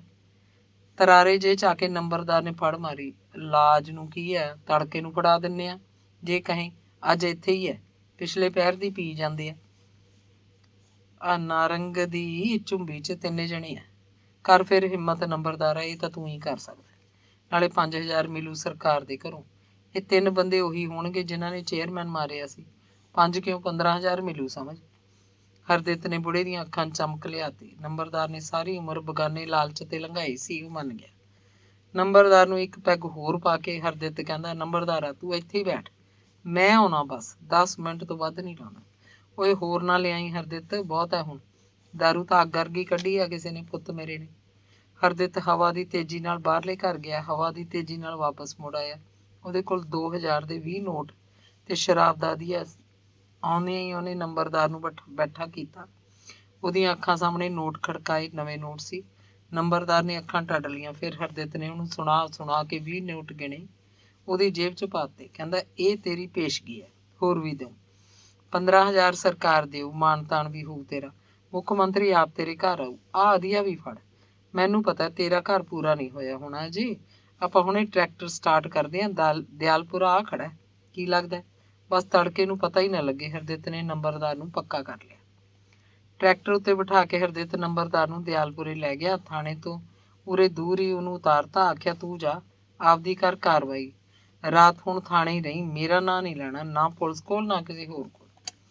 ਵੱਡੇ ਤੜਕੇ ਪੁਲਿਸ ਨੇ ਕੋਠੇ ਖੜਕ ਸਿੰਘ ਨਾਰੰਗ ਦੀ ਝੁੰਬੀ ਆ ਦਬਸ਼ਮਾਰੀ। ਪਹਿਰੇਦਾਰ ਮੁੰਡਾ ਝੁੰਬੀ ਦੇ ਬਾਹਰ ਖੜਾ ਉਂਘਲਾ ਰਿਹਾ ਸੀ। ਬਾਛੜ ਦੀ ਬਾਛੜ ਸਿਪਾਹੀਆਂ ਨੇ ਬਲਕਾਰ ਤੇ ਉਹਦੇ ਦੋਵੇਂ ਸਾਥੀਆਂ ਨੂੰ ਦਬੋਚ ਲਿਆ। ਬਲਕਾਰ ਕੋਲ ਰਿਵਾਲਵਰ ਤੇ ਦੂਜੇ ਦੋਵਾਂ ਕੋਲ ਪੱਕੀਆਂ ਰਾਈਫਲਾਂ ਸੀ। 2 ਹੈਂਡ ਗ੍ਰਨੇਡ ਤੇ ਗੋਲੀਆਂ ਦਾ ਥੈਲਾ ਮੰਜੇ ਥੱਲੇ ਪਿਆ ਰਹਿ ਗਿਆ। ਪਿੰਡ 'ਚ ਚੂੰ ਵੀ ਨਹੀਂ ਹੋਈ। ਪੁਲਿਸ ਪਤਾ ਨਹੀਂ ਕਿਹੜੇ ਵੇਲੇ ਆਈ, ਕਿਹੜੇ ਵੇਲੇ ਉਹਨਾਂ ਤਿੰਨਾਂ ਨੂੰ ਫੜ ਕੇ ਲੈ ਗਈ। ਨੰਬਰਦਾਰ ਵੱਡੇ ਤੜਕੇ ਪੁਲਿਸ ਨਾਲ ਹੀ ਪਿੰਡ ਆਇਆ। ਨਾਰੰਗ ਦੀ ਉਹਦੇ ਵੱਲ ਇਸ਼ਾਰਾ ਕਰਕੇ ਆਪਣੇ ਘਰ ਜਾ ਸੁੱਤਾ। ਪਹਿਲਾਂ ਤਾਂ ਪੁਲਿਸ ਉਹਨਾਂ ਤਿੰਨਾਂ ਨੂੰ ਕਿਸੇ ਗੁਪਤ ਥਾਂ ਲਿਜਾ ਕੇ ਕੁੱਟਦੀ ਮਾਰਦੀ ਰਹੀ, ਅਸਹਿ ਤਸੀਹੇ ਦਿੱਤੇ। ਫਿਰ ਇੱਕ ਦਿਨ ਅਖਬਾਰ 'ਚ ਖਬਰ ਆਈ, ਬਲਕਾਰ ਸਿੰਘ ਨਕਸਲੀਆਂ ਤੇ ਉਹਦੇ ਦੋਵੇਂ ਸਾਥੀ ਪੁਲਿਸ ਹਿਰਾਸਤ ਵਿੱਚੋਂ ਫਰਾਰ ਹੋ ਗਏ। ਫਿਰ ਚੌਥੇ ਦਿਨ ਹੀ 3 ਨਕਸਲੀਆਂ ਦੀਆਂ ਲਾਸ਼ਾਂ ਸਧਾਣਿਆਂ ਦੇ ਪੁਲਾਂ ਤੇ ਪਈਆਂ ਮਿਲੀਆਂ। ਖਬਰ ਸੀ ਸਵੇਰੇ ਸੂਰਜ ਚੜ੍ਹਨ ਤੋਂ ਪਹਿਲਾਂ ਪੁਲਿਸ ਨਾਲ ਉਹਨਾਂ ਨੇ ਮੁਕਾਬਲਾ ਕੀਤਾ ਤੇ ਮਾਰੇ ਗਏ। ਉਵੇਂ ਜਿਵੇਂ ਬਲਕਾਰ ਕੋਲ ਰਿਵਾਲਵਰ ਸੀ, ਦੂਜੇ ਦੋਵਾਂ ਕੋਲ ਪੱਕੀਆਂ ਰਾਈਫਲਾਂ। ਲੋਕ ਹੈਰਾਨ ਸੀ, ਇਹ ਉਹੀ ਹਥਿਆਰ ਉਹਨਾਂ ਕੋਲ ਵਾਪਸ ਕਿੱਥੋਂ ਆ ਗਏ। ਫੂਲ ਲਿਜਾ ਕੇ 3 ਲਾਸ਼ਾਂ ਦਾ ਪੋਸਟਮਾਰਟਮ ਕੀਤਾ ਗਿਆ। ਫਿਰ ਦਿਨ ਛਿਪੇ ਪਿੱਛੋਂ ਜਾ ਕੇ ਕਿਤੇ ਵਾਰਸਾਂ ਨੂੰ ਲਾਸ਼ਾਂ ਦਿੱਤੀਆਂ ਗਈਆਂ। ਬਲਕਾਰ ਦੀ ਲਾਸ਼ ਅੱਧੀ ਰਾਤ ਪਿੰਡ ਪਹੁੰਚੀ। ਤੜਕੇ ਨੂੰ ਸਾਰੇ ਪਿੰਡ 'ਚ ਹਾਈ ਕਲਾਪ ਪਿਆ ਸੀ। ਬੱਚਾ ਬਲਕਾਰ ਦੀ ਲਾਸ਼ ਨੂੰ ਦੇਖਣ ਜਾਂਦਾ। ਮੱਲਣ ਤੇ ਚੰਦਕੌਰ ਅੱਧ ਮਰੇ ਪਏ ਸੀ। ਮਾਂ ਬਿੰਦੇ ਪੁੱਤ ਦੇ ਮੂੰਹ ਦੀਆਂ ਵਾਗੀਆਂ ਲੈਂਦੀ। ਮੱਲਣ ਉਹਦੀ ਹਿੱਕ ਤੇ ਲੇਟ ਜਾਂਦਾ। ਅੰਗ 22ਵਾਂ। ਮੇਹਰ ਨੂੰ ਪਤਾ ਨਹੀਂ ਸੀ ਕਿ ਇਹ ਕਰਤੂਤ ਉਹਦੇ ਹੀ ਪਿਓ ਨੇ ਕੀਤੀ ਹੈ। ਇਹ ਤਾਂ ਉਦੋਂ ਹੀ ਗੱਲ ਸਾਹਮਣੇ ਆਈ ਜਦੋਂ ਪੁਲਿਸ ਦੇ 2 ਸਿਪਾਹੀ ਇੱਕ ਦਿਨ ਨੰਬਰਦਾਰ ਪਾਖਰ ਸਿੰਘ ਨੂੰ ਦਿਆਲਪੁਰੇ ਦੇ ਥਾਣੇ ਤੋਂ ਸੱਦਣ ਆਏ। ਪਿੰਡ 'ਚ ਲੋਕਾਂ ਕੋਲ ਗੱਲ ਕਰ ਗਏ। ਪਿੰਡ 'ਚ ਮੂੰਹ ਤਰਾਹ ਹੋਣ ਲੱਗੀ। ਪਾਖਰ ਤਾਂ ਸਿਪਾਹੀਆਂ ਨਾਲ ਦਿਆਲਪੁਰੇ ਨੂੰ ਉੱਠ ਗਿਆ। ਉਧਰ ਪਿੰਡ 'ਚ ਉਹਦੇ ਵਿਰੁੱਧ ਇੱਕ ਤੂਫਾਨ ਉੱਠ ਖੜਾ। ਹਰ ਮੂੰਹ ਦੰਦ ਵੜਦਾ। ਇਹ ਕੀਤਾ ਕਿ ਕੰਜਰ ਨੇ ਪਿੰਡ ਦਾ ਮੁੰਡਾ ਮਰਵਾਤਾ। ਕਈ ਤਾਂ ਮੇਹਰ ਦਾ ਵੀ ਵਿੱਚ ਨਾਂ ਲੈਂਦੇ, ਕੋਈ ਨਾਰੰਗ ਦਲਿਤ ਨੂੰ ਵਿੱਚੇ ਧਰ ਲੈਂਦਾ। ਪਰ ਸੱਚੀ ਗੱਲ ਸਿਪਾਹੀ ਆਪ ਦੱਸ ਗਏ, ਨੰਬਰਦਾਰ ਅੱਧੀ ਰਾਤ ਦਾਰੂ ਦਾ ਡੱਕਿਆ ਦਿਆਲਪੁਰੇ ਥਾਣੇ ਗਿਆ ਸੀ। ਬਲਕਾਰ ਹੋਰਾਂ ਦੀ ਕੋਠੇ ਹੋਣ ਦੀ ਮੁਖਬਰੀ ਕੀਤੀ। ਵੱਡੇ ਤੜਕੇ ਜਦੋਂ ਛਾਪਾ ਪਿਆ ਤਾਂ ਨੰਬਰਦਾਰ ਪੁਲਿਸ ਦੇ ਨਾਲ ਸੀ। ਸਿਪਾਹੀ ਤਾਂ ਲੋਕਾਂ ਨੂੰ ਇਹ ਇਸ਼ਾਰਾ ਵੀ ਕਰ ਗਏ ਕਿ ਉਹ ਨੰਬਰਦਾਰ ਦਾ 15,000 ਪੱਕਾ ਹੈ। ਮੇਹਰ ਦੇ ਕੰਨੀ ਗੱਲਾਂ ਪੈਂਦੀਆਂ ਤਾਂ ਉਹਦੀਆਂ ਅੱਖਾਂ 'ਚ ਖੂਨ ਉਤਰਨ ਲੱਗਦਾ। ਪਿਓ ਵਿਰੁੱਧ ਉਹ ਦੰਦ ਕਿਰਚਦਾ। ਦਿਨ ਛਿਪੇ ਜੇ ਨੰਬਰਦਾਰ ਪਾਖਰ ਸਿੰਘ ਪਿੰਡ ਵੜਿਆ। ਸ਼ਰਾਬ ਪੀਤੀ ਸੀ। ਉਹ ਸੱਥ 'ਚ ਦੀ ਲੰਘਿਆ। ਲੋਕਾਂ ਦੀ ਕੁੱਤੇ ਕੁੱਤੇ ਹੋਣ ਲੱਗੀ। ਉਹਦੇ ਮਨ ਅੰਦਰ ਵੀ ਪਾਲਾ ਹੋਏਗਾ। ਉਹ ਛੇਤੀ ਘਰ ਪਹੁੰਚਣਾ ਚਾਹੁੰਦਾ ਸੀ। ਬਾਹਰ ਮੂਹਰੇ ਗਿਆ ਤਾਂ ਮੇਹਰ ਸਿੰਘ ਅੰਦਰੋਂ ਨਿਕਲ ਕੇ ਉਹਨੂੰ ਅਲੀ ਅਲੀ ਕਰਕੇ ਪਿਆ। ਆ ਗਿਆ ਕੰਜਰਾ, ਖਾ ਲਿਆ ਹੱਡ, ਸਾਰੀ ਉਮਰ ਇਹੀ ਕਰਤੂਤਾਂ ਕੀਤੀਆਂ, ਪਾਪੀਆ ਨਿਕਲ ਜਾ ਮੇਰੇ ਘਰੋਂ। ਮੇਹਰ ਨੇ ਉਹਦੀ ਬੰਦੂਕ ਖੋਹ ਲਈ ਤੇ ਘਰੋਂ ਕੱਢਤਾ। ਧੱਕਾ ਮਾਰਨ ਨਾਲ ਉਹ ਪਿੱਠ ਪਰਨੇ ਬਾਹਰ ਮੂਹਰੇ ਹੀ ਡਿੱਗ ਪਿਆ। ਮੇਹਰ ਨੇ ਬਾਹਰ ਦਾ ਅੰਦਰਲਾ ਕੁੰਡਾ ਲਾ ਲਿਆ। ਥੋੜ੍ਹੇ ਚਿਰ ਪਿੱਛੋਂ ਪਿੰਡ ਦੇ ਮੁੰਡਿਆਂ ਦੀ ਢਾਣੀ ਨੰਬਰਦਾਰ ਪਾਖਰ ਸਿੰਘ ਦੇ ਸਿਰ ਤੇ ਆ ਖੜੀ। ਕਿਸੇ ਨੇ ਉਹਨੂੰ ਕੋਈ ਗੱਲ ਨਹੀਂ ਪੁੱਛੀ। ਕੋਈ ਛਿੱਤਰ, ਕੋਈ ਮੁੱਕੀ, ਕੋਈ ਲੱਤ ਮਾਰਦਾ। ਫਿਰ ਰੋਜ਼ ਆਏ ਨੌਜਵਾਨ ਇੱਟਾਂ ਰੋੜੇ ਮਾਰਨ ਲੱਗ ਪਏ। ਪਹਿਲ ਤਾਂ ਨੰਬਰਦਾਰ ਨੇ ਲੇਰਾਂ ਵੀ ਮਾਰੀਆਂ, ਉੱਠਣ ਦੀ ਕੋਸ਼ਿਸ਼ ਕੀਤੀ। ਫਿਰ ਬੇਸ਼ਰਮ ਜਿਹਾ ਹੋਇਆ ਪਿਆ ਰਿਹਾ। ਫਿਰ ਇੱਕ ਇੱਟ ਉਹਦੇ ਸਿਰ 'ਚ ਜਿਹੀ ਲੱਗੀ, ਉਹ ਬੇਹੋਸ਼ ਹੋ ਗਿਆ। ਪਤਾ ਨਹੀਂ ਇੱਟਾਂ ਰੋੜੇ ਉਹਨੂੰ ਕਿੰਨੇ ਕੁ ਵੱਜੇ ਹੋਣਗੇ। ਪਿੰਡ ਦੇ ਸਿਆਣੇ ਬੰਦੇ ਆਏ ਤਾਂ ਨੌਜਵਾਨ ਮੁੰਡੇ ਇੱਕ ਇੱਕ ਕਰਕੇ ਖਿੰਡ ਗਏ। ਸਿਆਣੇ ਬੰਦੇ ਪਹਿਲਾਂ ਤਾਂ ਮੁੰਡਿਆਂ ਨੂੰ ਗਾਲ ਦੁੱਪੜ ਜਿਹੀ ਦਿੰਦੇ ਰਹੇ। ਫਿਰ ਨੰਬਰਦਾਰ ਦੀ ਇਹ ਹਾਲਤ ਵੇਖ ਕੇ ਖੜੇ ਦੇ ਖੜੇ ਰਹਿ ਗਏ। ਇੱਕ ਜਣੇ ਨੇ ਉਹਦੀ ਧੌਣ ਥੱਲੇ ਹੱਥ ਪਾ ਕੇ ਉਹਨੂੰ ਬੈਠਾ ਕੀਤਾ, ਪਰ ਉਹ ਤਾਂ ਫਿਰ ਲੱਕੜ ਦੇ ਫੱਟੇ ਵਾਂਗੂ ਧਰਤੀ ਨਾਲ ਜਾ ਵੱਜਿਆ। ਨਬਜ਼ ਟੋਈ, ਉਹਦੇ 'ਚ ਕੋਈ ਸਾਹ ਨਹੀਂ ਸੀ। ਦਿਲ ਵੀ ਨਹੀਂ ਧੜਕ ਰਿਹਾ ਸੀ। ਓਏ ਜਾ ਸਹੁਰਿਆ, ਕਮੌਤ ਹੀ ਮਰਿਆ ਨਾ, ਪਾਪ ਕਮਾਉਂਦਾ ਸੀ, ਪਾਪ ਅੱਗੇ ਆ ਗਿਆ। ਬੂੜੇ ਫਿਕਰ ਕਰਨ ਲੱਗੇ, ਹੁਣ ਇਹਦਾ ਕੀ ਕਰੀਏ। ਫਿਰ ਸਾਰੇ ਇਕੱਠ ਨੇ ਬੋਲ ਮਾਰ ਮਾਰ ਕੇ ਤਖਤੇ ਖੜਕਾ ਮੇਹਰ ਤੋਂ ਦਰਵਾਜ਼ੇ ਦਾ ਅੰਦਰਲਾ ਕੁੰਡਾ ਖੁਲਵਾਇਆ। ਮੇਹਰ ਨੇ ਦੇਖਿਆ ਤਾਂ ਭੈ ਭੀਤ ਹੋ ਕੇ ਝਾਕਣ ਲੱਗਿਆ। ਫਿਰ ਬੁੜੇ ਉਹਦਾ ਮੋਢਾ ਫੜ ਉਹਨੂੰ ਸਮਝਾਉਣ ਲੱਗੇ। ਇਹ ਕੋਈ ਇੱਕ ਸੀ ਭਲਾ? ਪਤਾ ਨਹੀਂ ਕੌਣ ਸੀ ਪਿੰਡ ਦੇ ਮੁੰਡੇ। ਹੁਣ ਕਿਹਨੂੰ ਦੋਸ਼ ਦਈਏ? ਸਾਨੂੰ ਤਾਂ ਮਗਰੋਂ ਪਤਾ ਲੱਗਿਆ, ਨਹੀਂ ਤਾਂ ਕਾਹਨੂੰ ਹੋਣ ਦੇਣਾ ਸੀ ਅਸੀਂ ਭਾਣਾ। ਮੇਹਰ ਬੁੜਿਆਂ ਦੇ ਪੈਰੀਂ ਡਿੱਗ ਪਿਆ। ਕਹਿੰਦਾ ਮੇਰਾ ਤਾਂ ਪਿਓ ਸੀ, ਪਰ ਇਹਨੂੰ ਆਪਣੇ ਕੀਤੇ ਦੀ ਸਜ਼ਾ ਮਿਲ ਗਈ। ਹੁਣ ਇਹਦੀ ਮਿੱਟੀ ਸਮੇਟੋ ਤੁਸੀਂ ਸਾਰੇ ਰਲ ਕੇ, ਮੈਨੂੰ ਤਾਂ ਕੁਝ ਸੁੱਝਦਾ ਨਹੀਂ। ਮੇਹਰ ਨੇ ਪਹਿਲਾਂ ਵਾਂਗ ਹੀ ਅੰਦਰਲਾ ਕੁੰਡਾ ਲਾਇਆ। ਅੰਦਰਲੀ ਸਬਾਤ 'ਚ ਖੇਸ ਲੈ ਕੇ ਮੰਜੇ ਤੇ ਪੈ ਗਿਆ। ਸਿਆਣੇ ਬੰਦਿਆਂ ਨੇ ਫਟਾਫਟ ਲੱਕੜਾਂ ਤਿਆਰ ਕੀਤੀਆਂ। ਕੋਈ ਸੀੜੀ ਨਹੀਂ ਬਣਾਈ। ਨੰਬਰਦਾਰ ਦੀ ਲਾਸ਼ ਨੂੰ ਮੰਜੇ ਤੇ ਪਾ ਕੇ ਸਿਵਿਆਂ 'ਚ ਲੈ ਗਏ। ਫੂਕਤਾ। ਸੂਰਜ ਕਦੋਂ ਦਾ ਛਿਪ ਚੁੱਕਿਆ ਸੀ, ਪਰ ਮੂੰਹ ਨੂੰ ਮੂੰਹ ਦਿਸਦਾ ਸੀ। ਪਿੰਡ ਦੇ ਮੁੰਡਿਆਂ ਦੀ ਗੱਲ ਮੂੰਹ ਸਵੇਰ ਤਾਈਂ ਸਭ ਦੇ ਕੰਨਾਂ ਤੱਕ ਪਹੁੰਚ ਗਈ। ਜਿਹੜਾ ਵੀ ਕੋਈ ਪੁਲਿਸ ਕੋਲ ਜਾ ਕੇ ਚੁਗਲੀ ਕਰੇਗਾ, ਉਹਦਾ ਨੰਬਰਦਾਰ ਵਾਲਾ ਹੀ ਹਸ਼ਰ ਹੋਊਗਾ।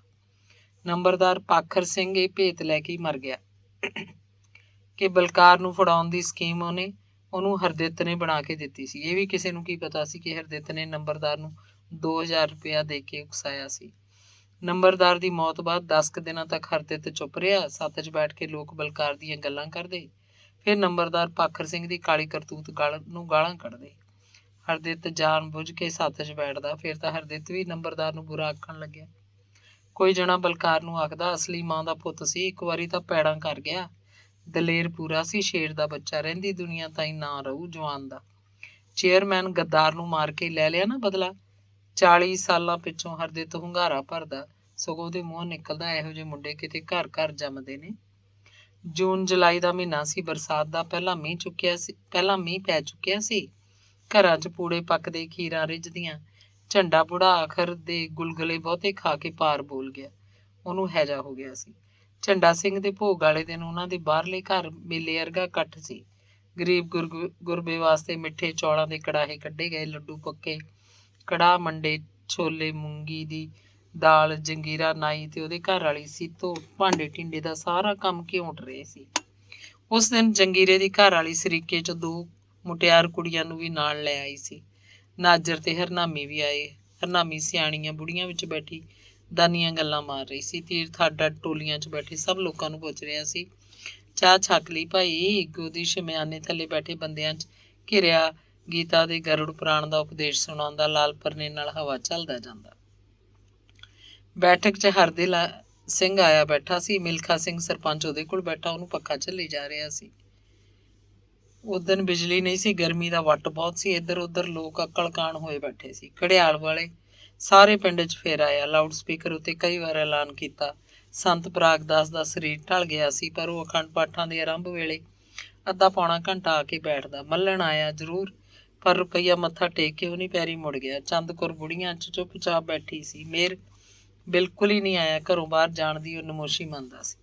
ਅਰਦਾਸ ਤੋਂ ਬਾਅਦ ਸਭ ਤੋਂ ਪਹਿਲਾਂ ਸੰਤ ਪ੍ਰਾਗਦਾਸ ਨੇ ਬੈਠੇ ਸਪੀਕਰ ਦਾ ਮਾਈਕ ਮੂੰਹ ਕੋਲ ਰਖਵਾ ਕੇ ਉਪਦੇਸ਼ ਕੀਤਾ। ਭਾਈ, ਇਹ ਮਨੁੱਖ ਚਲਾਇਮਾਨ ਹੈ, ਸਭ ਨੇ ਹੀ ਜਾਣਾ। ਜੋ ਘੜਿਆ ਸੋ ਫੁੱਟ ਸੀ। ਆਖਿਆ, ਜਿਸ ਮਰਨੇ ਤੇ ਜਗ ਡਰੇ ਮੇਰੇ ਮਨ ਆਨੰਦ, ਮਰਨੇ ਹੀ ਤੇ ਪਾਈਏ ਪੂਰਨ ਪਰਮਾਨੰਦ। ਭਾਈ ਝੰਡਾ ਸਿੰਘ ਦੀ ਨੇਕੀ ਨੂੰ ਕੌਣ ਨਹੀਂ ਜਾਣਦਾ। ਅੱਜ ਦਰਗਾਹ 'ਚ ਉਹਦੇ ਨਾਮ ਤੇ ਉਹਦੀਆਂ ਨੇਕ ਕਰਨੀਆਂ ਦੇ ਡੰਕੇ ਵੱਜ ਰਹੇ ਨੇ। ਪ੍ਰੀਤਮ ਕੈਰੋਂ ਅੱਜ ਵੀ ਪੀ ਫਿਰਦਾ ਸੀ, ਅਵਾ ਤਵਾ ਬੋਲ ਰਿਹਾ ਸੀ, ਪਰ ਉਹ ਹਰਦਿਤ ਸਾਹਮਣੇ ਇੱਕ ਵਾਰ ਵੀ ਨਹੀਂ ਹੋਇਆ। ਬੈਠਕ 'ਚ ਹਰਦਿਲ ਸਿੰਘ ਕੋਲ ਗਿਆ ਤੇ ਹੱਥ ਬੰਨ੍ਹ ਕੇ ਸਤਿ ਸ੍ਰੀ ਅਕਾਲ ਆਖੀ। ਹਰਦਿਲ ਸਿੰਘ ਦੇ ਆਲੇ ਦੁਆਲੇ ਬੈਠੇ ਪਿੰਡ ਦੇ ਲੋਕ ਹੱਸ ਪਏ। ਫਿਰ ਹਰਦਿਲ ਸਿੰਘ ਵੀ ਹੱਸਿਆ। ਕੈਰੋਂ ਬੈਠਾ ਨਹੀਂ, ਸਿਰ ਦਾ ਸਾਫਾ ਸੰਭਾਲਦਾ ਪਿੱਛੇ ਨੂੰ ਮੁੜ ਗਿਆ। ਆਪਣੇ ਮੂੰਹ ਅਜੀਬ ਕਿਸਮ ਦੀ ਕੋਈ ਆਵਾਜ਼ ਕੱਢੀ। ਲੋਕ ਫੇਰ ਹੱਸੇ। ਹੁਣ ਭੋਗ ਪੈਣ ਵੇਲੇ ਉਹ ਘਰ ਦੇ ਬਾਹਰ 'ਚ ਲੋਹੇ ਦੇ ਗੇਟ ਨਾਲ ਢੂ ਲਾਈ ਊਂਘਦਾ ਜਿਹਾ ਬੈਠਾ ਹੋਇਆ ਸੀ। ਕਦੇ ਕਦੇ ਮੂੰਹੋਂ ਕੋਈ ਗੱਲ ਕਹਿੰਦਾ, ਚੁੱਪ ਹੋ ਜਾਂਦਾ, ਫਿਰ ਗਾਉਣ ਲੱਗਦਾ। ਕੋਈ ਉਹਨੂੰ ਝਿੜਕਦਾ ਤਾਂ ਉਹ ਅਗਲੇ ਵੱਲ ਕੌੜੀਆਂ ਲਾਲ ਅੱਖਾਂ ਨਾਲ ਝਾਕ ਕੇ ਚੁੱਪ ਹੋ ਜਾਂਦਾ। ਸੰਤ ਪ੍ਰਾਗਦਾਸ ਨੇ ਜਦੋਂ ਦਰਗਾਹ 'ਚ ਡੰਕੇ ਵੱਜਣ ਦੀ ਗੱਲ ਆਖੀ, ਕੈਰੋਂ ਦੀ ਆਵਾਜ਼ ਆਈ, ਡੰਕੇ ਤਾਂ ਸਾਧਾ ਤੇਰੇ ਨਾਂ ਦੇ ਵੀ ਵੱਜਣਗੇ, ਦੇਖਦਾ ਜਾ। ਉਹਦੇ ਕੋਲ ਬੈਠੇ ਬੰਦੇ ਨੇ ਉਹਦੇ ਕੰਨ ਤੇ ਥੱਪੜ ਮਾਰਿਆ। ਉਹਦੀ ਪੱਗ ਲੈ ਗਈ, ਪਰ ਉਹ ਮੁੜ ਕੇ ਨਹੀਂ ਬੋਲਿਆ। ਫਿਰ ਹਰਦਿਲ ਸਿੰਘ ਖੜਾ ਹੋ ਕੇ ਆਪਣੇ ਭਾਸ਼ਣ ਕਰਨ ਲੱਗਿਆ। ਉਹਨੇ ਇੱਕ ਦੋ ਗੱਲਾਂ ਮਨੁੱਖ ਦੇ ਜਨਮ ਮਰਨ ਬਾਬਤ ਆਖੀਆਂ। ਫਿਰ ਝੰਡਾ ਸਿੰਘ ਤੇ ਅਫਸੋਸ 'ਚ ਦੋ ਸ਼ਬਦ ਆਖ ਕੇ ਹਰਦਿਤ ਸਿੰਘ ਦੀਆਂ ਤਾਰੀਫਾਂ ਦੇ ਪੁੱਲ ਬੰਨਣ ਲੱਗਿਆ। ਫਿਰ ਘੁੰਮ ਫਿਰਾ ਕੇ ਗੱਲ ਸੂਬੇ ਦੀ ਰਾਜਨੀਤੀ ਤੇ ਲੈ ਆਇਆ। ਮੁੱਖ ਮੰਤਰੀ ਦੇ ਸੋਹਲੇ ਗਾਏ, ਆਪਣੀਆਂ ਸੇਵਾਵਾਂ ਦਾ ਵਿਖਿਆਨ ਕੀਤਾ। ਨਕਸਲਵਾੜੀ ਮੁੰਡਿਆਂ ਬਾਰੇ ਕੁਝ ਨਹੀਂ ਬੋਲਿਆ। ਅਖੀਰ 'ਚ ਇੱਕ ਵਾਰੀ ਫਿਰ ਹਰਦਿਤ ਸਿੰਘ ਦੀ ਤਾਰੀਫ ਕੀਤੀ। ਕੰਨ ਖੜੇ ਕਰਕੇ ਪ੍ਰੀਤਮ ਕੈਰੋਂ ਸਭ ਸੁਣੀ ਜਾ ਰਿਹਾ ਸੀ। ਹਰਦਿਲ ਸਿੰਘ ਨੇ ਜਦੋਂ ਵਾਹਿਗੁਰੂ ਜੀ ਕਾ ਖਾਲਸਾ ਵਾਹਿਗੁਰੂ ਜੀ ਕੀ ਫਤਿਹ ਆਖਿਆ ਤਾਂ ਕੈਰੋਂ ਬੋਲ ਉੱਠਿਆ। ਨੰਬਰਦਾਰ ਦੇ ਨਾਲ ਹੀ ਇਹਨੂੰ ਵੀ ਦਿੰਦੇ ਧਨੇਸੜੀ, ਵੱਡੇ ਸਰਦਾਰ ਨੂੰ, ਸਰਦਾਰ ਹਰਦਿਤ ਸਿੰਘ। ਕੈਰੋਂ ਨੇ ਦੰਦੀਆਂ ਚੜਾਈਆਂ ਤੇ ਫਿਰ ਕਹਿੰਦਾ, ਸਾਲਾ ਜੋਕ, ਇਸ ਜੋਕ ਦਾ ਗੰਦਾ ਖੂਨ ਵੀ ਕੱਢਣ ਵਾਲਾ। ਕੁੜੀ ਦਾ ਯਾਰ ਸਰਦਾਰ ਹਰਦਿਤ ਸਿੰਘ। ਉਹਨੇ ਫਿਰ ਦੰਦੀਆਂ ਚੜਾਈਆਂ, ਉੱਠ ਕੇ ਤੁਰ ਪਿਆ। ਆਲੇ ਦੁਆਲੇ ਬੈਠੇ ਲੋਕ ਹੱਸ ਰਹੇ ਸੀ। ਇੱਕ ਨੇ ਆਖਿਆ, ਕੈਰੋਂ ਸਾਹਿਬ, ਉਹ ਪ੍ਰਸ਼ਾਦ ਤਾਂ ਲੈ ਜਾ। ਹਾਂ, ਦੁਸ਼ਟਾਂ ਦਾ ਲੈਣਾ ਪ੍ਰਸ਼ਾਦ। ਉਹਨੇ ਮੂੰਹੋਂ ਜਾਣੀ ਪਛਾਣੀ ਆਵਾਜ਼ ਕੱਢੀ ਤੇ ਫਿਰ ਆਪ ਹੀ ਹੱਸ ਕੇ ਤੁਰਦਾ ਹੋਇਆ।